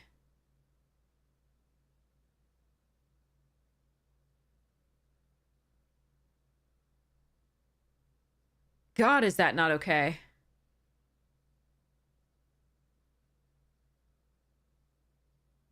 This card is unreal. This is so stupid. So as long as you have 4 or more card types in your graveyard, which you can mill stuff in this, remember, right?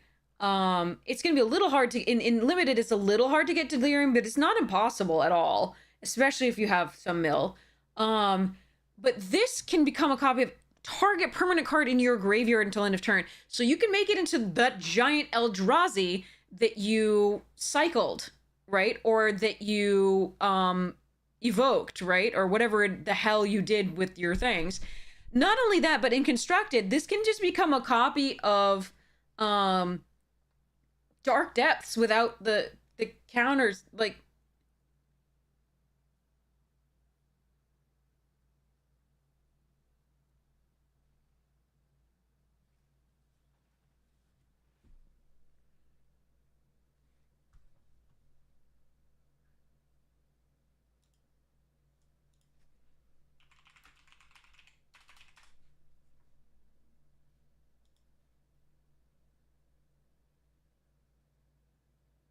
yeah, you can just copy Dark Depths and have a 2020 black avatar.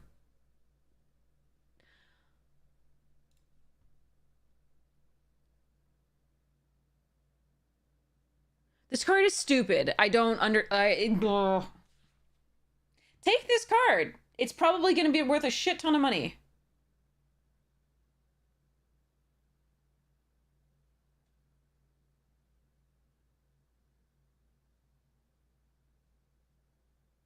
Also, it's good. And it's good and limited, too. It's not as good and limited as it is in constructed, but holy hell.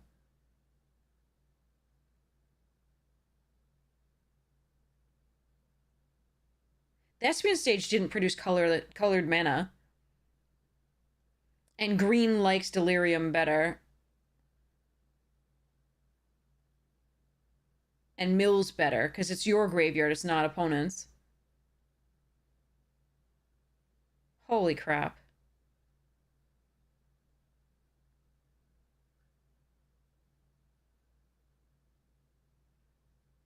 Yeah. Okay, so yeah, I'm gonna call this a like. This one's gonna get into the lower end of high picks. Um, I still don't think you're gonna first pick this because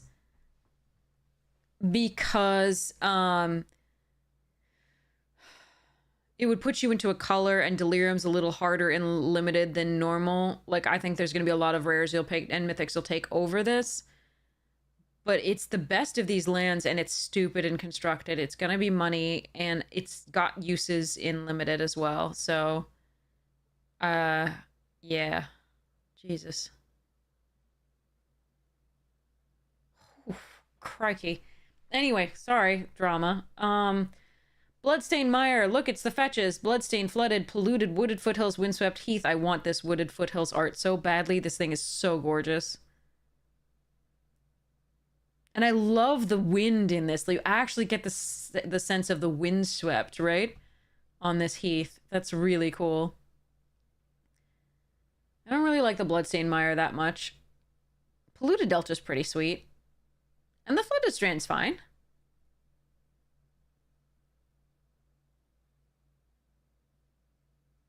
I don't know of a Kamigawa Polluted Delta. I only know Cons. And Onslaught. And the Expeditions. So, like...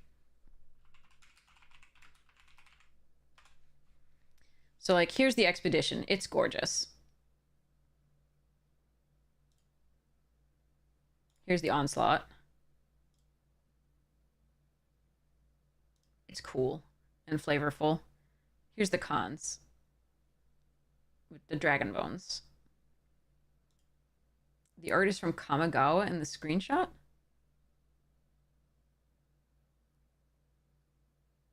Kamigawa Polluted Delta. Oh! Oh, you're saying, oh, Tawashi is on, oh, I see what you're talking about. Okay. I got it. From different planes. Got it. I understand. Okay. Fair. So this is from Phyrexia. This is Kaldheim. Okay, I gotcha. Ixalan, Kamigawa. Where was Vantress? I remember Vantress, but where was that from? Ravnica? Oh, Vantress was Eldraine? Ah, okay.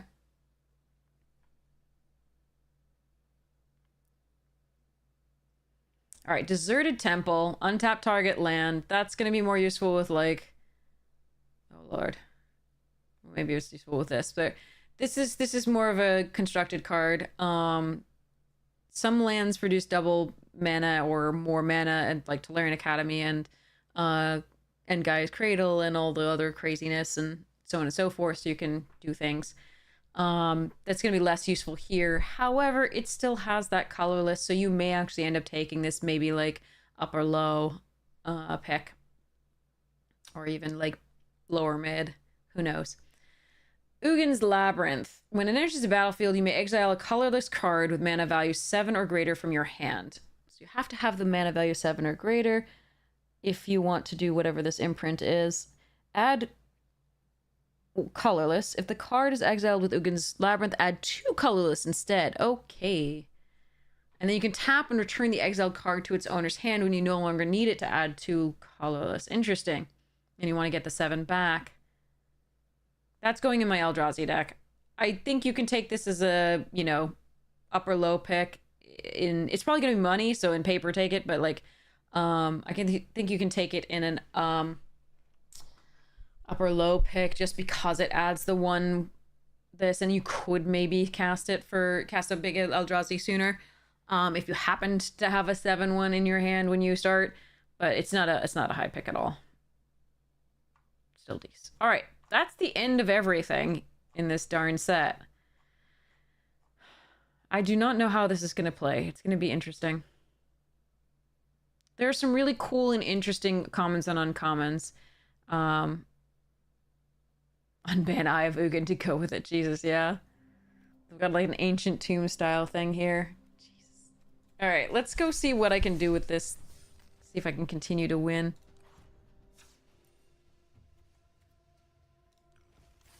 I doubt it. This is not a good deck. It's got some individually strong cards, but like...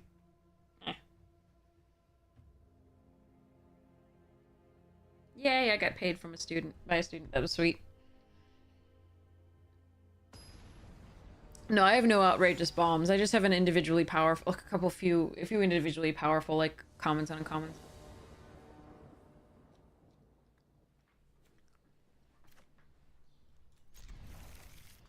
This is a little bit of a sketch keep. I'm gonna hope that the takedown, like, I draw in just good stuff and that the takedown does stuff. In MH3, a lot of them, they're really good stuff.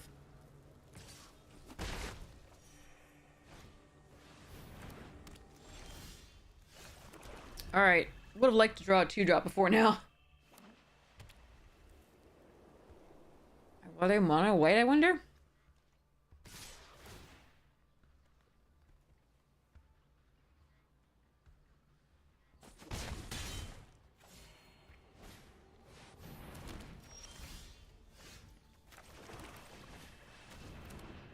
Alright, next turn I can Artful Takedown.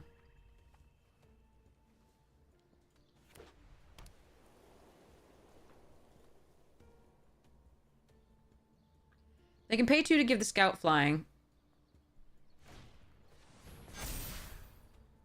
Alright.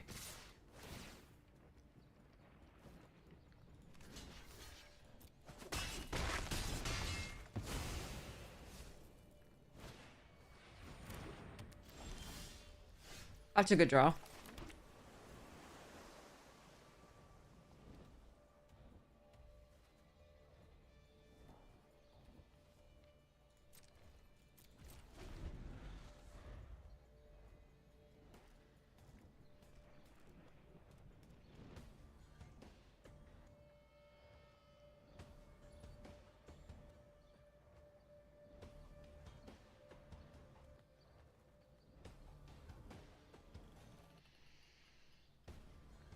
I have to decide whether I'm killing the Hawk or the Scout.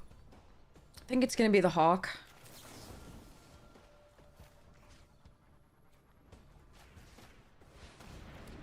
So at least they have to pay to give the Scout flying.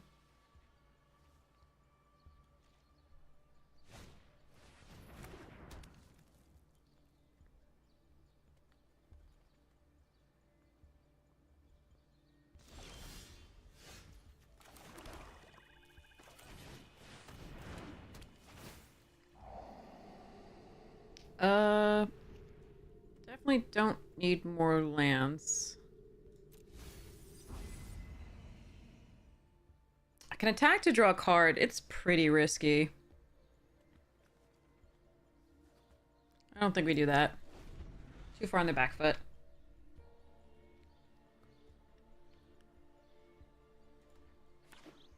Ah! They are green. Alright. Oh, they must have pump. Okay. No, okay.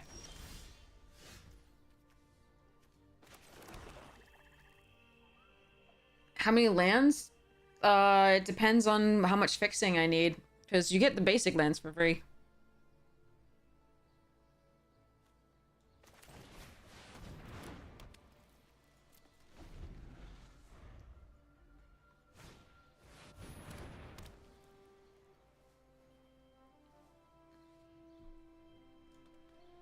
I'll feel a little bit better if we survive this turn. Alright.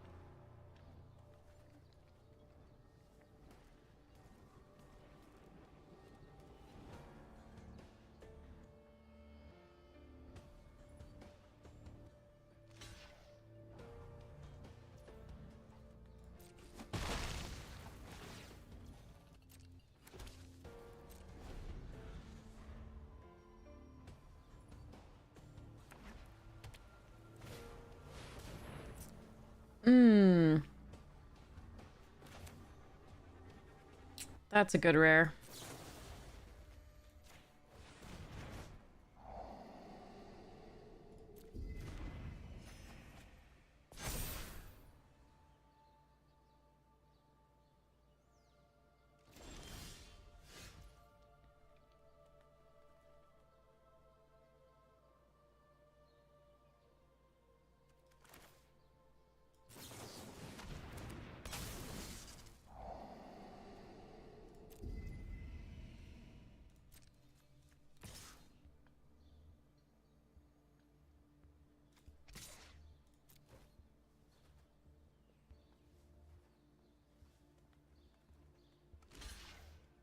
Ooh, okay.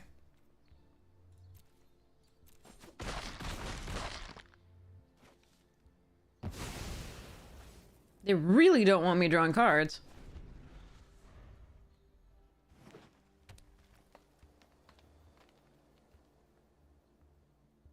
I don't know that I'm going to win this deck, but yeah.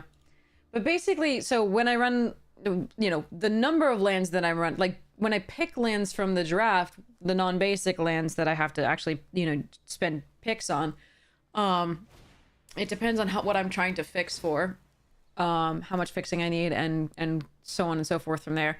If you're just talking about how many do I put in a draft deck, it's about 17 lands total, including the non-basics that I've taken. But it can be more or less than that, depending.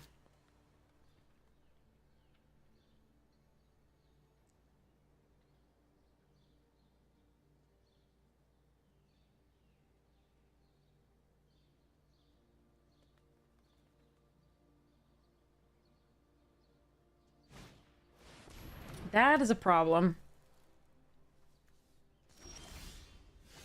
That's a huge problem.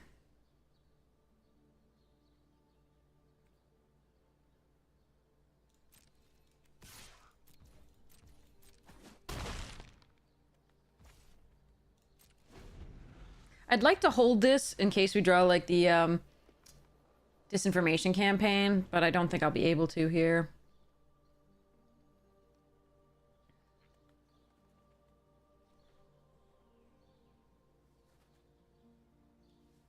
I may have even needed to attack with a Watcher in the Mist here.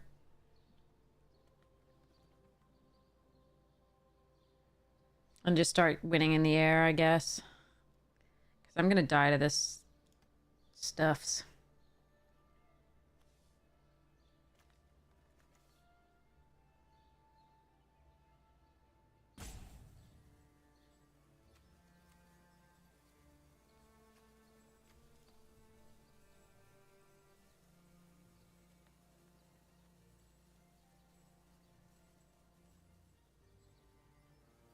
Is a creep, yeah. Oh, that big.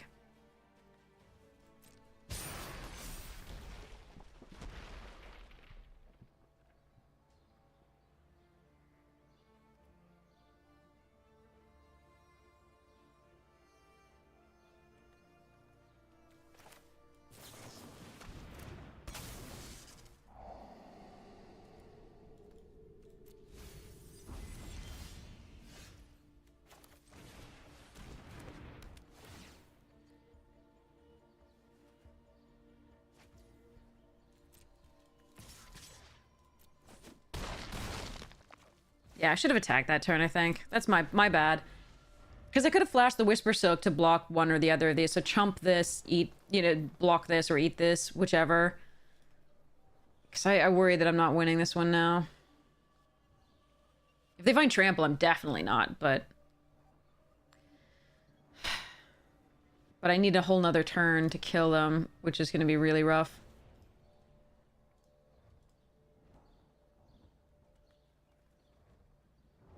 Deadly Visit would be a good draw. Bugger. Alright.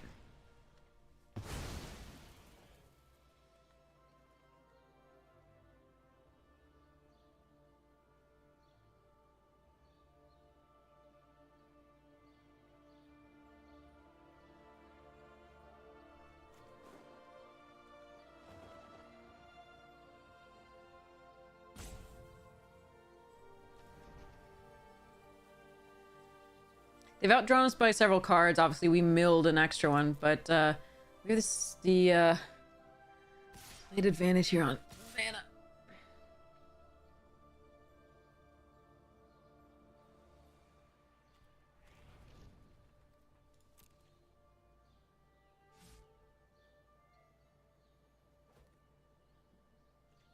I hope you like the taste of rat.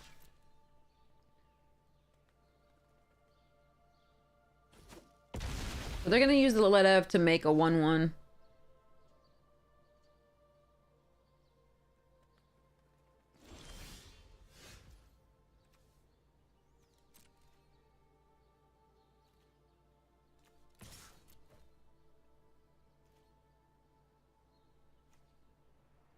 Ah, it has lifelink. That's brutal too.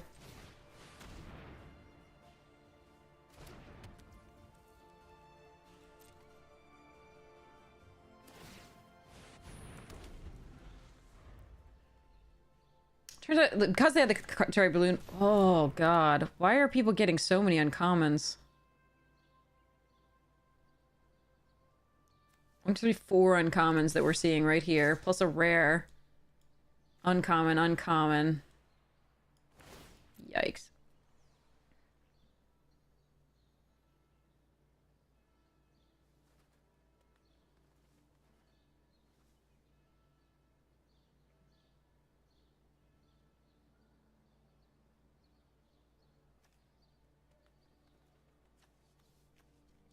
Yikes. Oh well.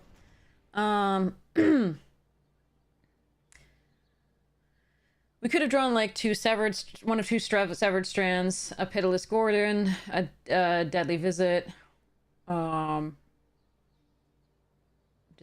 campaign for just another draw, notion rain for other draws. We have 2 pitiless Gorgons. Unfortunately, haven't yet.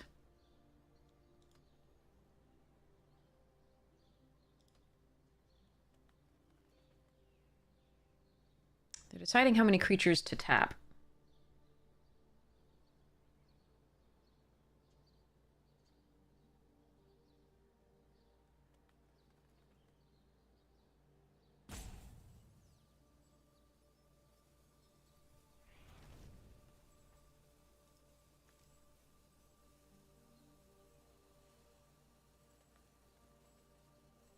Yeah. If only could have gotten that tribunal out of their hand, the last one. Oh, camaraderie too good there. Alright. 2 Lidev champions is pretty painful. Okay, so...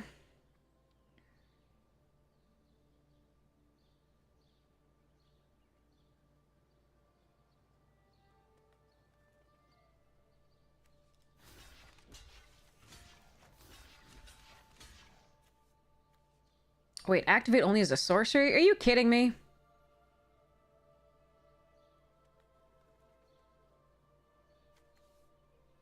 What a shit card. Hmm.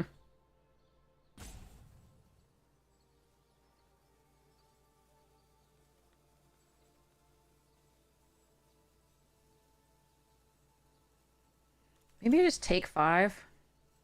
See what I draw. They can make another 1/1, which will menace block this.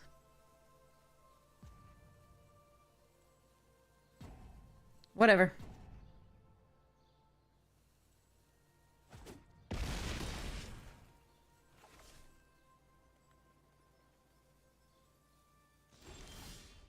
Ah, well. Too bad. 4, 5, 6, 7, 8. We had 8, 9, 10. 1 in the graveyard. Oh, gross. Oh well, too bad. Their deck was better than ours. And drew better. Alright, next. 1 more flyer would have been good too. Found that.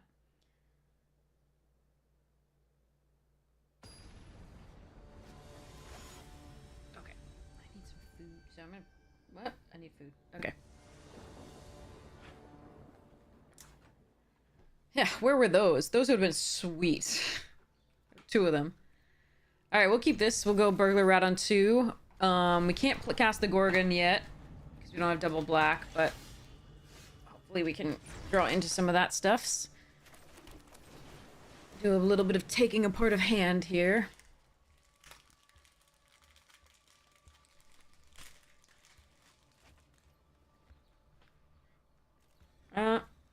That's best in Golgari, so we may see a green source here coming up. Uh-oh. Well, I can play the bats next turn. Pretty sad.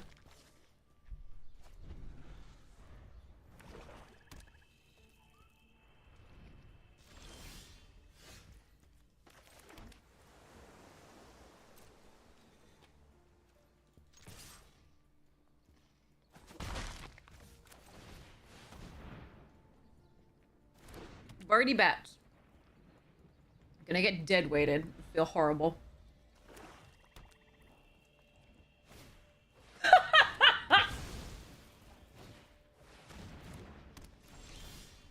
What did I tell you, chat?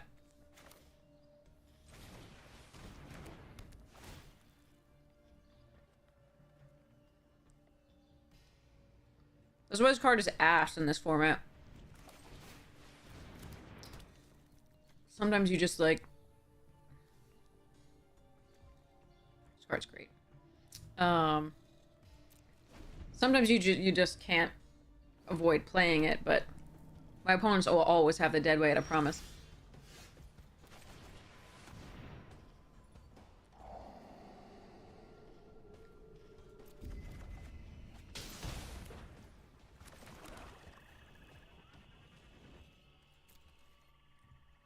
Okay, so they find a Flounder of blue source, which will open up a lot of the cards in their hand, in theory. That, however, is not impressive.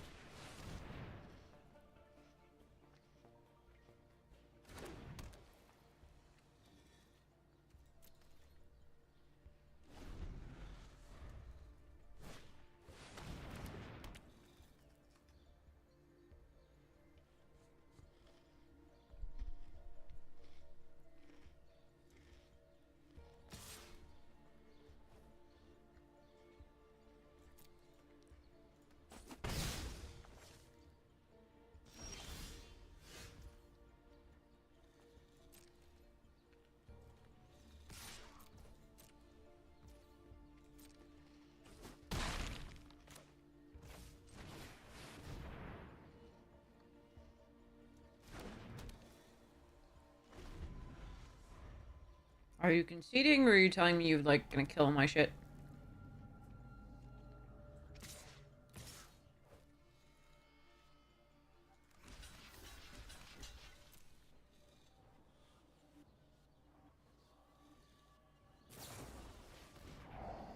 Sure.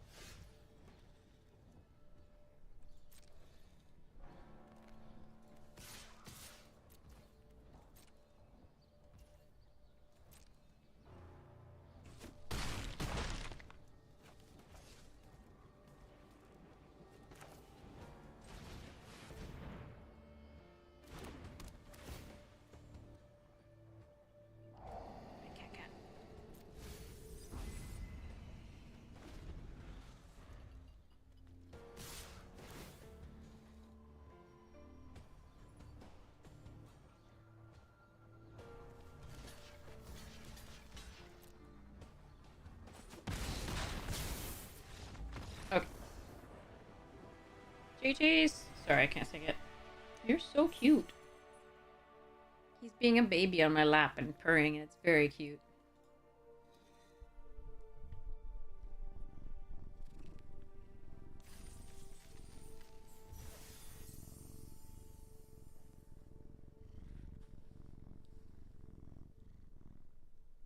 I don't know if you can hear him, but that was him on the mic.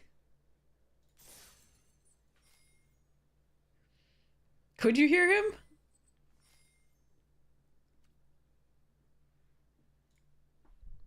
The lovely purr. Cat ASMR.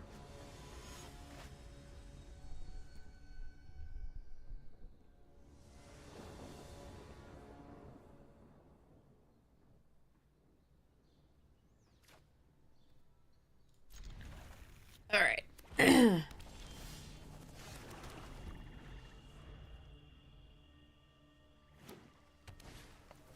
Oh, Nikes.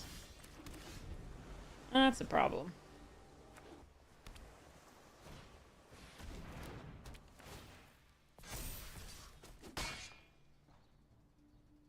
You broke Arena.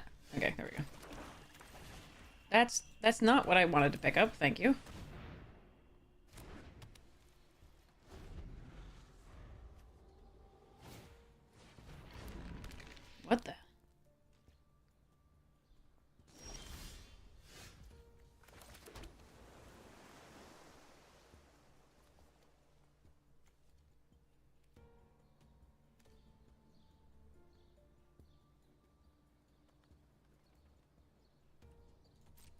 I really wish I had a flash surveil thing instead of 7 lands. Izoni? Jesus. 2 premium rares so far.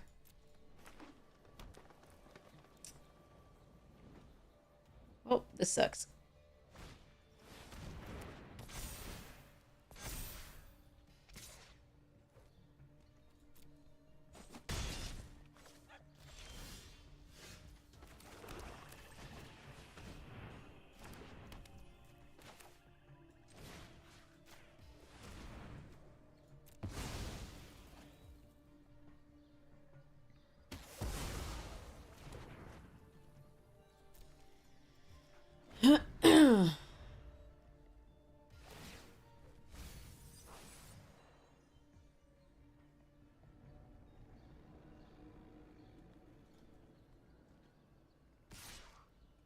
Surprised they haven't been attacking with the trooper. Like, they can just discard a creature card to, like, go from there.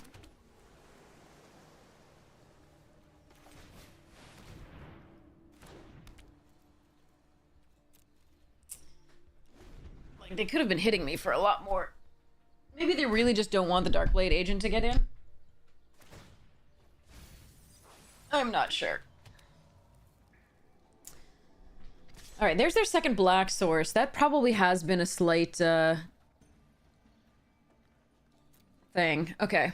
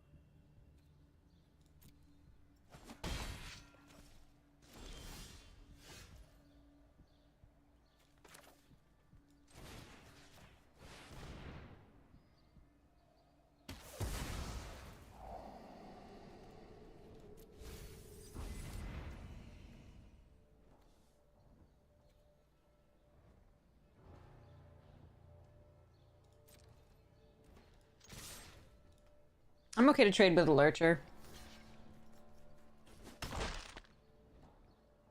Arena, what are you... That's a little wonky. I think I'll probably have to restart Arena soon.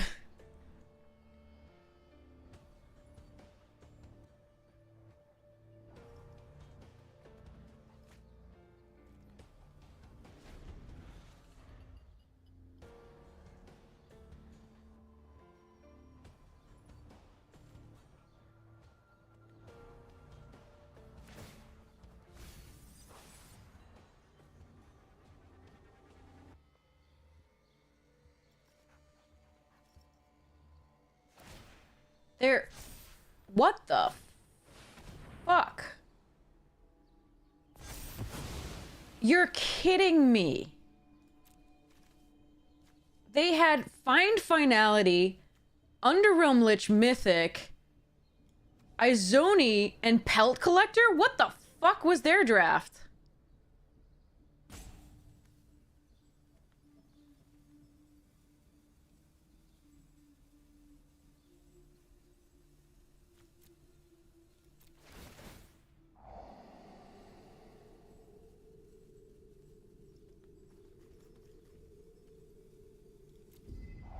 And why do I run into these people? How did...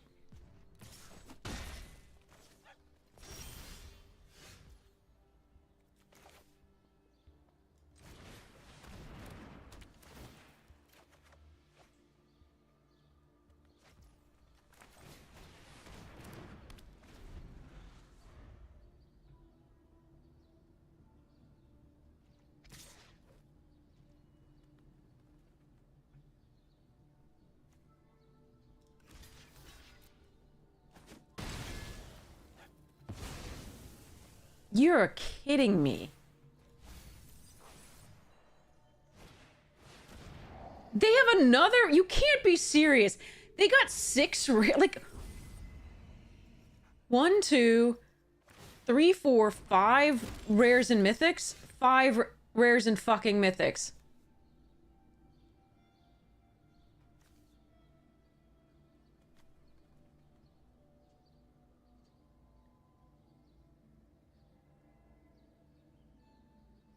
Yeah, you know what? I'm out. Get wrecked, dude. Like, enjoy your, like, fucked up draft deck.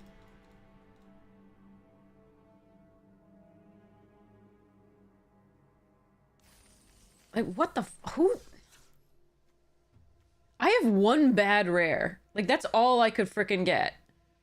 This person has 6 crazy bombs. Like, what the fuck? Okay. Ah. That's what play boosters do. That's not this. This doesn't happen. How do I find these people? Like, you're lucky if you get 3 playable rares. Lucky. Because you have to really open them to some degree, and you might get past 1, but you're not going to open something you can play in every pack, usually. So you have to get past 1, and then they have 6. They weren't even... They still had 16 cards left. Oh my god. Okay, anyway, moving along. That's not fun.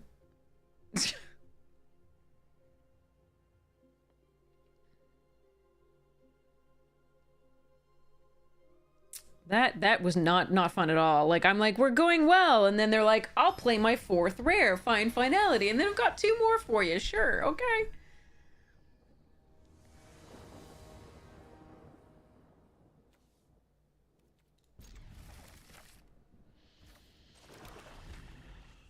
God, it feels bad. I'm like, my commons and uncommons are getting there, and they're like, I'm just going to play rare after mythic after rare after mythic. Yeah. Ugh.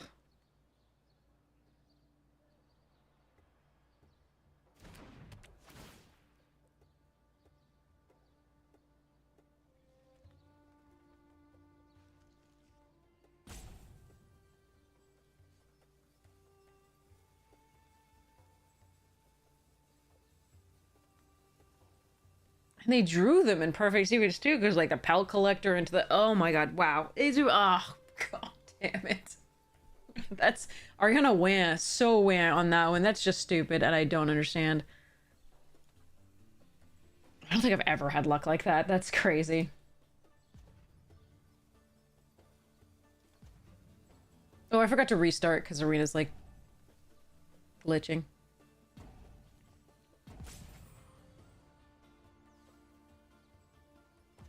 Yeah, trying to replicate the fun of OTG. Like, what?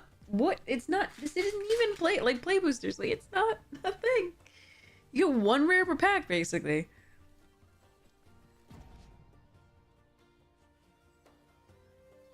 You okay, OP?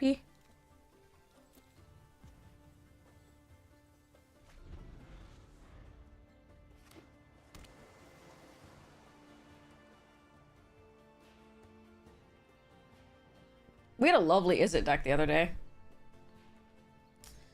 Did not play very well.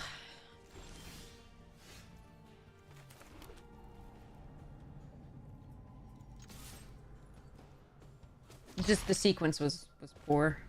And our opponent's decks were really good. We never drew... We had 2 of those. We drew 1 once. It was tragic.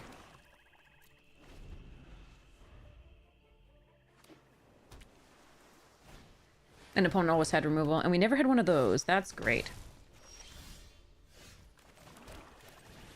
No. Sure. Actually, I probably shouldn't keep the, like, little Surveil dude, just because I probably want removal for this wee Dragonauts.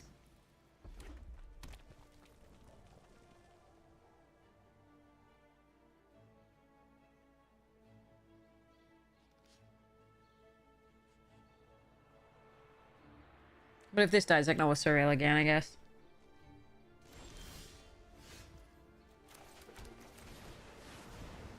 They might have a counterspell here. That would suck, but it's... them's the breaks.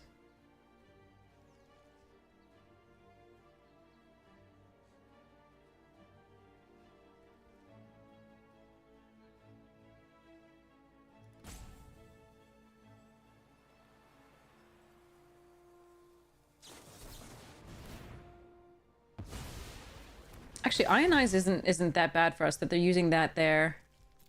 All right.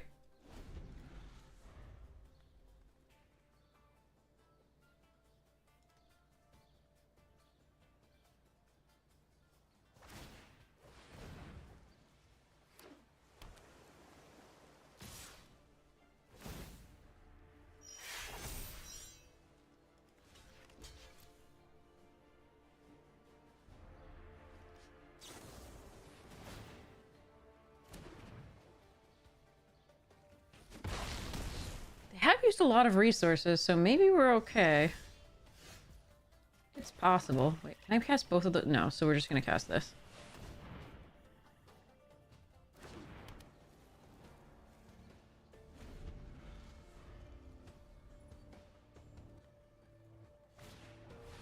Well, fuck, rares.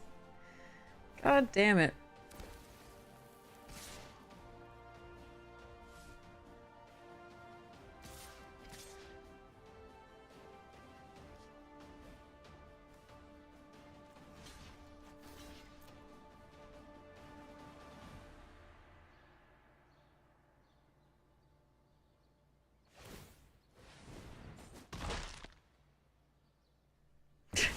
Rena's having fun.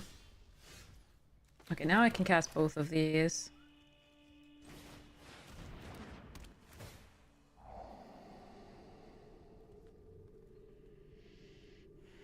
I really want interaction, but...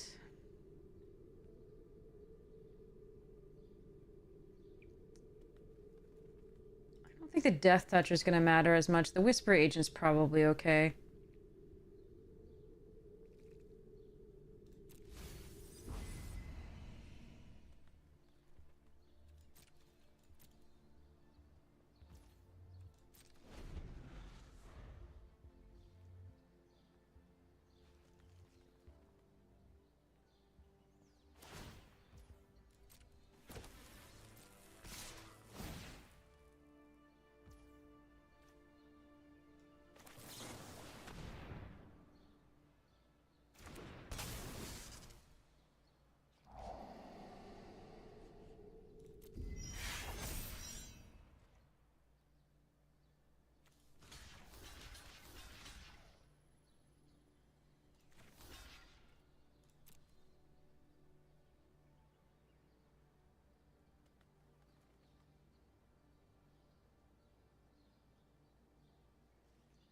I'm sure they have some trick here.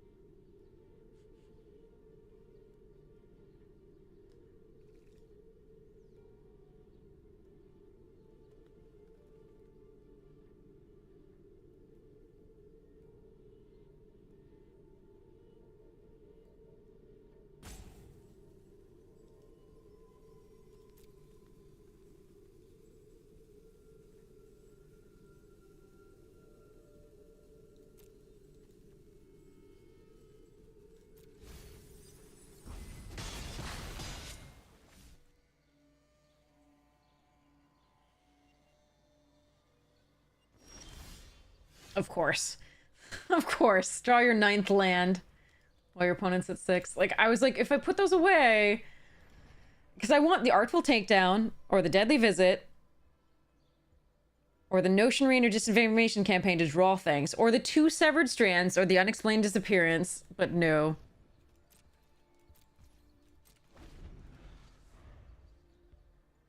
You can have your 9th land.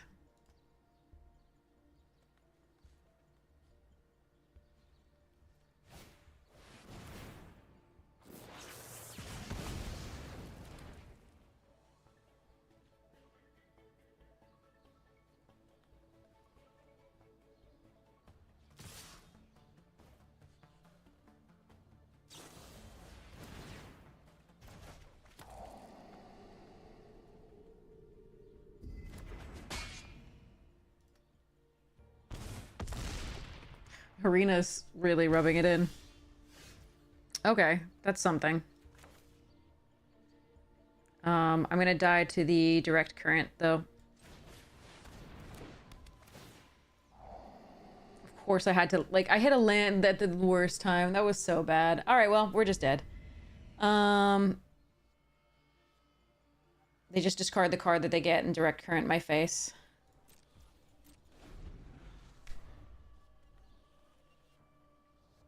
They've drawn mono gas and 6 lands. There's nothing I can do about that.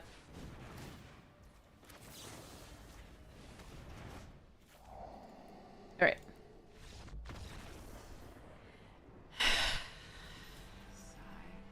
They even ditched a second Murmuring Mystic to that. That was stupid. Apparently everybody was in draft tables where they just got mono awesomeness, and I'm also drawing lands. Alright, I don't want to draft that anymore. Apparently everybody's just getting the nuts and I'm getting crap.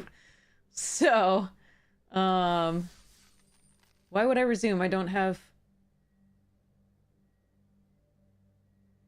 Wait, I don't have this. It's not started. Why would I resume? Okay, thank goodness. Okay, I was like, resume. Let's exit and come back. Hopefully Arena will do the things.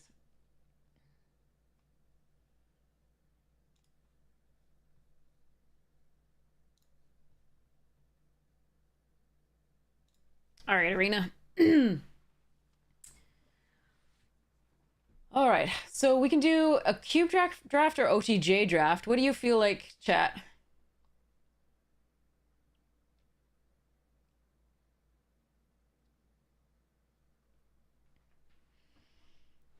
We've got options. Step draft. Okay. Which draft are we doing, and what is the stipulation?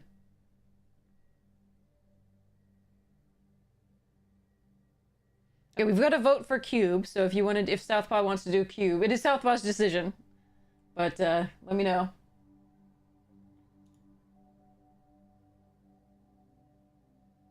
Cube is cool? Okay, so we'll do a cube draft. What is your stipulation?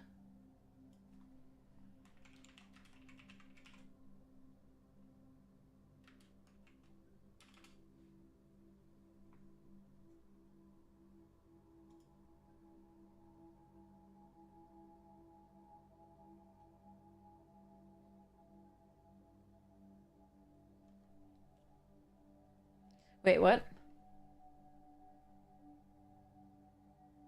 I'm not sure I understand the stipulation.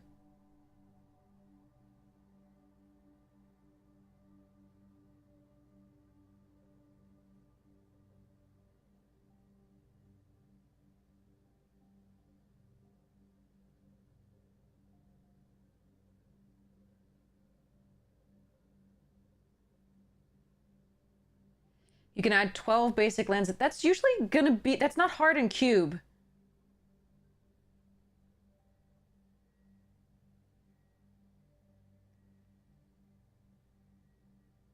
Because cube has... You need to draft a lot of the lands in cube, especially in chromatic cube, because you need to play multiple colors.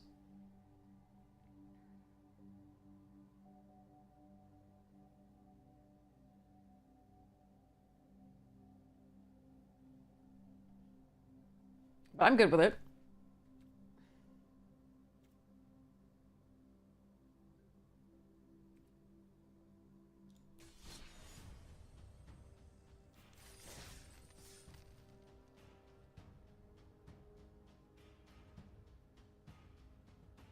The cutest card.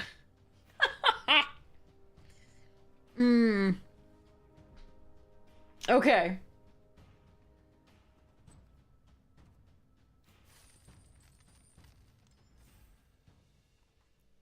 Okay.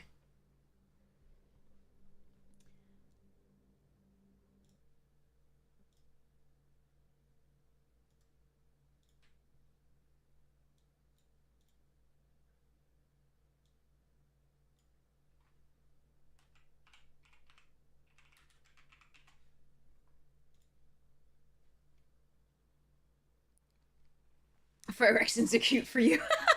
It's adorable. Look at its claws. And the oil and the dripping. Yeah, okay. Ichor. Okay, alright. Cutest card. We got this. I'm hungry. I need food. Okay.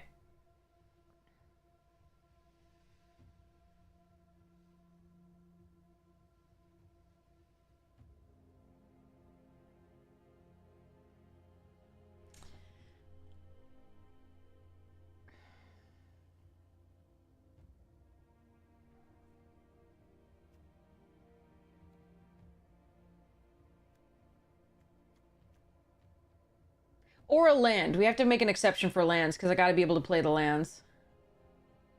So cutest card or a land.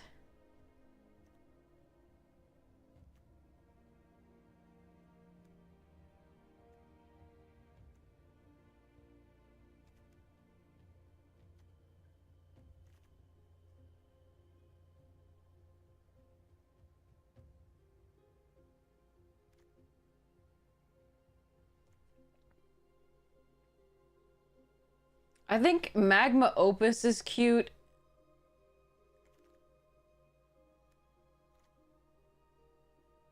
Riza is more creepy than cute.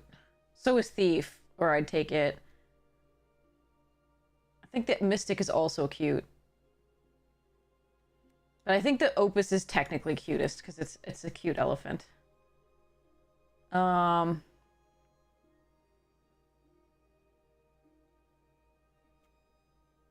That's pretty more than it is cute. That's not cute. That's like going for the ethereal stuff. There are cute creatures on there. Can you be cute? You're cute! It's a cute person with cute... Oh, and there's a cute gobble in the background.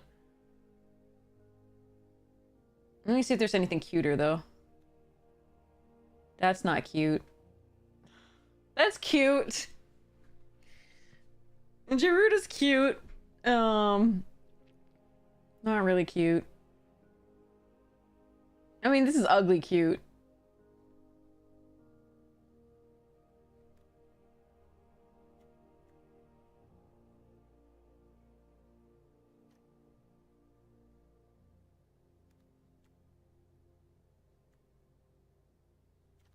Alright, I think she's cute. And the little duder guy's cute. Pock is adorable. I don't think Field of the Dead is cute, sadly. Otherwise, I'd take that. Niv-Mizzet Niv-Mizzet is cute. This is ugly cute, but not in the same way. Ugh, yeah, no. This is cuter. Not cute. Not cute. Is a kitty on the shoulder this cute?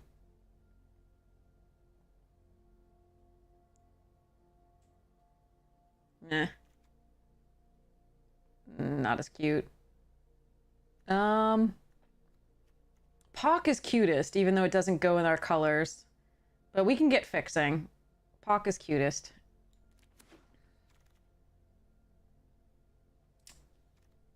Oh god, I wish you were cute. You're cute. Hold on. Let me see if there's anybody else. I think sharks are adorable, but they're not as cute as this. Darn. But we said that we could take land, so I'm actually going to take the root-bound crag here while I can. Yeah. Darn. Okay. All right. Is anything like ridiculously cute? Otherwise, I'm taking the Vista. The problem with cute cards is not a lot of the black cards are as cute as a lot of the things. Bolus is being kind of cute there, actually. Oh, that's too cute. That's too cute. I'm not taking the prismatic. I gotta take this. That's definitely cute. Fibblethip is very cute. Ooh, you are not cute. I wish you were. No, you're not cute. Even I wish you were as well. I'm just gonna take the steam vents. All right.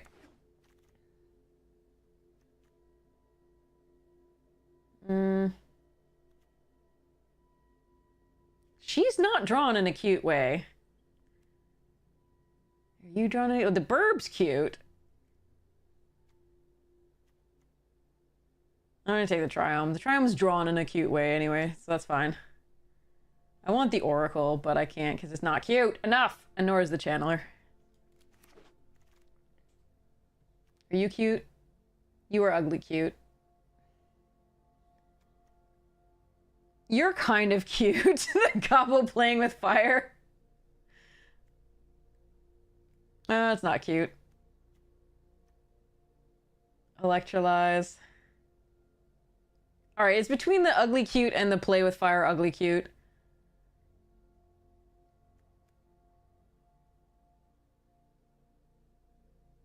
We're gonna do the ugly cute here and the over that. Oh, okay. You thought belligerent was cute. It is cute. I don't think it's as cute as the Mystic or the Titty, though. Mystic's probably cuter than Titty.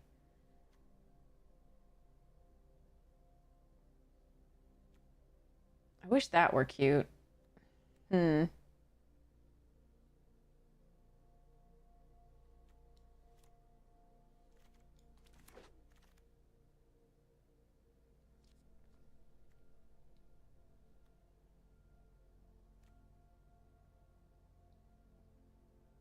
That's cute. I have to take that. I didn't see that the first time. I don't actually think I looked at it. It's a little creepy cute, but it's cute. Okay. Ugly cute.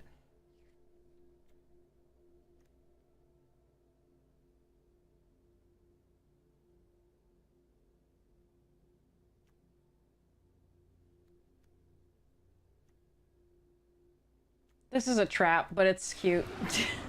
It's a cute trap. We're gonna take it.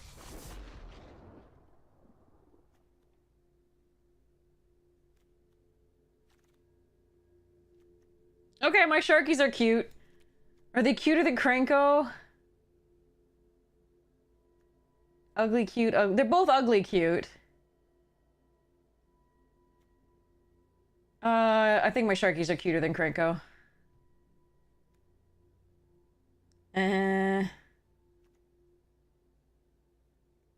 No.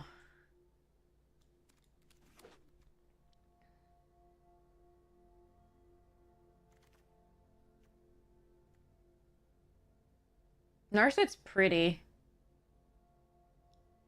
This isn't really cute, but nor is Narset. No. Okay.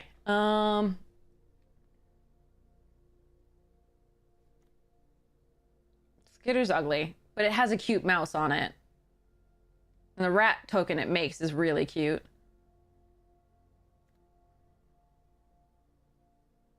You look pretty vicious rather than cute there. Not cute. Nah. No.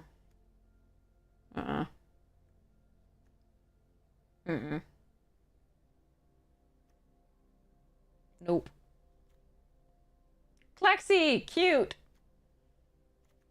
Yeah, the human token was cute. Yeah. And their expressions are kind of cute. The, like, wide-eyed, like... Voice is cute.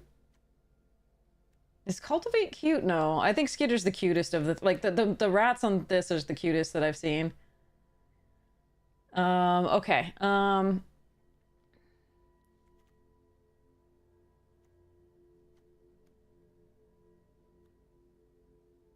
Not cute.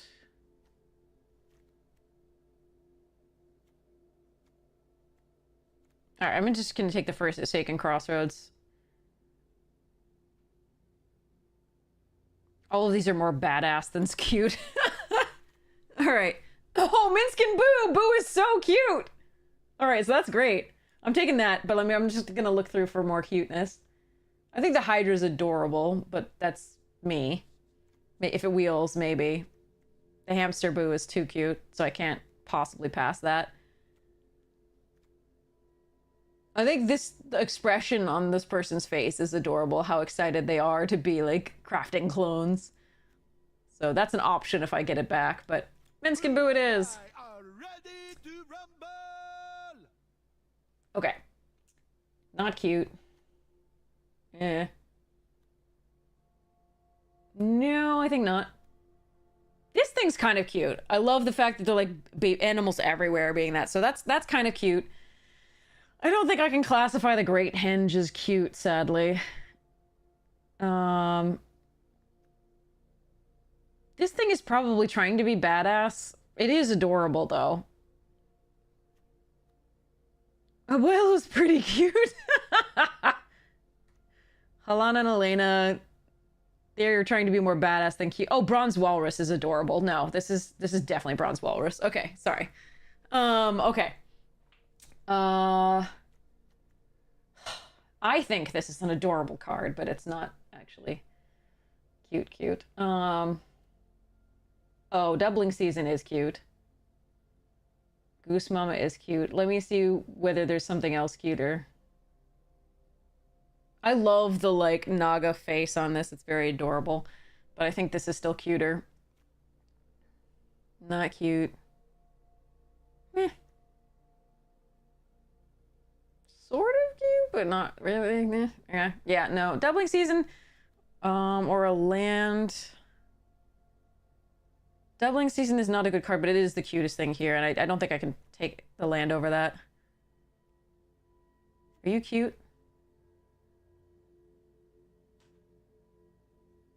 Sort of. No. No.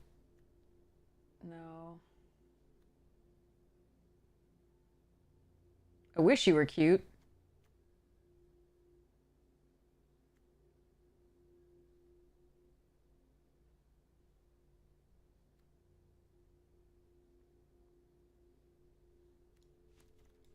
I can take a land. Are you cute? Please be cute. And you're not cute. God damn it. Please be cute. Nope, not really. Oh, no. Okay, well, Claim Jumper is kind of cute. Is there anything in here cute? Angry Mob, less than cute. Peasy, no. This is the cutest card. Okay. Are you adorable? No. The Rhino Warrior is, though. That's ugly cute. No. No. Can't qualify that as that. I'm gonna take the Crisis. That's the most adorable to me there.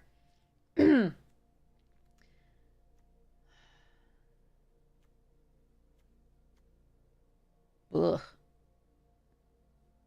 I think this is the cutest.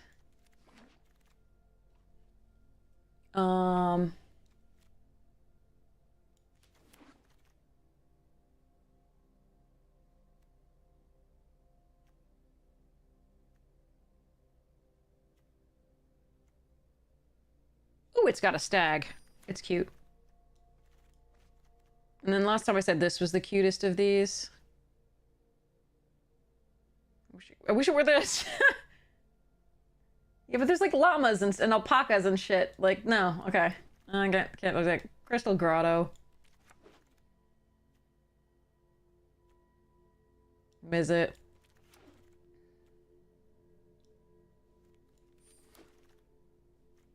Okay, that's a lot of potentially cute things. I think Fibblethip is still the cutest. Not cute. Not cute. Vampire. You're adorable. I love you. If you wheel, cool, but you're not as cute as Fibbles. Meh. Hey, Gwyneth! I'm so happy to see you! Oh, that's kind of cute. That's adorable, but Fibbles is still more adorable, sadly.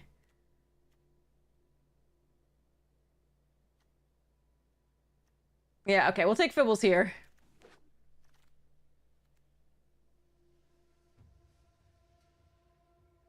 Zakama's truly adorable. Like, Zakama's the most adorable thing ever.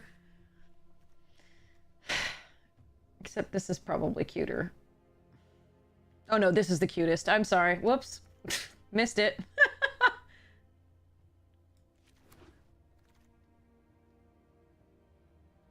Are you adorable? Nope.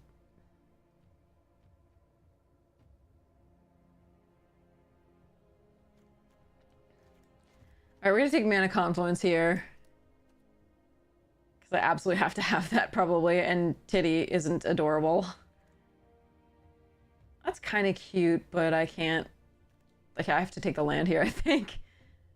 Breach best card, obviously. Okay. Titty's almost always adorable. 13-9. Yeah, you look like you're trying to be more badass than adorable. You are adorable, but probably not more adorable than anything else here. Land? Ashiok's kind of cool. But less adorable. Oh, you're adorable, but... Are you... No. Okay. Land.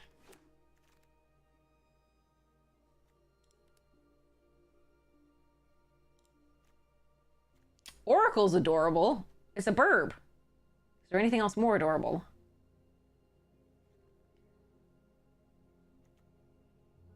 Yeah, that's not it. Elspeth is cute, but not adorable. Oh, I loved it, the flaming steed. You're kind of cute, but not as adorable as the Oracle. All right, we'll take the Oracle. See what we can wheel. Frost Titty. Not adorable. Citizen's kind of adorable. The fact that this is a giant round head is kind of adorable. Not gonna lie. Paolo is adorable, absolutely, but not in the way that we're trying to here. Not adorable. Not adorable. Yeah, we're gonna take the giant round. Crab's adorable. Crab's adorable. And we're just gonna be mono Fibblethip. Nothing else is gonna be as adorable as that. The land is tempting, though. I love Dread Knight. I want to play this card so badly. And this is adorable, but not like Fibblethip. Okay, all right. All right, okay.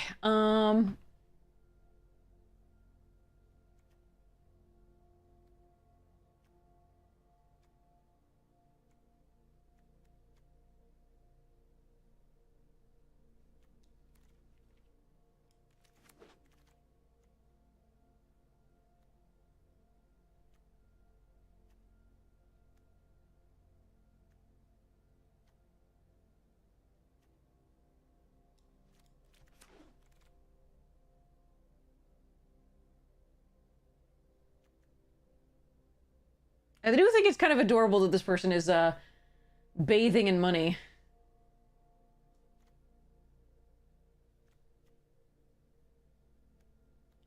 But this is probably the most adorable still.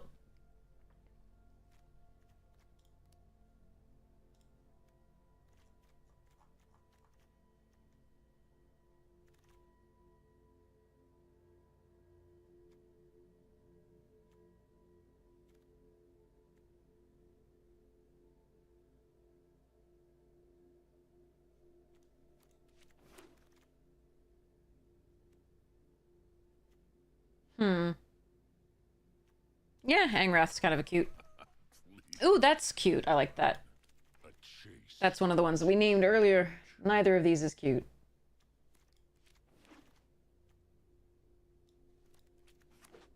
All right.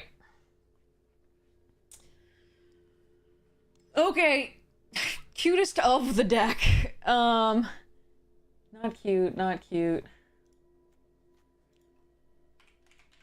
And then I get to make a deck out of things I drafted. Um...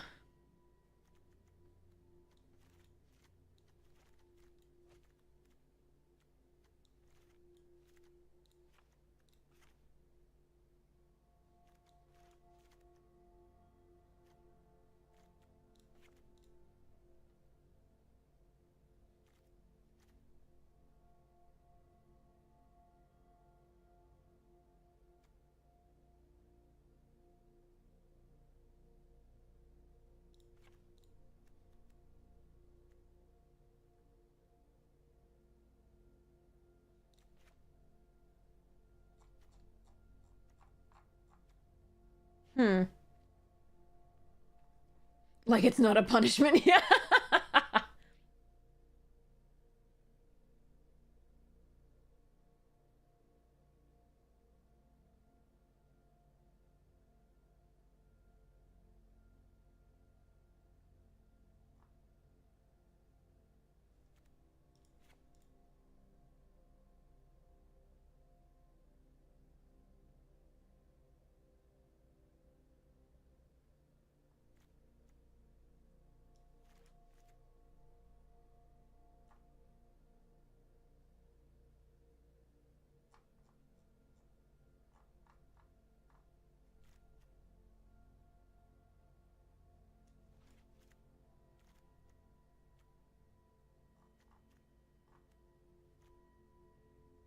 So the only thing we have black, but we don't have to splash it.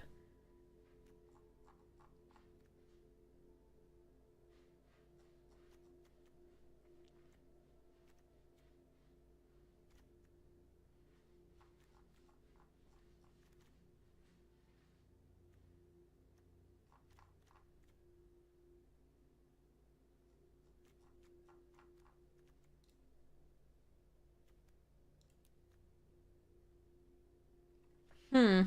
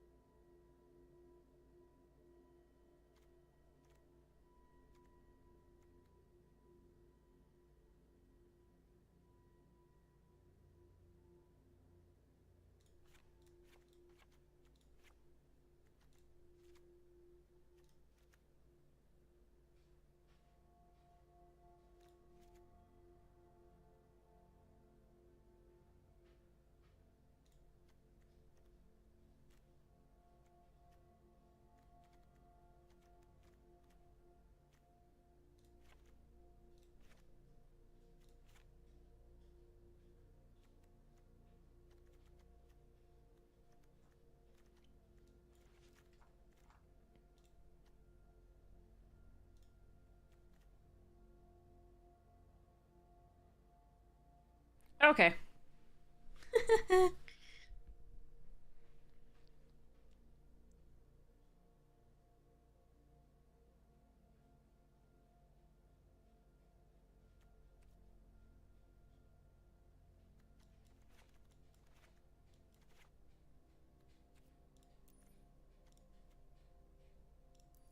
All right, we're gonna pretend that Arena knows what it's doing. All right, here we go.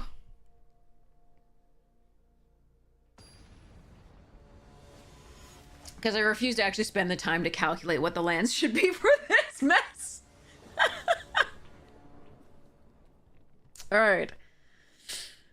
Okay.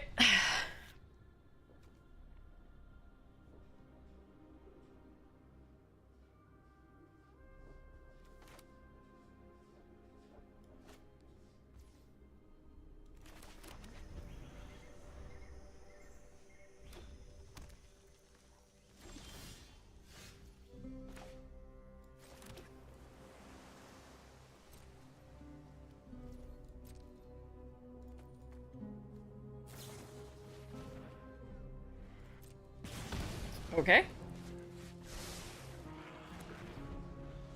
They must have really wanted a land, probably. Something like that.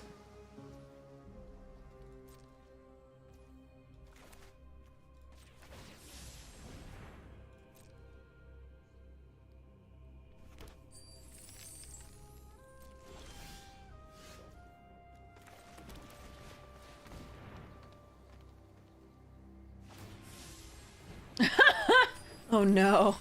They're gonna actually have like a dedicated spells deck and we're gonna be effed.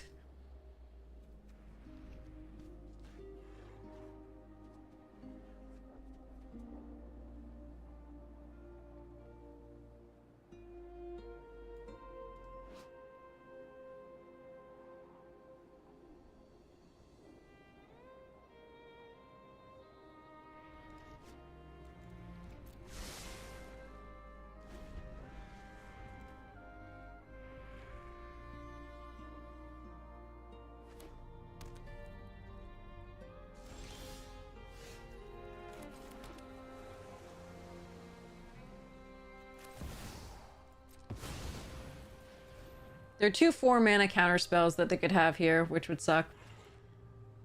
Like Kindred Discovery and the like Dismiss.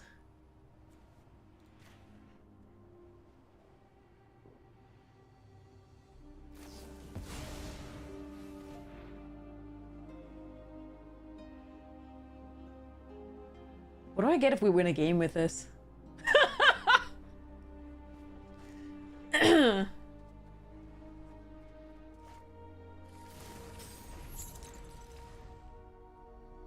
A cute sticker, yeah. I like it. I'll take it. Incredulity.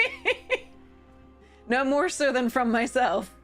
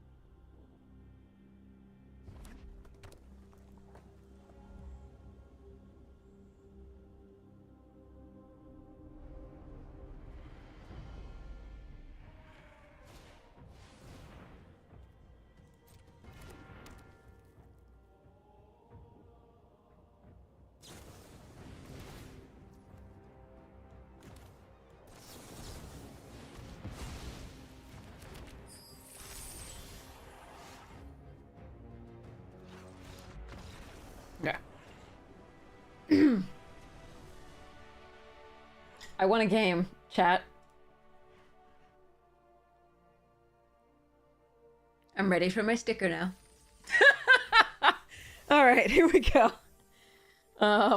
Let's get through these losses now. Pretty quickly. It was pretending to be confident. It was like, I can do this. Watch me.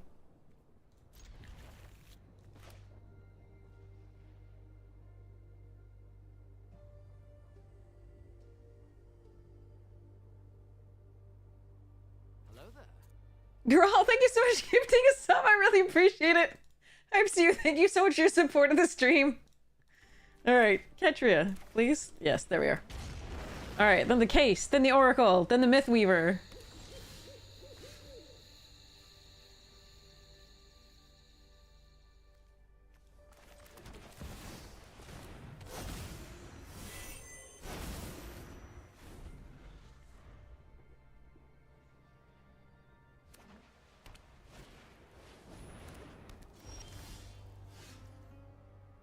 Okay, I changed my mind.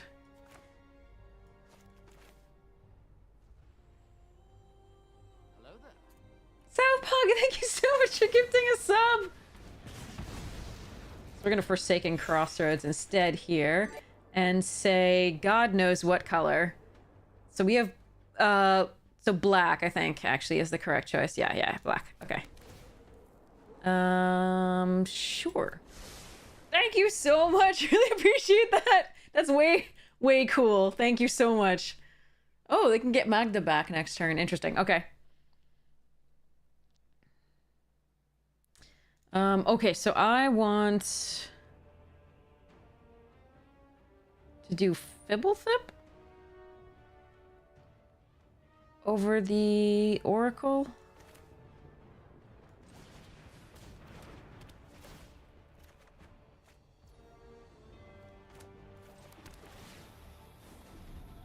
Okay.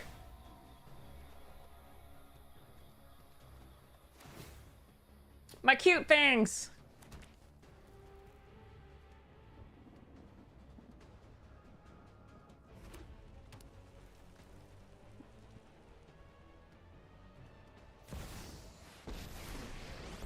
Hmm.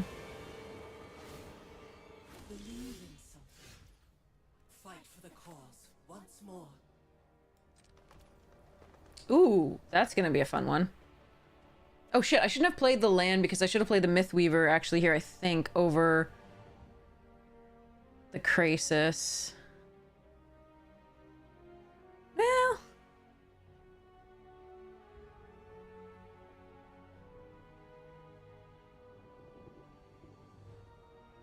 Hmm.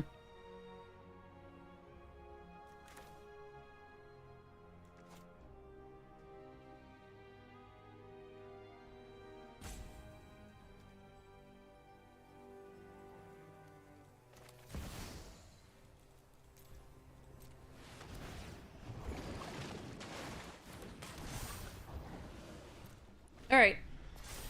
I don't think we're gonna win this one, but I think the Pock was a better play there just by a little bit than the Krasis. I wanted to draw and put a flyer into play. Something else to block the Magda. But yeah, alright. So we can Snowborn and do this next... it's gonna be interesting. No, my case! Annoying.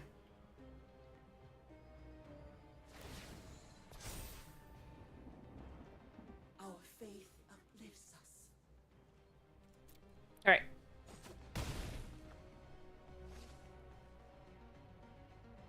They've used the Lauren. They might have a Rex Sage or another way to remove an artifact or enchantment, but I could play the Typhoon out. Hmm.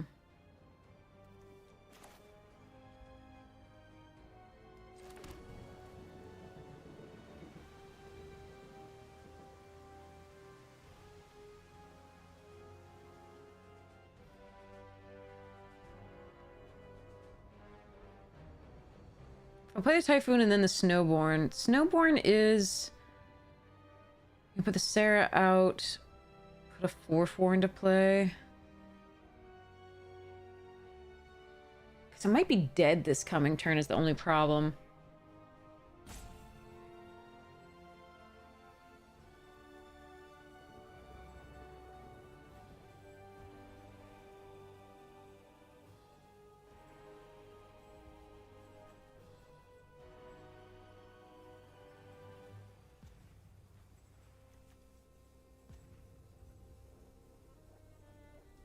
YOLO.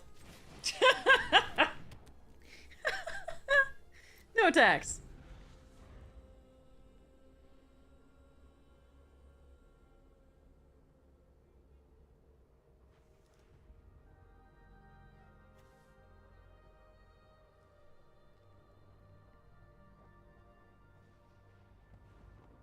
Yep, we were too, don't worry. We were thinking too. Took me forever. Wasn't sure. I've decided to YOLO. Probably dead this turn. Oh well.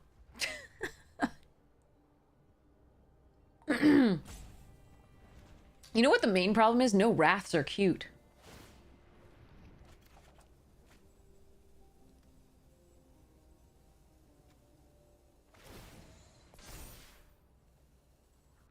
Peace arrives on angel's wings.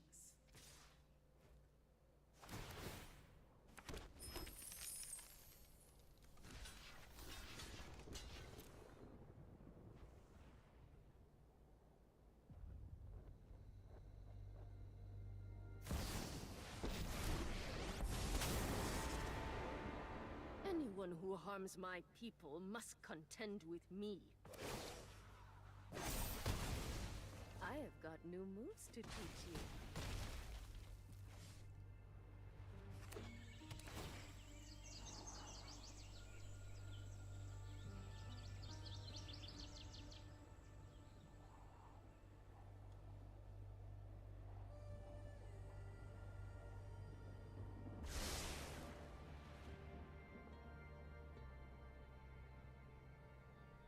This is cute.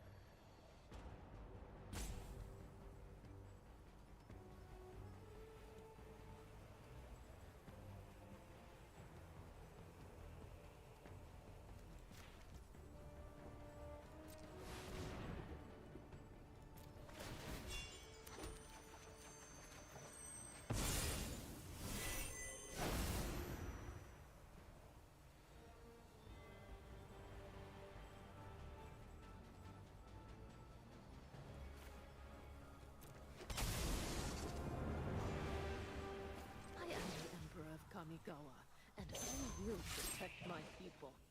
This is what you get for hurting my people.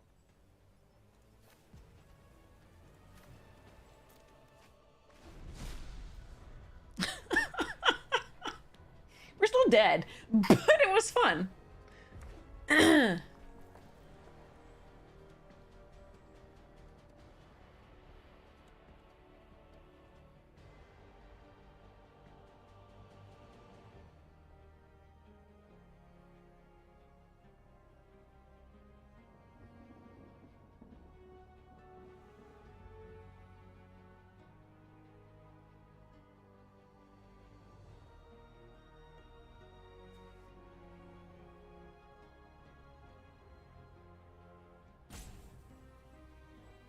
Bath bombs be the name.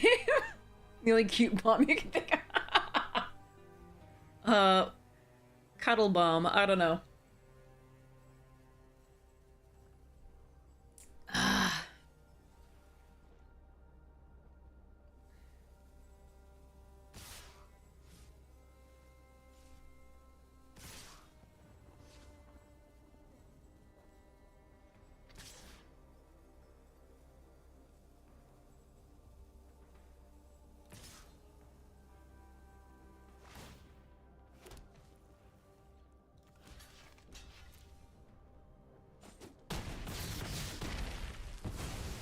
Our swords will cross again.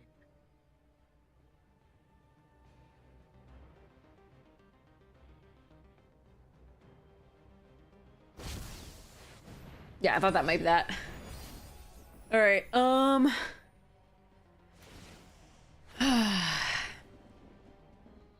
your voice. Guards, to me!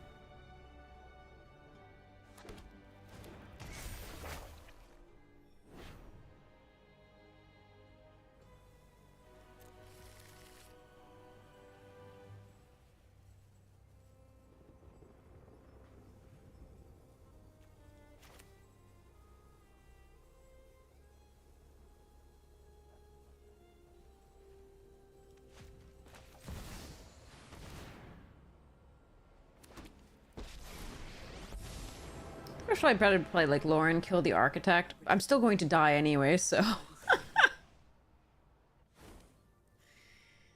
Still a chance for peace. Alright, I'm ready.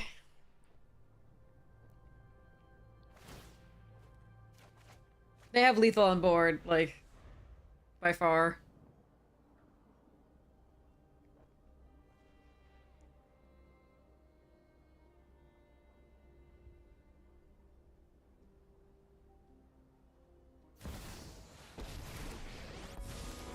They're just mono planeswalkers here. Faith in my sword. Plus Starnheim was cray-cray.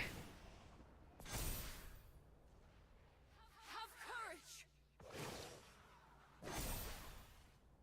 Strike fast and strike hard. Our faith uplifts us. Alright. GG's. Concede. Alright. Okay. So playing Pock earlier on that one turn would have been better in retrospect than the thing, but we did still have fun with the card.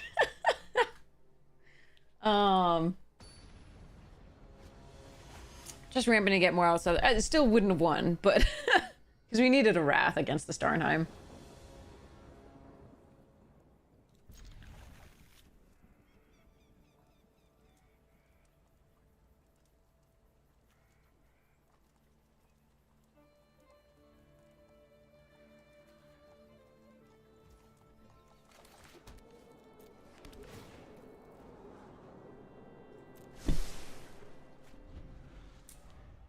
We're actually gonna Dreadwood.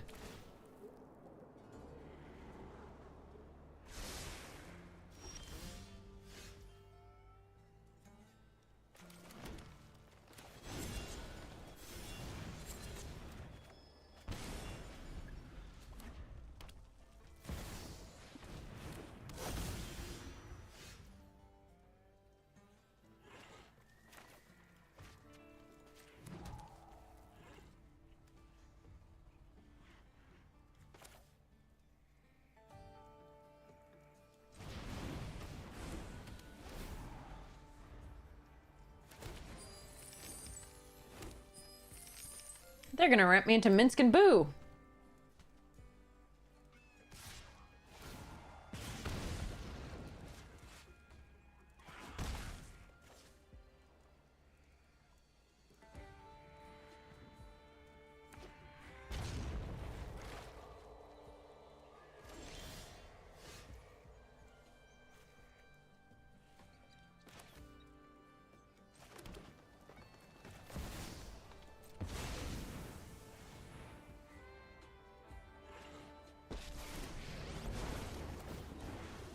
Mix and boom at your service.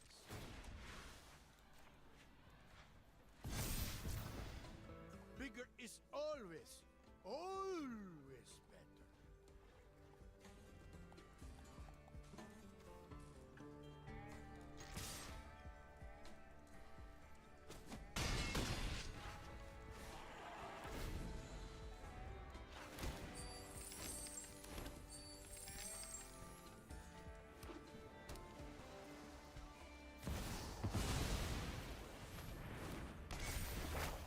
Okay, Kami War.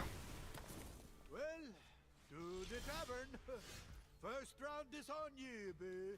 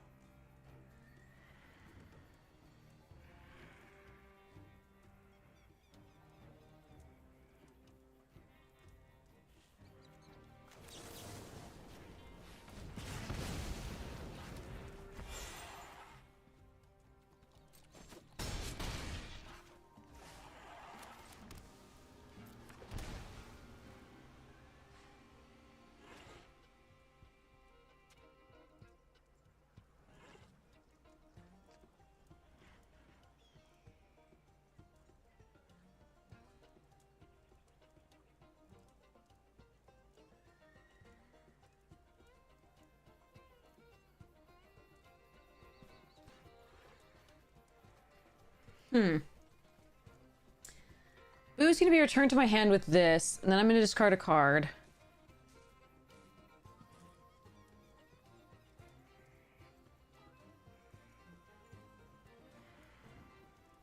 I can make a 2/2 shark by cycling.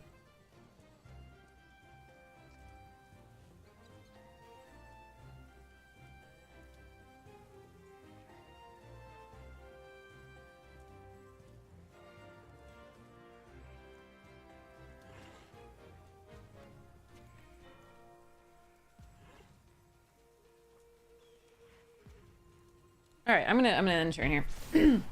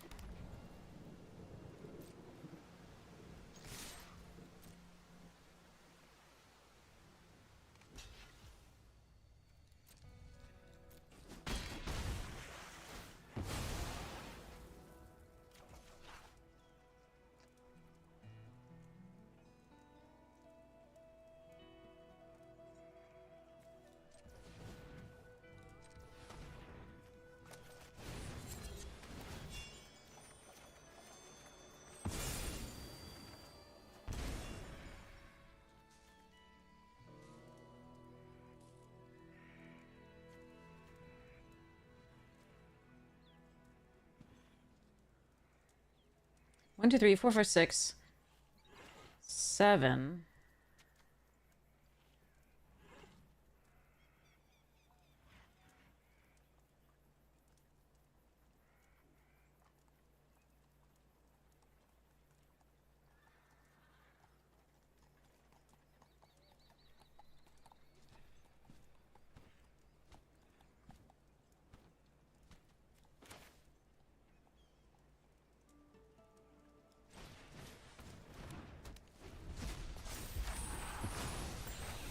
Hey, Wooker! Boston Cube Party. No, I don't think I am going. Oh, that's annoying. Alright, I just need to draw a land. That'll do.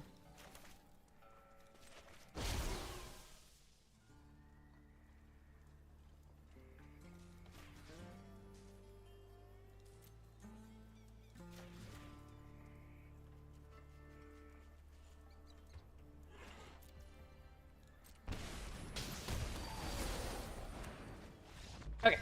2 wins! Hells yeah!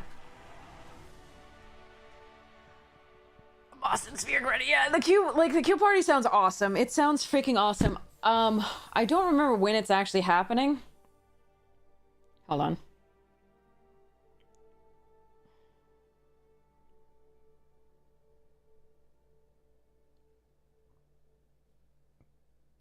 It sounds great. Like, it sounds awesome. I just don't know whether I can. I think something was happening that time where I couldn't make it.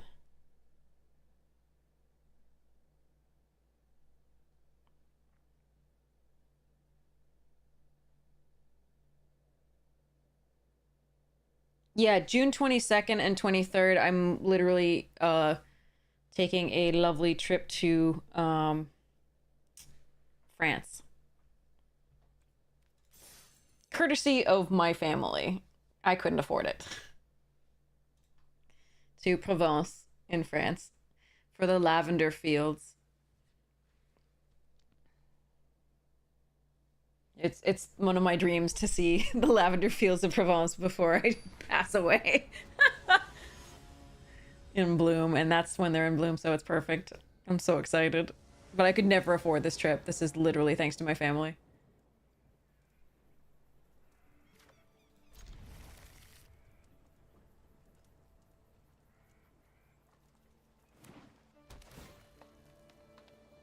Yeah, but Provence is in the south of France. It's at Marseille, right? So, sounds better than hanging out in Cambridge, yeah. Well, I don't know. I love Cube, and I love the people who play Cube, so I'm sure it's going to be wonderful there, too.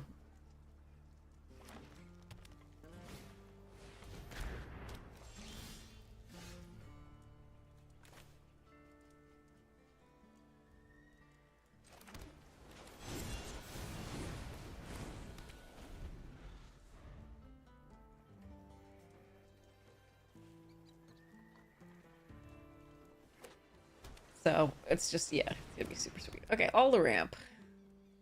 Could be a problem. I'll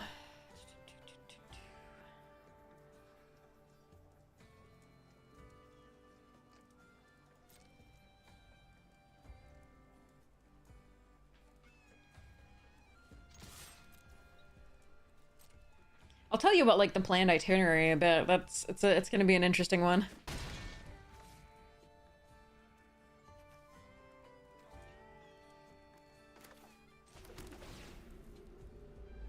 Oof. That seems a fun one.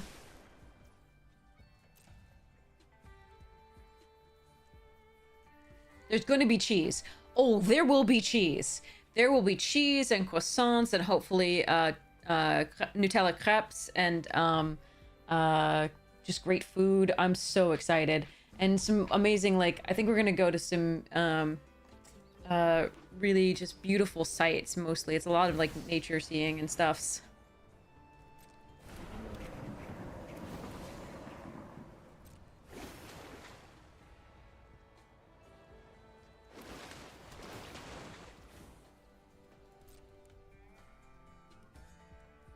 Oh my god, yeah, the food, yeah.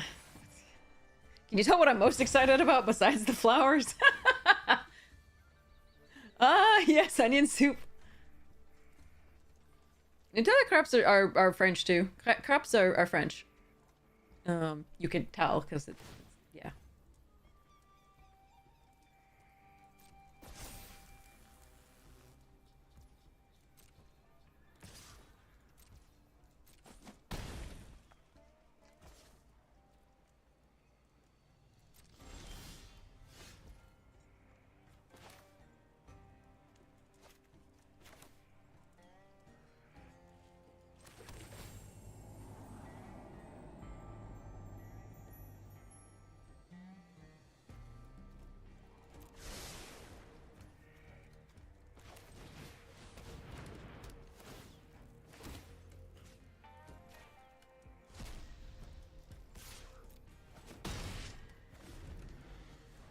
Okay, so next turn I get to Mythweaver plus Island.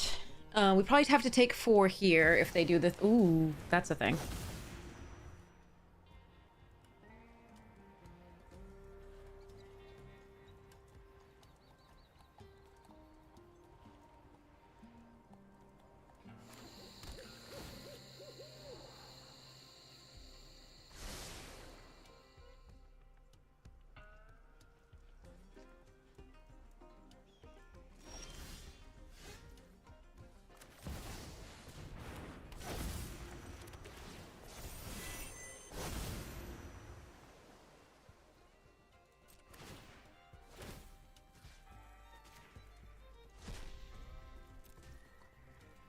Alright, we're probably too far behind here, but it was fun. We won 2 games with this deck so far, it's so cool. Yeah, people have things like the Great Henge. And Xenagos! Okay.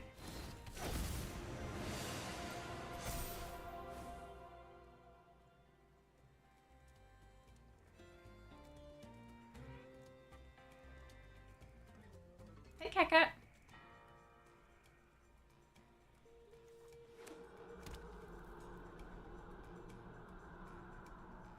Oh, the interaction's not cute, too, isn't it? You get kill spells or things. Except for Magma Opus, which had the elephant, which was super sweet. Alright.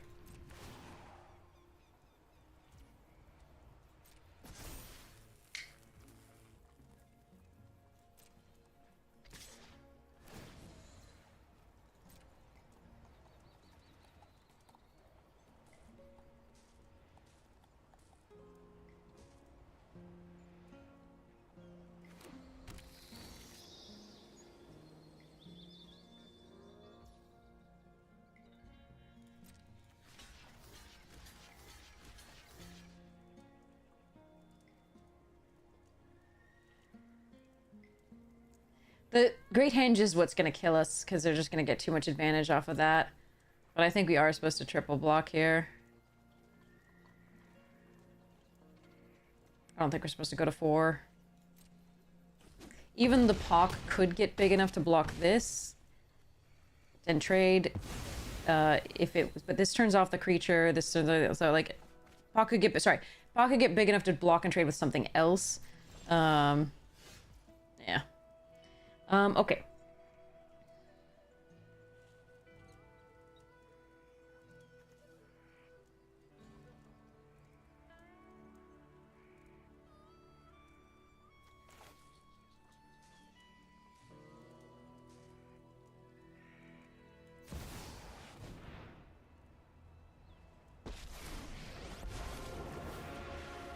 Go for the ice, boo! The ice!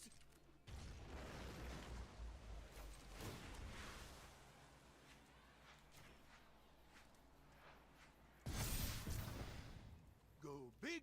So yeah. I am almost certainly dead. But... For now, we're just going to do what we can. Because I can just even make it a land with the Land Loam Speaker of 4/4, and then it'll double for the Xenagos. But they're just going to be able... Any creature that they play, they're just going to be able to do... Oh, okay, yeah. Alright. Alright, concede. Alright.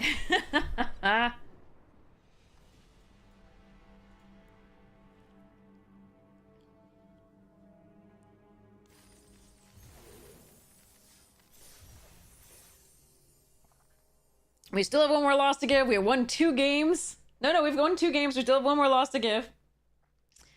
All right, let me get water while we're waiting.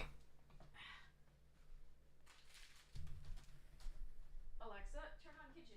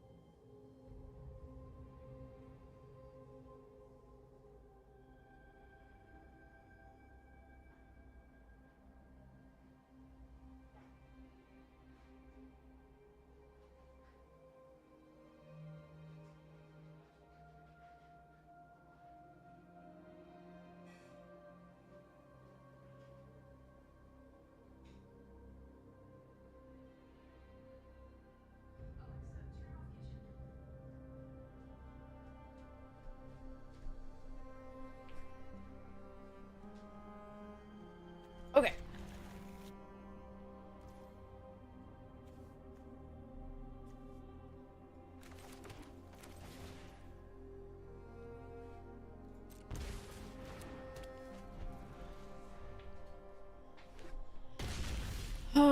Ooh, that's not a draw I wanted. I wanted untapped land there. That would have been so good. Then I could get Oracle out or Skitter.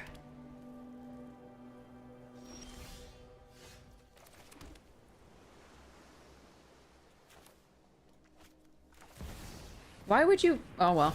At least I don't lose a life, I guess. Okay.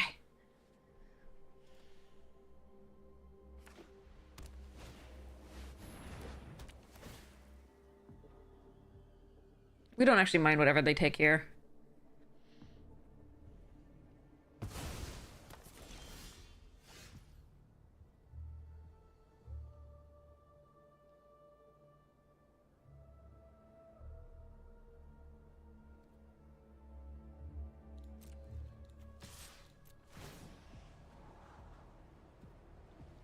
Oh.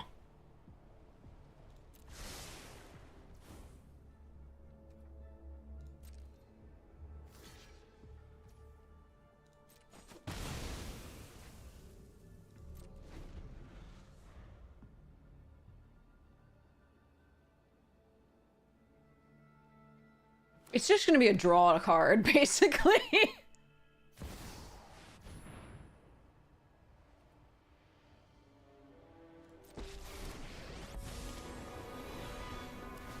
So long as I draw breath, hope will never falter.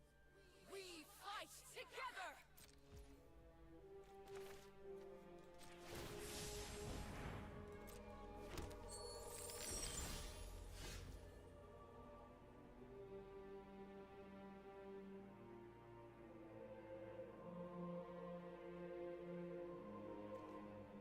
Yep. Glorified draw card.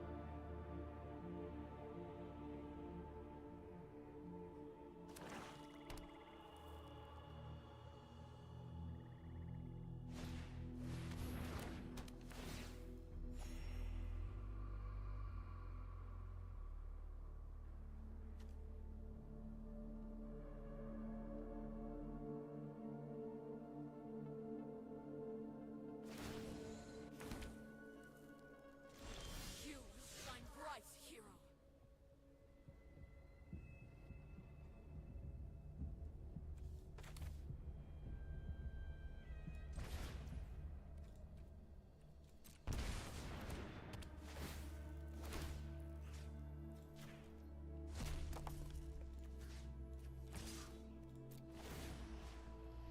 Um.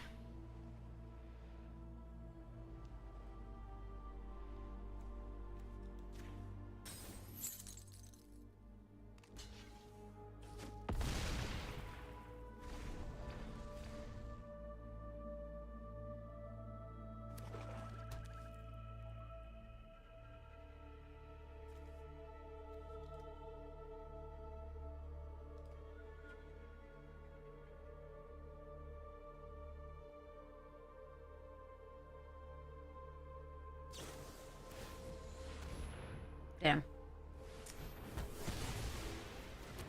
I needed them to be without the, like, that plus ward, the removal plus ward that turn. Alright.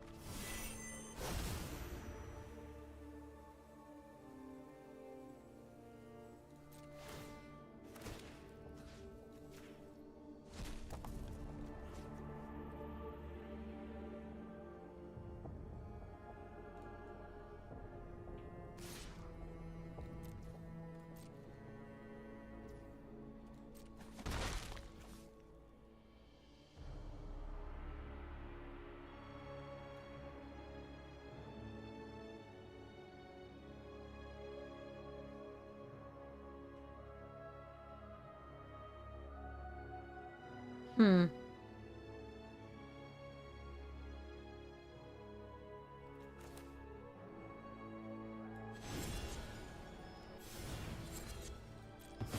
Calm your tits, OP. Wow, I really can't find lands. That's pretty sad.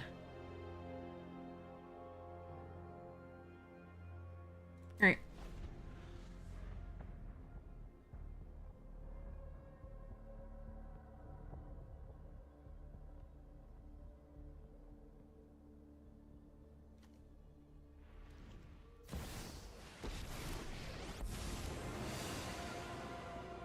This should be a nice break from Africa.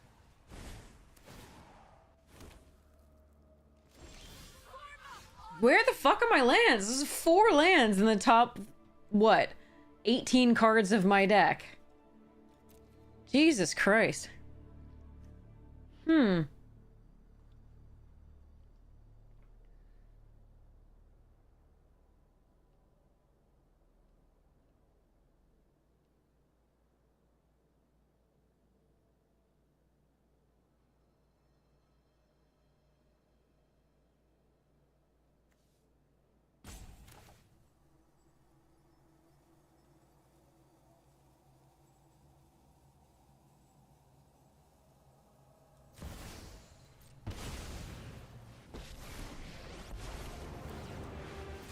We will break evil's bones. Unless it's boneless. Then, we smush it. Evil never wins. Because it's too tiny.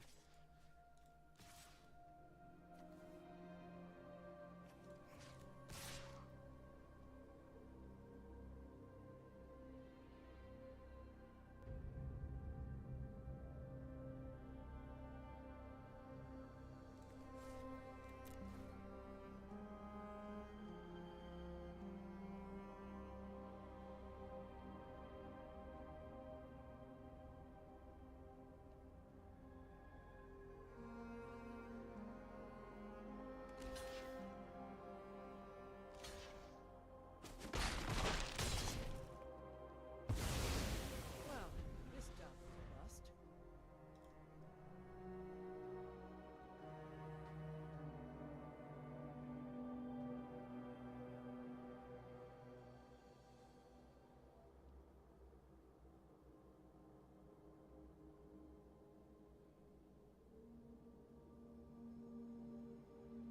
Yeah, this is brutal. 4 lands the entire time. With, like, drawing extra cards off, taking extra turns, and making treasure. Blech.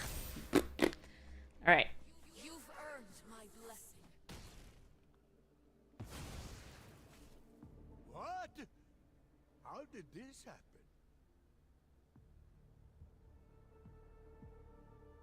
Yeah, draw extra card off this, draw extra card off the Time Walk. Still only, Time Walk, still only find this. Hostage Taker.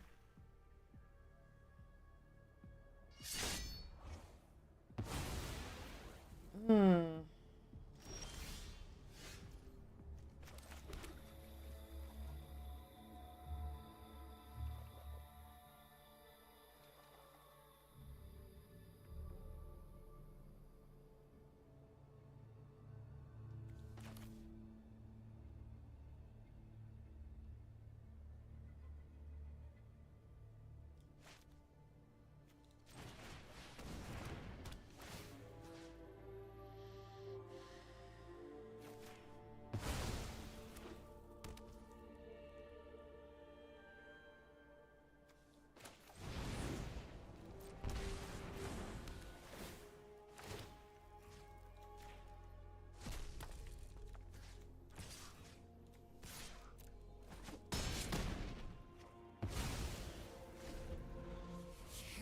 It's possible if they have Massacre Worm here, I'm just dead because they attack for 4 in the air and then I lose enough creatures that I just die.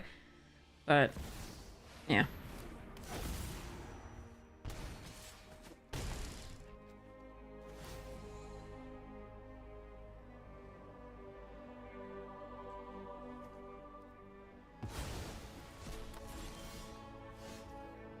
Still not a land! Okay.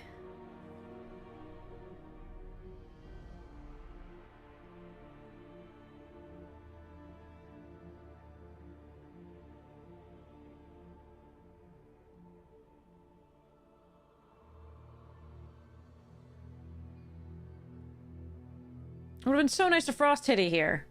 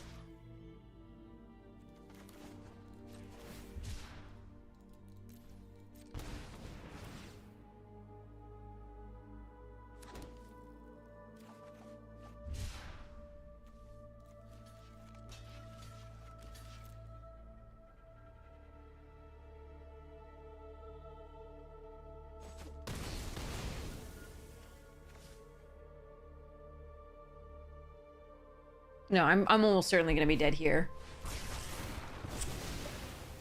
Right.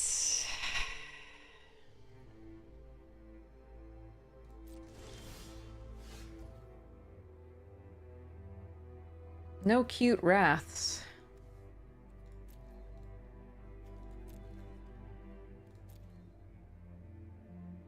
Hmm.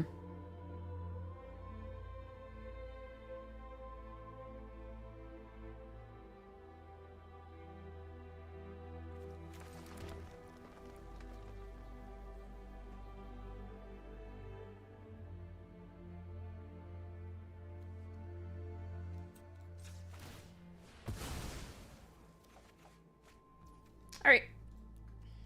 Yeah, the wraths and the, like, we almost had it too. Like, I actually think if we'd hit a land at any point in here, like a couple lands, we would have just been maybe okay. The wrath would still have got us toward the end, but we might have been able to actually make a game of that one. Ugh, but getting stuck on 4 for so long, for 18 cards, was just really bad. You're welcome, Southpaw. Thank you so much for this tip. Really appreciate it. At least we won 2 games with a crazy, like, awful deck. Oh, only 3.5 hours. Yeah, that's not enough. I hope you get to sleep so well. Yeah, I'm working on very little sleep as well. So that doesn't mean I want to run a draft again. All right, here we go. Take care, Southpaw. Sleep well. Oh, Southpaw, do you happen to remember who redeemed the Dread Pirate Dread Pirate stream at any point? Like, somebody redeemed a Dread Pirate stream, and I have no idea who it was, and I'm still trying to find out. And Gabe Yates still already redeemed a poetry or quote reading, but, like, I have never been able to figure out what they want me to read. Keep remembering these two, and I just want to give people what I owe them.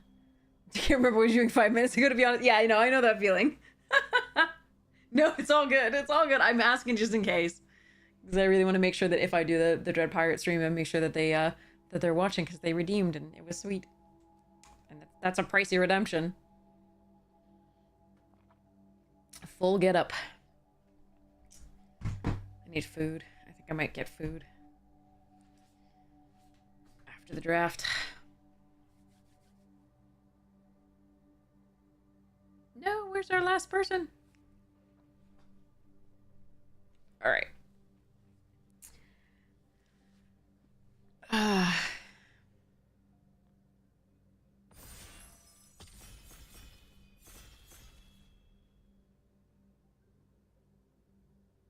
No, come on. Yes. Let's do this. Last person, come on. Ugh.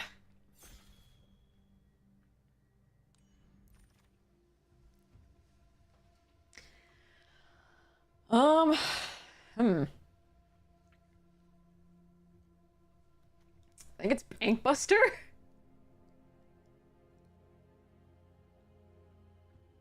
Yeah, I think it's Bankbuster. It's not an exciting pack, chat. Maybe we can wheel Ilharg and, like, play Zakama or something, who knows.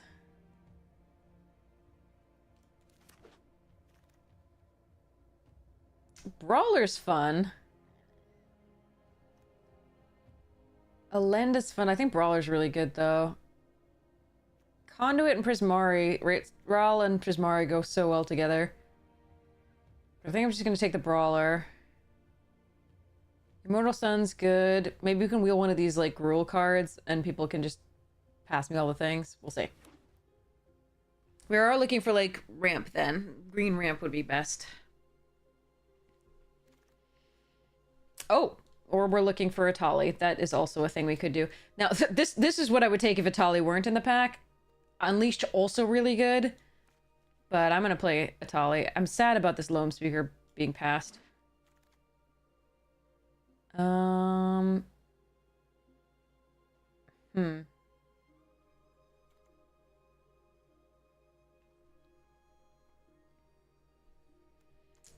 Champion's pretty sweet here. I think I'm gonna take the Champion. It's semi-ramp if I can get to attack with it once. Nexus of Becoming is pretty sweet in this format. Wayfarer's Bauble's fine. Vivian's good. Angel's nice. Mystic Snake is annoying. Perfo's Intervention is fine. This is more of a cute, like, maybe I get lucky than Vivian, but, like, it's also a 4-drop that could get me Italian to play, or, like, stuffs. Huntsman's Redemption. Collective Defiance. Zeus's Many Journeys.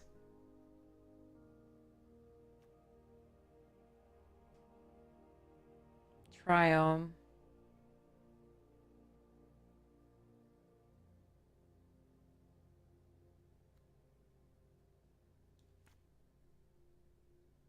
Crisis.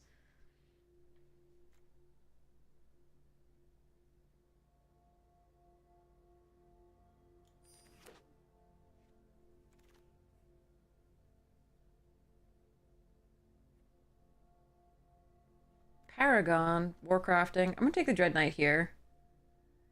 Looks like there's a few green-black lands that I could get eventually. Paragon's interesting, though. Alright. Ganjo's Ramp, which is sweet. I could just take... Mirror. Fires of Victory is fine. If you get it early, it's good. If you don't get it early, it's not great, but I'm going to take it here over Restoration of Aganjo.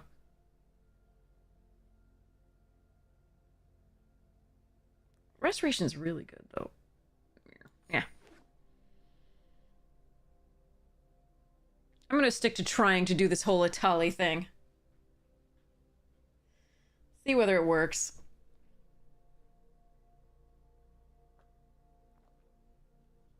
Alright. Champion of Ronos is fine. It's more of a dream than anything. But it can do some stuff. We'll see. Again, you have to draw something crazy with it. And you have to be able to attack with it.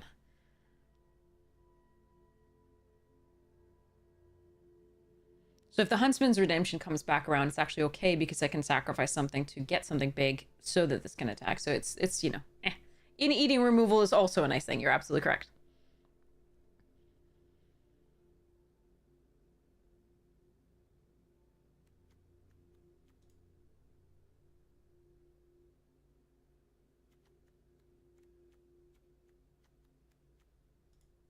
We want, like, Halana Elena. We want those 2 Gruul cards to wheel. Like, one of them, like, Rada or the other one, would be sweet.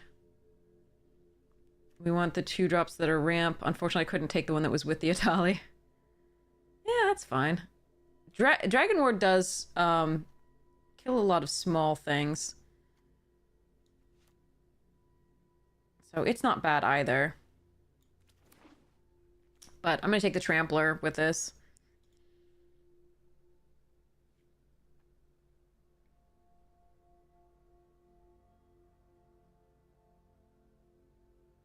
The only thing that would put me really, like, I'm gonna change my mind into black and not run this is Breach. I think. The only, like, major big card that just sort of wins. Grenzo I would splash.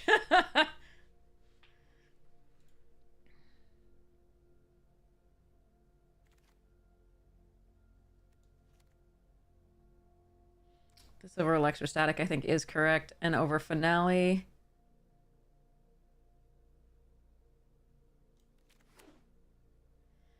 So we're going to put Brawler on 4 because we're probably going to plot it.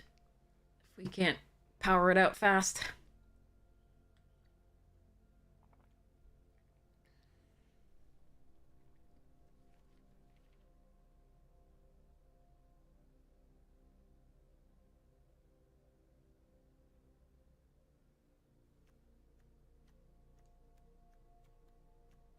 All right. Okay, so we did get both of them back. Rada's really nice to be able to play lands from the top of my deck. This one's also super sweet. I'm not sure which I'm supposed to take here. Oh, I think I'm supposed to take this. I think since I have the Atali, I just want that.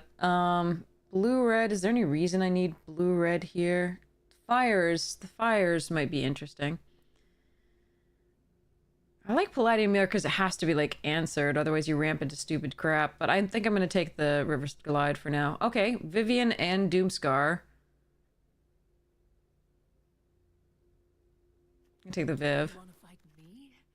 That's precious. Can use this as a 3-mana kill spell. Okay, here's the black that we could use for the Dread Knight.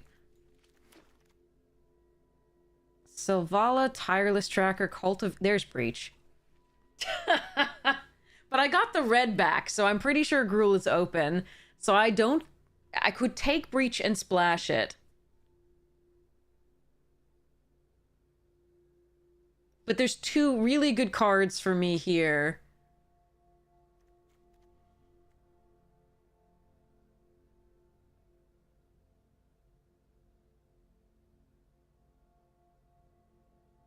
Whatever. Let's yellow it and live the dream. Okay, Scrap Gorger over Nissa here. And Spring Bloom Druid. And the Menacer. Because we need the earliest ramp. And we're like basically all focusing on like ramp that can be multiple colors.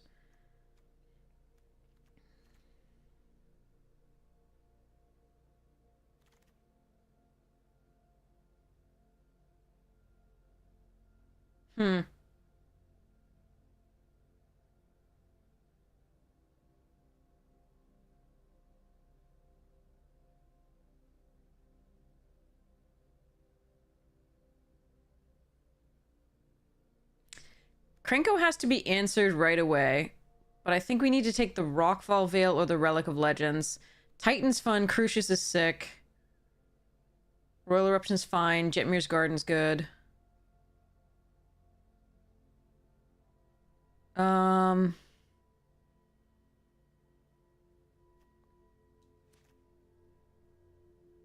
I'm gonna take the Relic.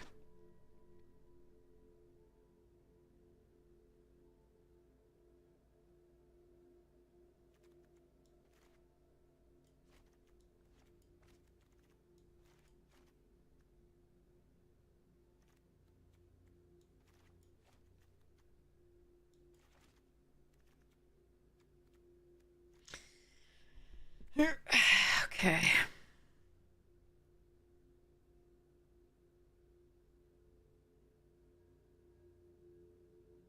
I wonder if I'm just supposed to take, like, black market connections here. That ramps me so well. Like, and it's so much better than the other red cards in the pack.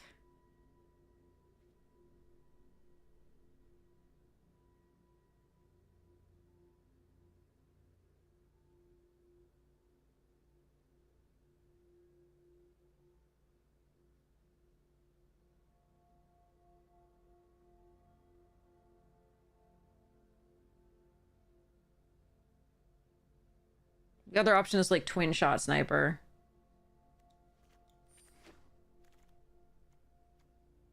Bramble, nice. No, get in. All right.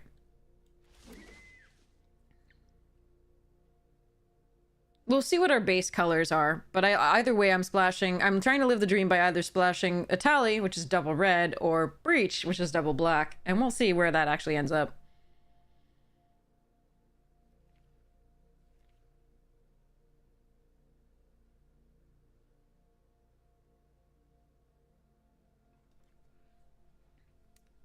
okay. But I do like the fact that now we have at least the familiar and the scrap gorger. I'm hoping to pick up more. More ramp.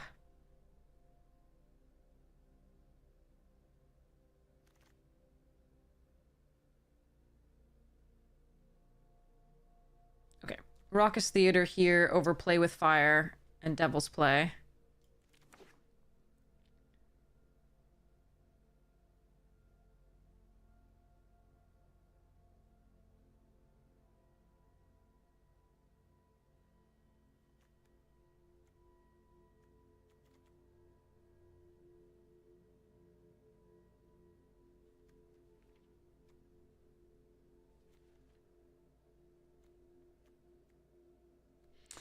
Okay.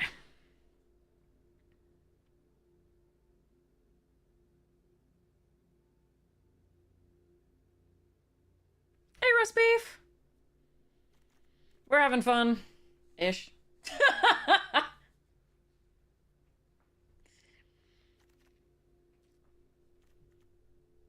Ooh.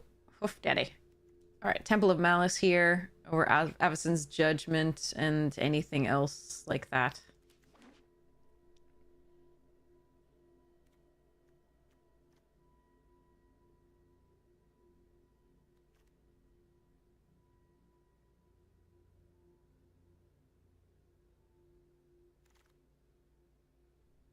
Ooh, Blooming Marsh.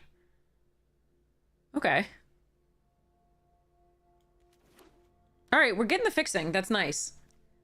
Okay. Now I have to think about things. I think it's just Shamil. Drown and Ichor I would take if I were definitely going to be in base black. I don't want Peasy. I don't want Sarkin. I'm gonna take Shamil. Oh, Professional. Nantugo Slicer also really good. Okay, wait, so, fudge.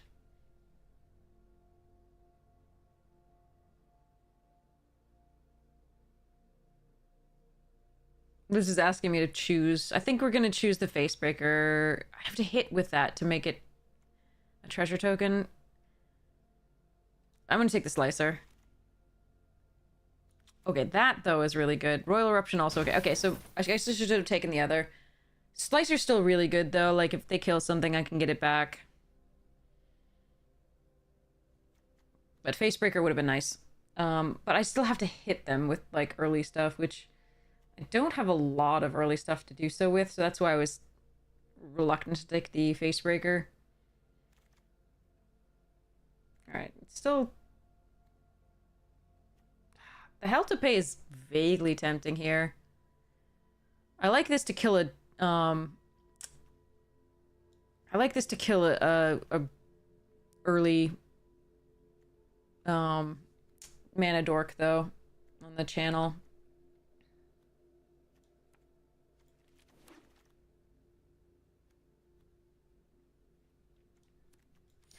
Then I'm gonna take an X spell. Okay.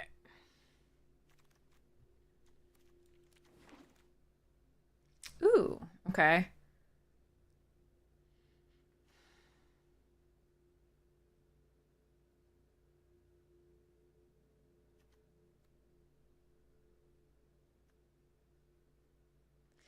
All right, this is the silly card.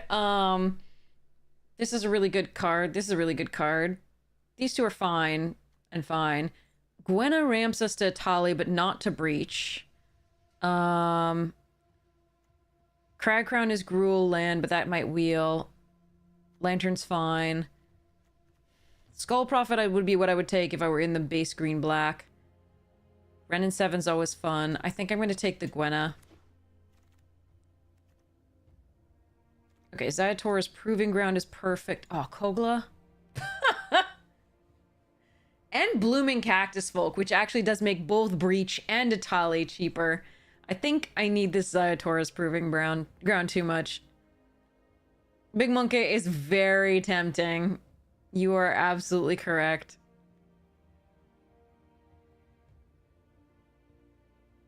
Should I just take Big Monkey?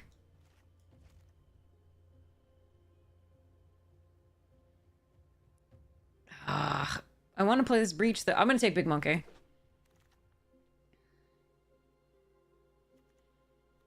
it's Big Dino. Dino Mama. Emergent Sequence or Lotus Cobra. The land might wheel, yeah. I'm gonna take the Lotus Cobra or the Emergent Sequence here. I am not sure which I'm supposed to do. I think it's Lotus Cobra.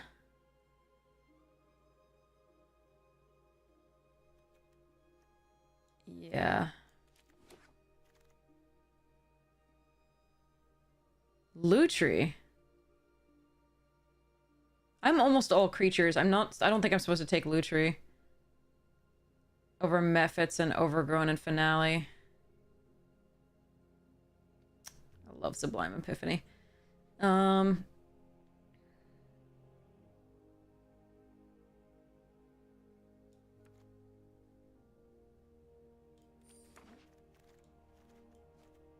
hi. Vein Ripper, too.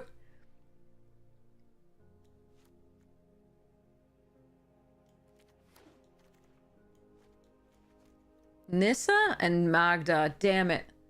I don't think I'm supposed to run this breach, chat. I will protect you, Phyrexia, until the And invasion Crackle, begins. damn.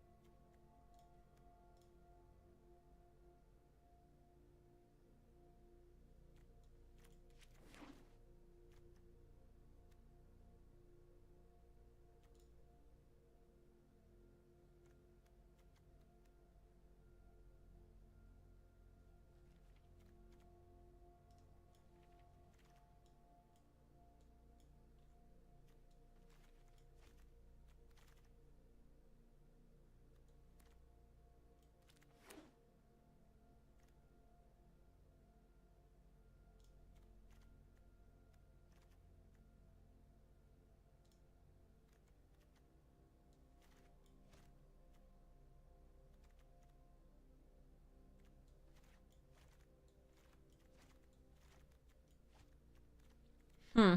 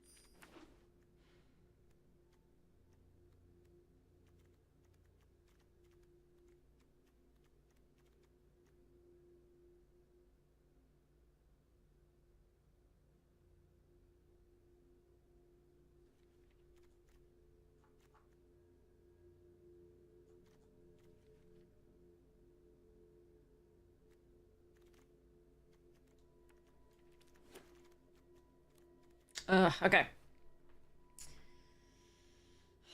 As expected, the land did not wheel, but I suspect we're supposed to just be in Gruel anyway, but we're gonna try for the breach because reasons.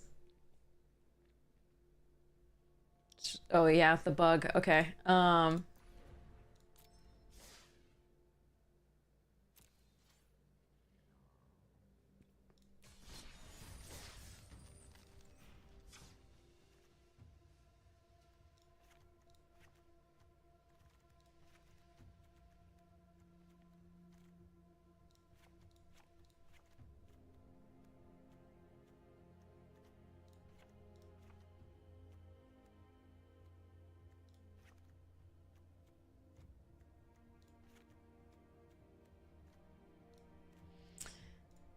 Okay, so no Helen and Elena, so this is a little bit of rough.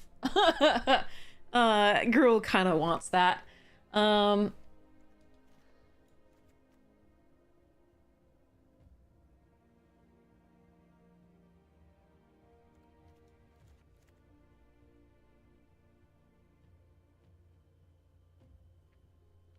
Ugh. Oh wait, sorry, get rid of the land here that isn't useful.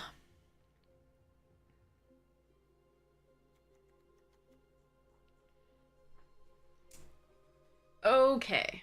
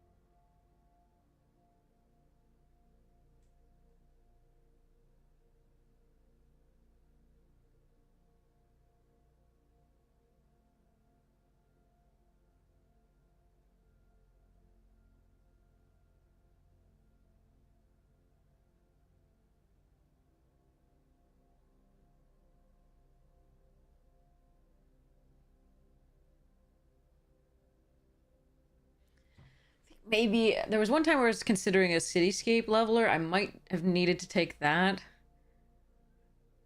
Because we wanted to be a little bit more focused on creatures than on the planeswalkers, but we got good planeswalkers.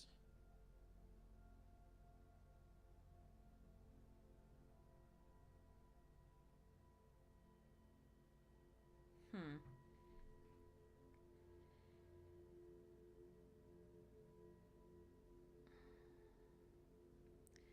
This deck is very much not focused on removal. It it's really focused on creatures and getting to Breach and Tally. I kind of like the Thrill Seeker for that reason, to like sacrifice and kill something, and maybe we choose one of the Slicer or the Witness.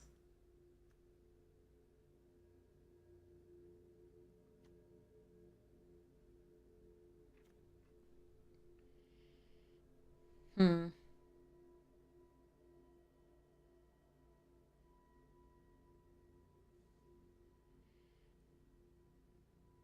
And maybe for that reason, we're on the Devil's Play over the Vivian Monsters Advocate. Like, I think Nissa is just stupid. Um, this Nissa, it's I think better than this. Um,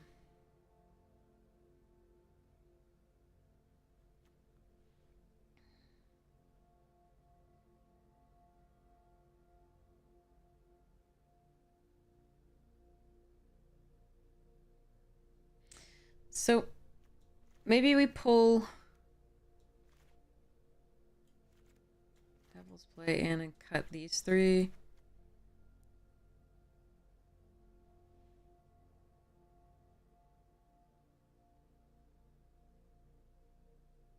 I don't know about Devil's Play. I think we keep the Thrill Seeker instead and use creatures to kill stuff, I guess. It can also just, like, back up something, put 2 counters on something so that we can play the Great Henge the next turn.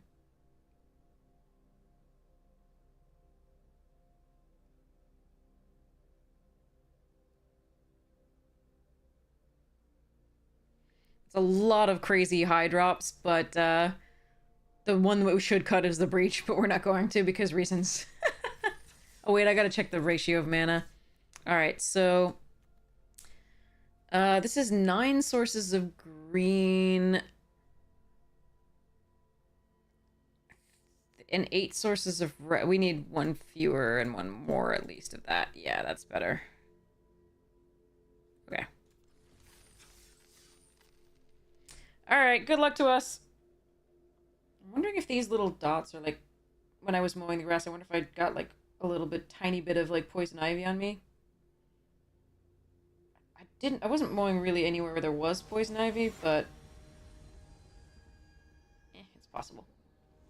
It doesn't itch that much. It just feels like... Maybe they're like ingrown hairs or something. I don't know. Okay. Emergent sequence. Okay, let's hope they can't kill my emergent sequence.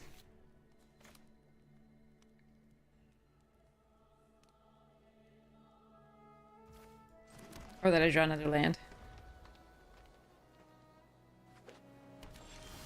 Good. Okay.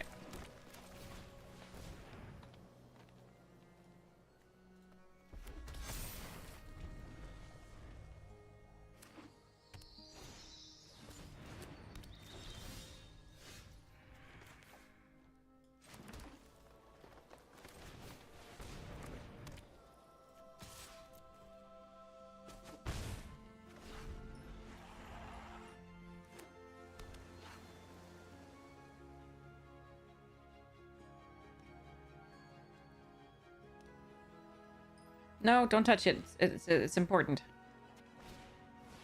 Okay.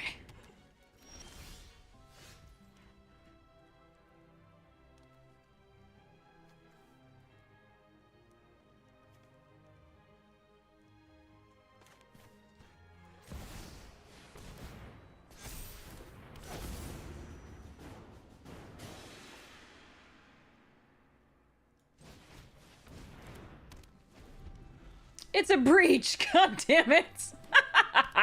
I knew I was gonna draw like 3 or lands or something and then fetch 1 and then I was never gonna see another land. Okay. Alright. Hopefully they don't have a Wrath here.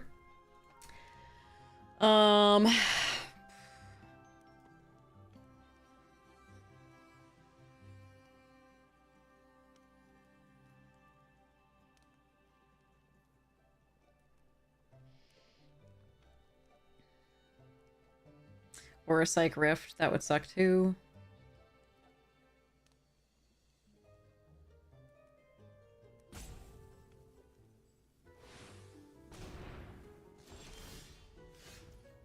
And it's still not a land. I'm so good at drawing like 12 cards and getting stuck in 4. Well, we had 3, but we had to fetch this one. Okay, alright. Let's see.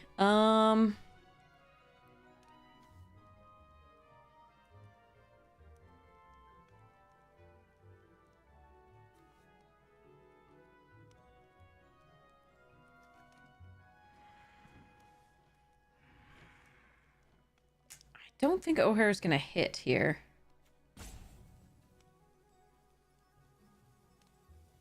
But let's give it a shot.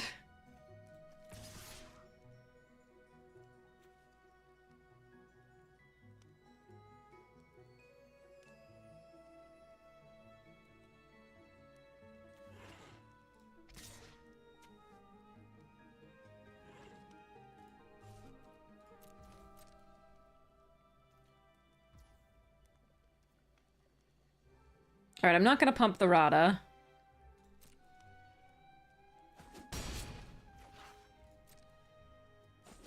It hit!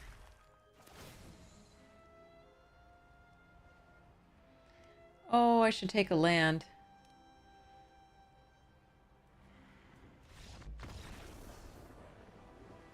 I was gonna take Kogla, but I probably should have taken a land. No, but what I was thinking, they would bounce it. That's what I was thinking this turn. Oh, I can take both, right? So I would take Kogla and Raucous.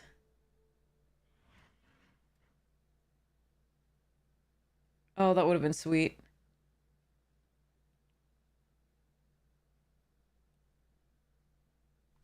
Alright, anyway.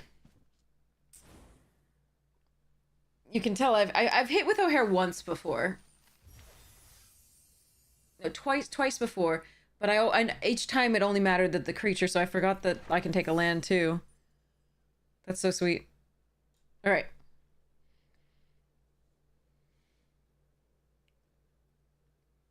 Yeah, the sequence wield, which was really cool. Ah.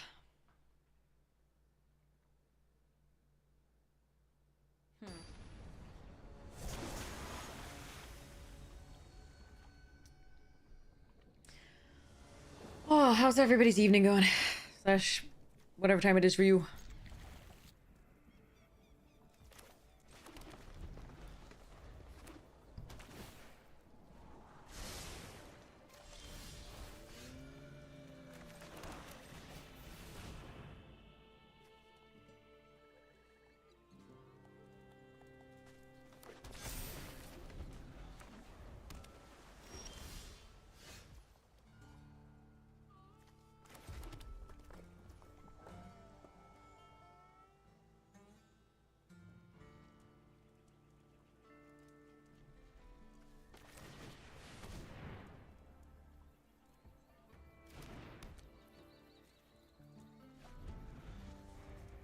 Alright, if this survives, we want to draw a big fat fatty. If it doesn't survive... okay.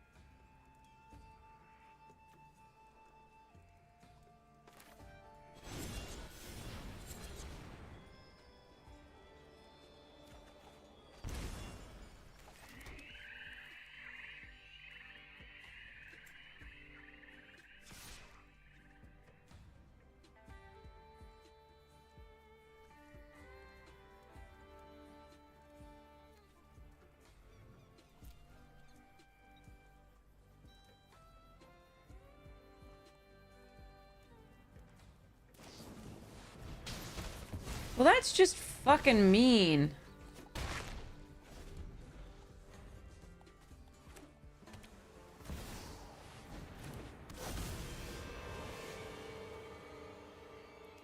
They had 3 mana up. There was... I wasn't gonna risk that necessarily.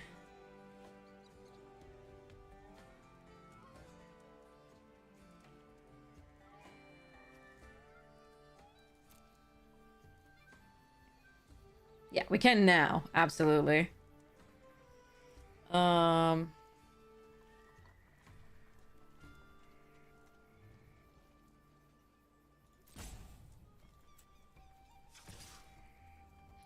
they have Commandeer, which would suck, but eh.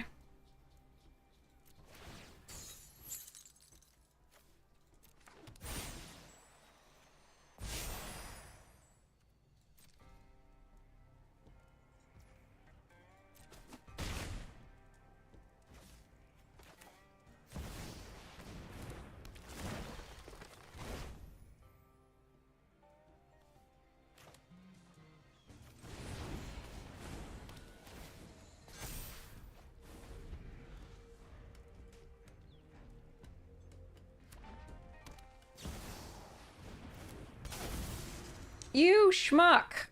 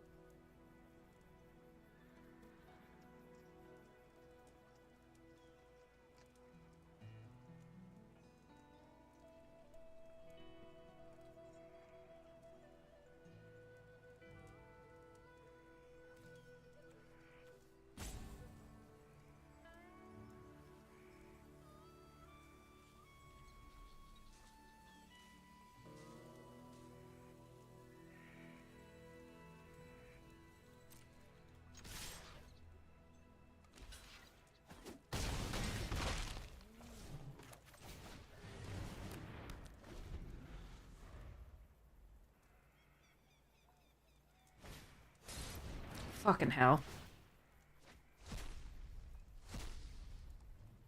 They got my fucking Italia fucking course! I hate this! This is so stupid! What the fuck? I can't find Italia or Breach, though I can cast them. Oh, god damn it. Just give me fucking Crackle with power, not them. And don't find Breach off this. I will fucking murder you.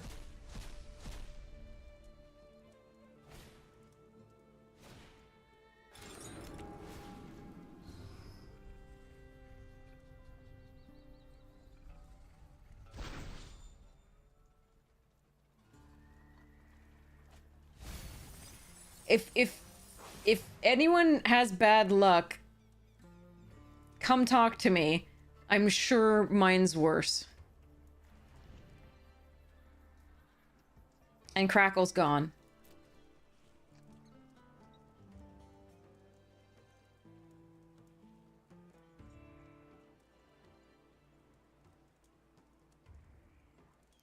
Itali in a spells deck, and they find it before I find in my fucking hell. They Itali into my Breach, which is just unbelievable. Violence like you is kind of my thing.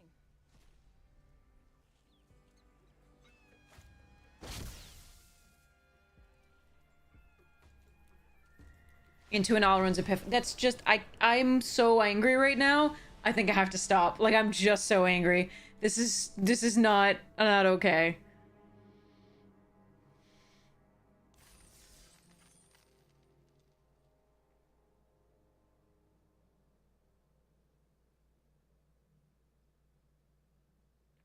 Yeah, that's the worst thing I've ever had happen to me in draft.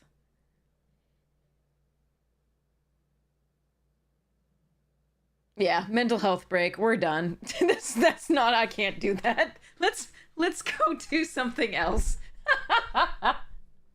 I'm out. That's good. Let's go let's go see what we get out of this. Yeah. So they Itali find my Itali, find my Breach off the Itali, find Auron's, so Breach the Itali back that they sacrificed, then Auron's Epiphany. Like, just like, fuck that. That's not no.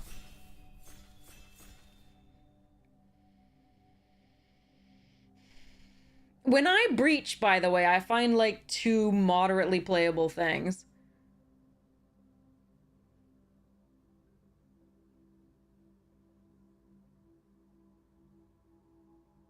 No, they weren't. All they were gonna do is take another turn and use Itali to, like, poison counter and wipe my board. Alright, Rush of Dread's fine, Clear Shot's good, Lawbringer's fine, Sharpshooter and Gila and Rattleback Apothecary are all fine. None of this is terribly exciting. I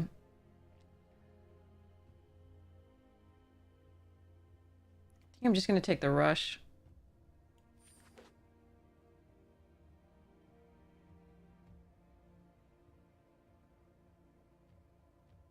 Salt, where?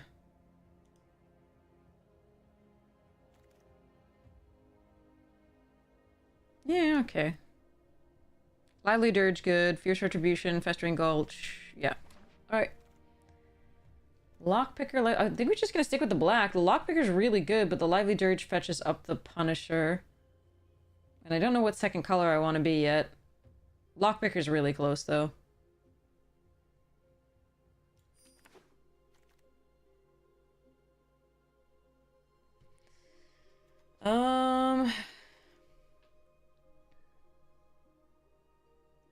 Gigapede does crime. Plan the Heist is interesting, but not super great. Hellspur Brute is actually an interesting one. We might wield a Peddler.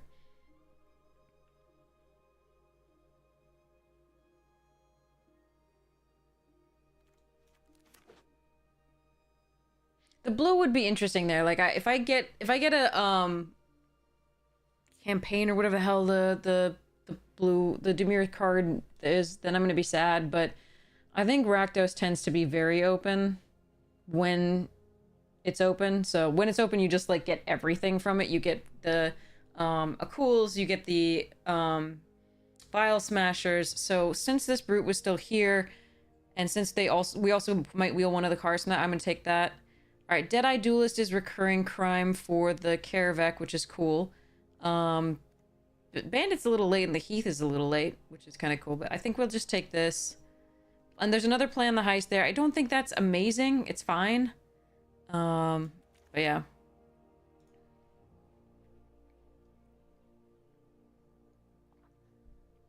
We'll see how it goes.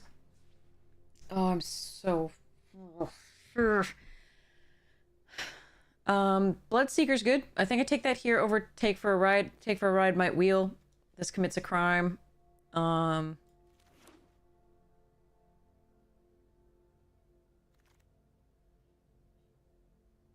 Okay, Loan Shark is the best card here. Two Patient Naturalists are pretty cute, though. I'm gonna take the Loan Shark. We'll see whether I run it or not. It's just the best card in the pack still. Repulse. Okay. Never mind. Alright. We might just be in the Demir.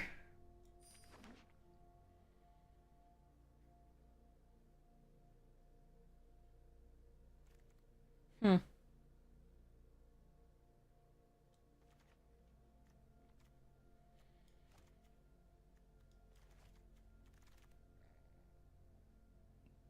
Meh.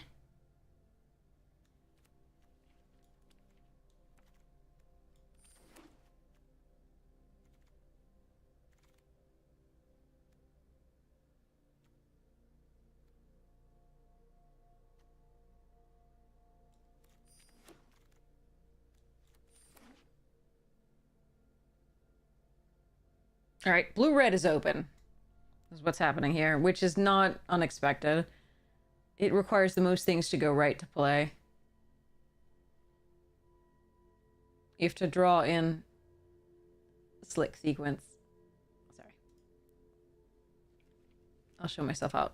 Alright. So we'll see what like is happening here overall. I still like the black enough to stick with it at this point.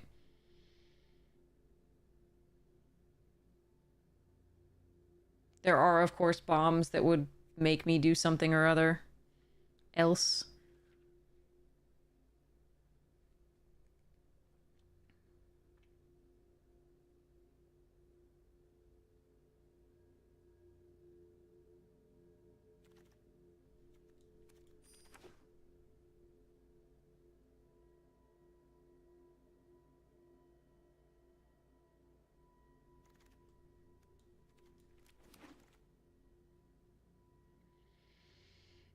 Ouch.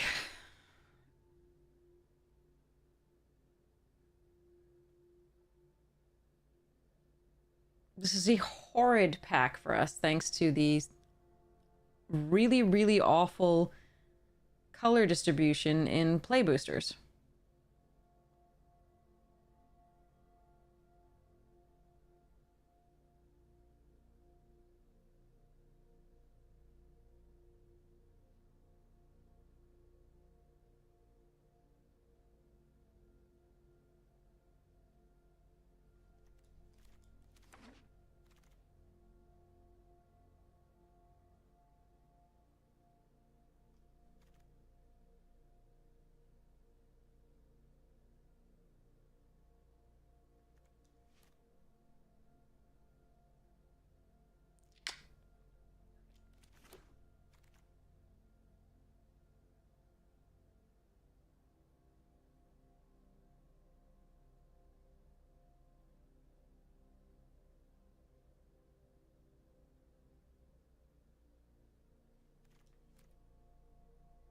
Hmm.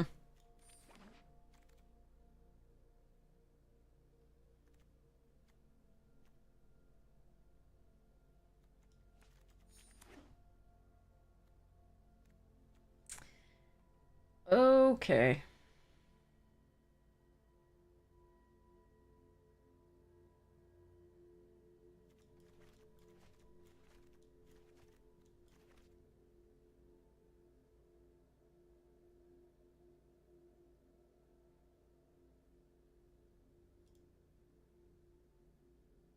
Would I play Jace? If it wheeled in this deck or just in general? I don't think Jace is that good. It's fine, it's not great.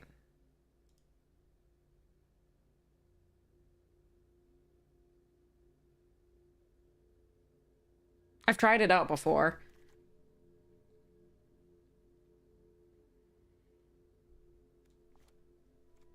Rakish Crew is fine here. Like, I need the desert, so...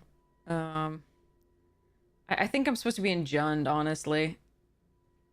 You may not let us see you completely gladly join the fight. Alright. God, this is so freaking ugly.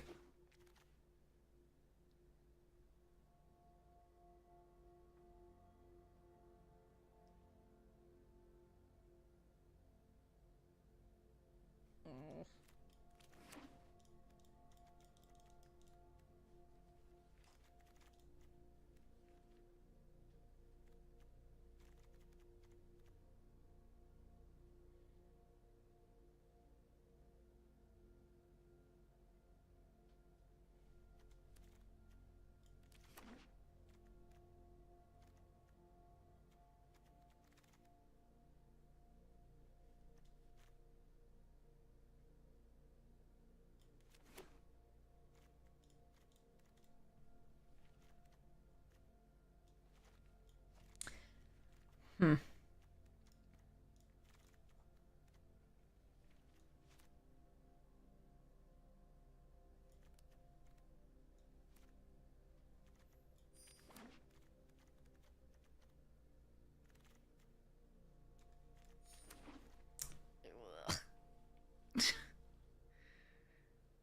Okay, I don't know.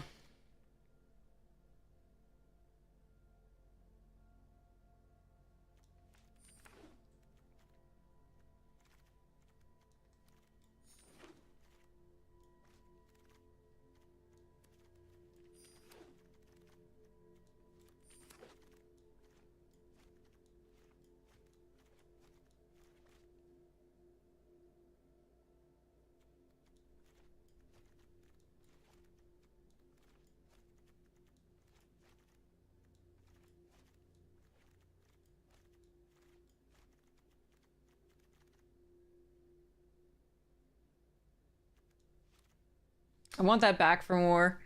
But we need creatures.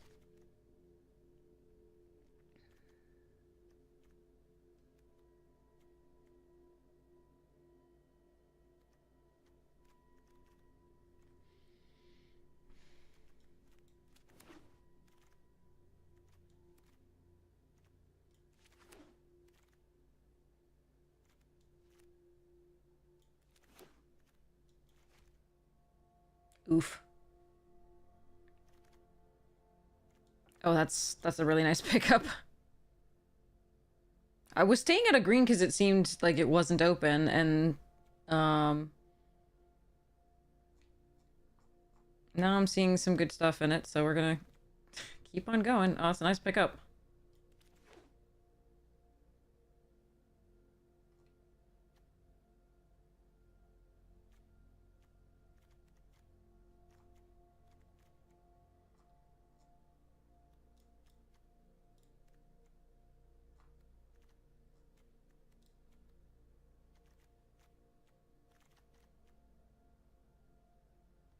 Hmm.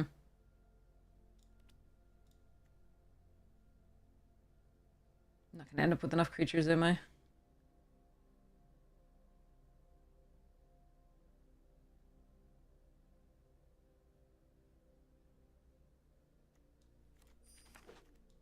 Oh. It was a weird draft. Maybe getting better?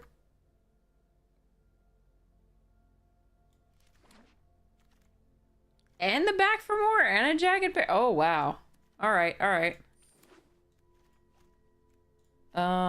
Okay. We'll keep the repulse. I might actually keep an out cold, we'll see, or the failed fording, one or the other.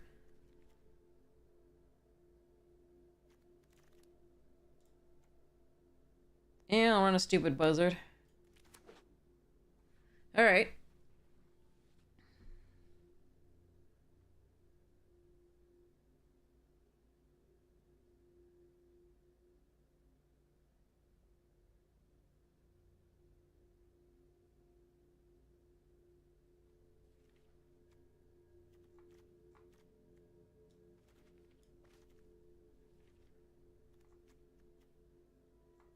Yeah, I'll probably run either the failed forwarding or the stop cold.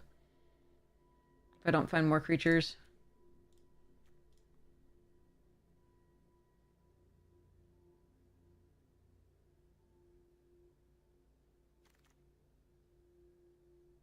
I don't want to run a Thunder Thief.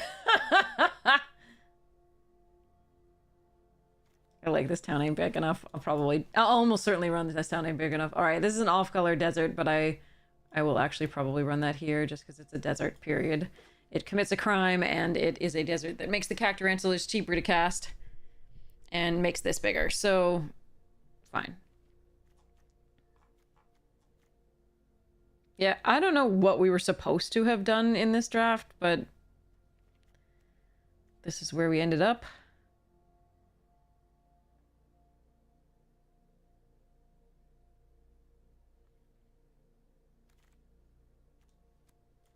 I do like Heartless Pillage.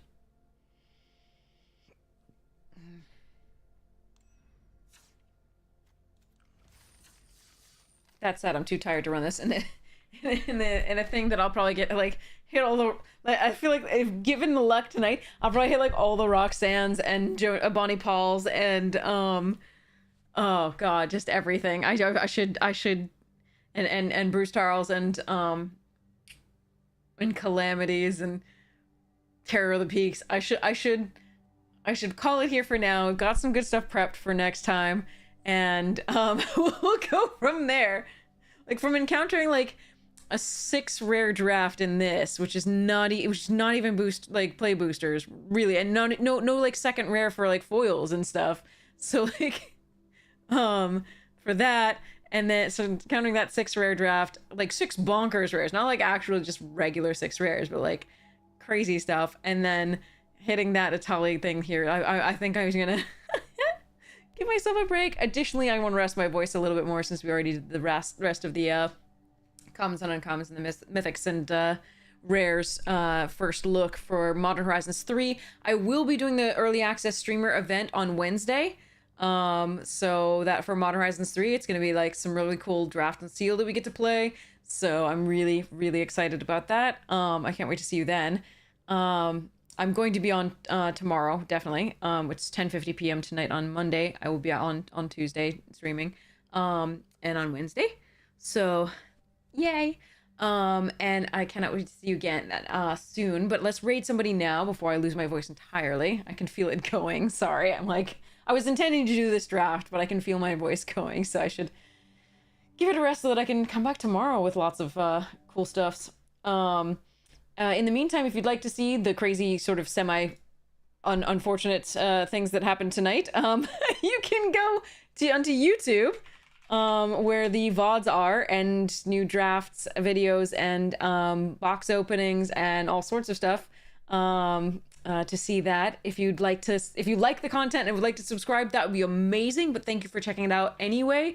The views really help too, so I really appreciate it. Even if you decide you're like, oh, okay, it's not for me to subscribe, no worries.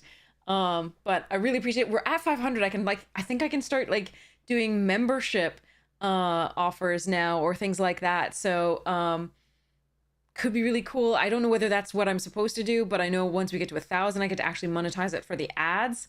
So then I can just make more videos for you, because basically all the money that I'm making, that I will be making off of YouTube, if I can ever monetize it that way, will be going to make more videos, because I hire right now. The Twitch money that I make goes to hiring an editor to edit like videos for YouTube. So it's really cool. So just more videos is my goal. I just want to, have fun and hang out with you and entertain the public. You get the idea. I have some cool ideas for like some video analysis videos, so I'm working on that. But yeah, so this is there. EK, welcome. Speaking of amazing editors, everybody, EK Plays Cards is an unbelievable editor working for I believe both Commander at Home and Elder Dragon Hijinks, but I know mainly from Elder Dragon Hijinks, which is so cool. So yes. Anyway, say hi to EK.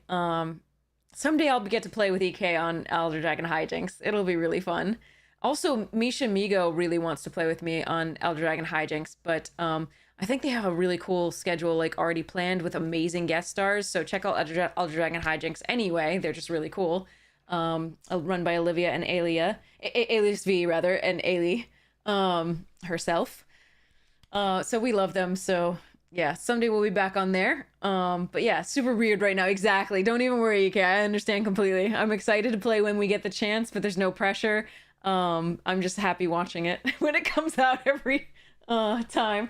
So whom shall we raid, chat? Let's go go see whom we should go raid. Isaiah's on an Echo 5 Bravo. Echo 5 Bravo is playing Cube. Echo 5 is back. Okay. So and Ephilly's on and Caleb D is on. Whom would you like to raid? Let me know what floats your boat, and we'll go with like the first person says. Caleb D's doing Vintage Cube. Ephilly's doing a short stream talking about Modern Horizons 3. Isaiah's doing Peeps and Keeps. Ikoria Throwback? Wait, what?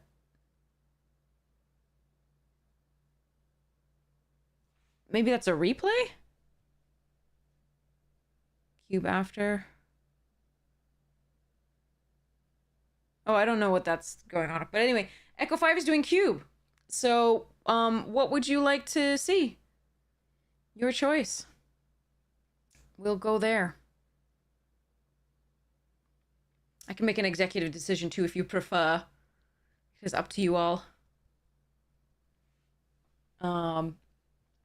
Peeps and Keeps? Okay. Looks like an Ikoria throwback, actually, at this point, if that makes any sense. But let's go Isaiah.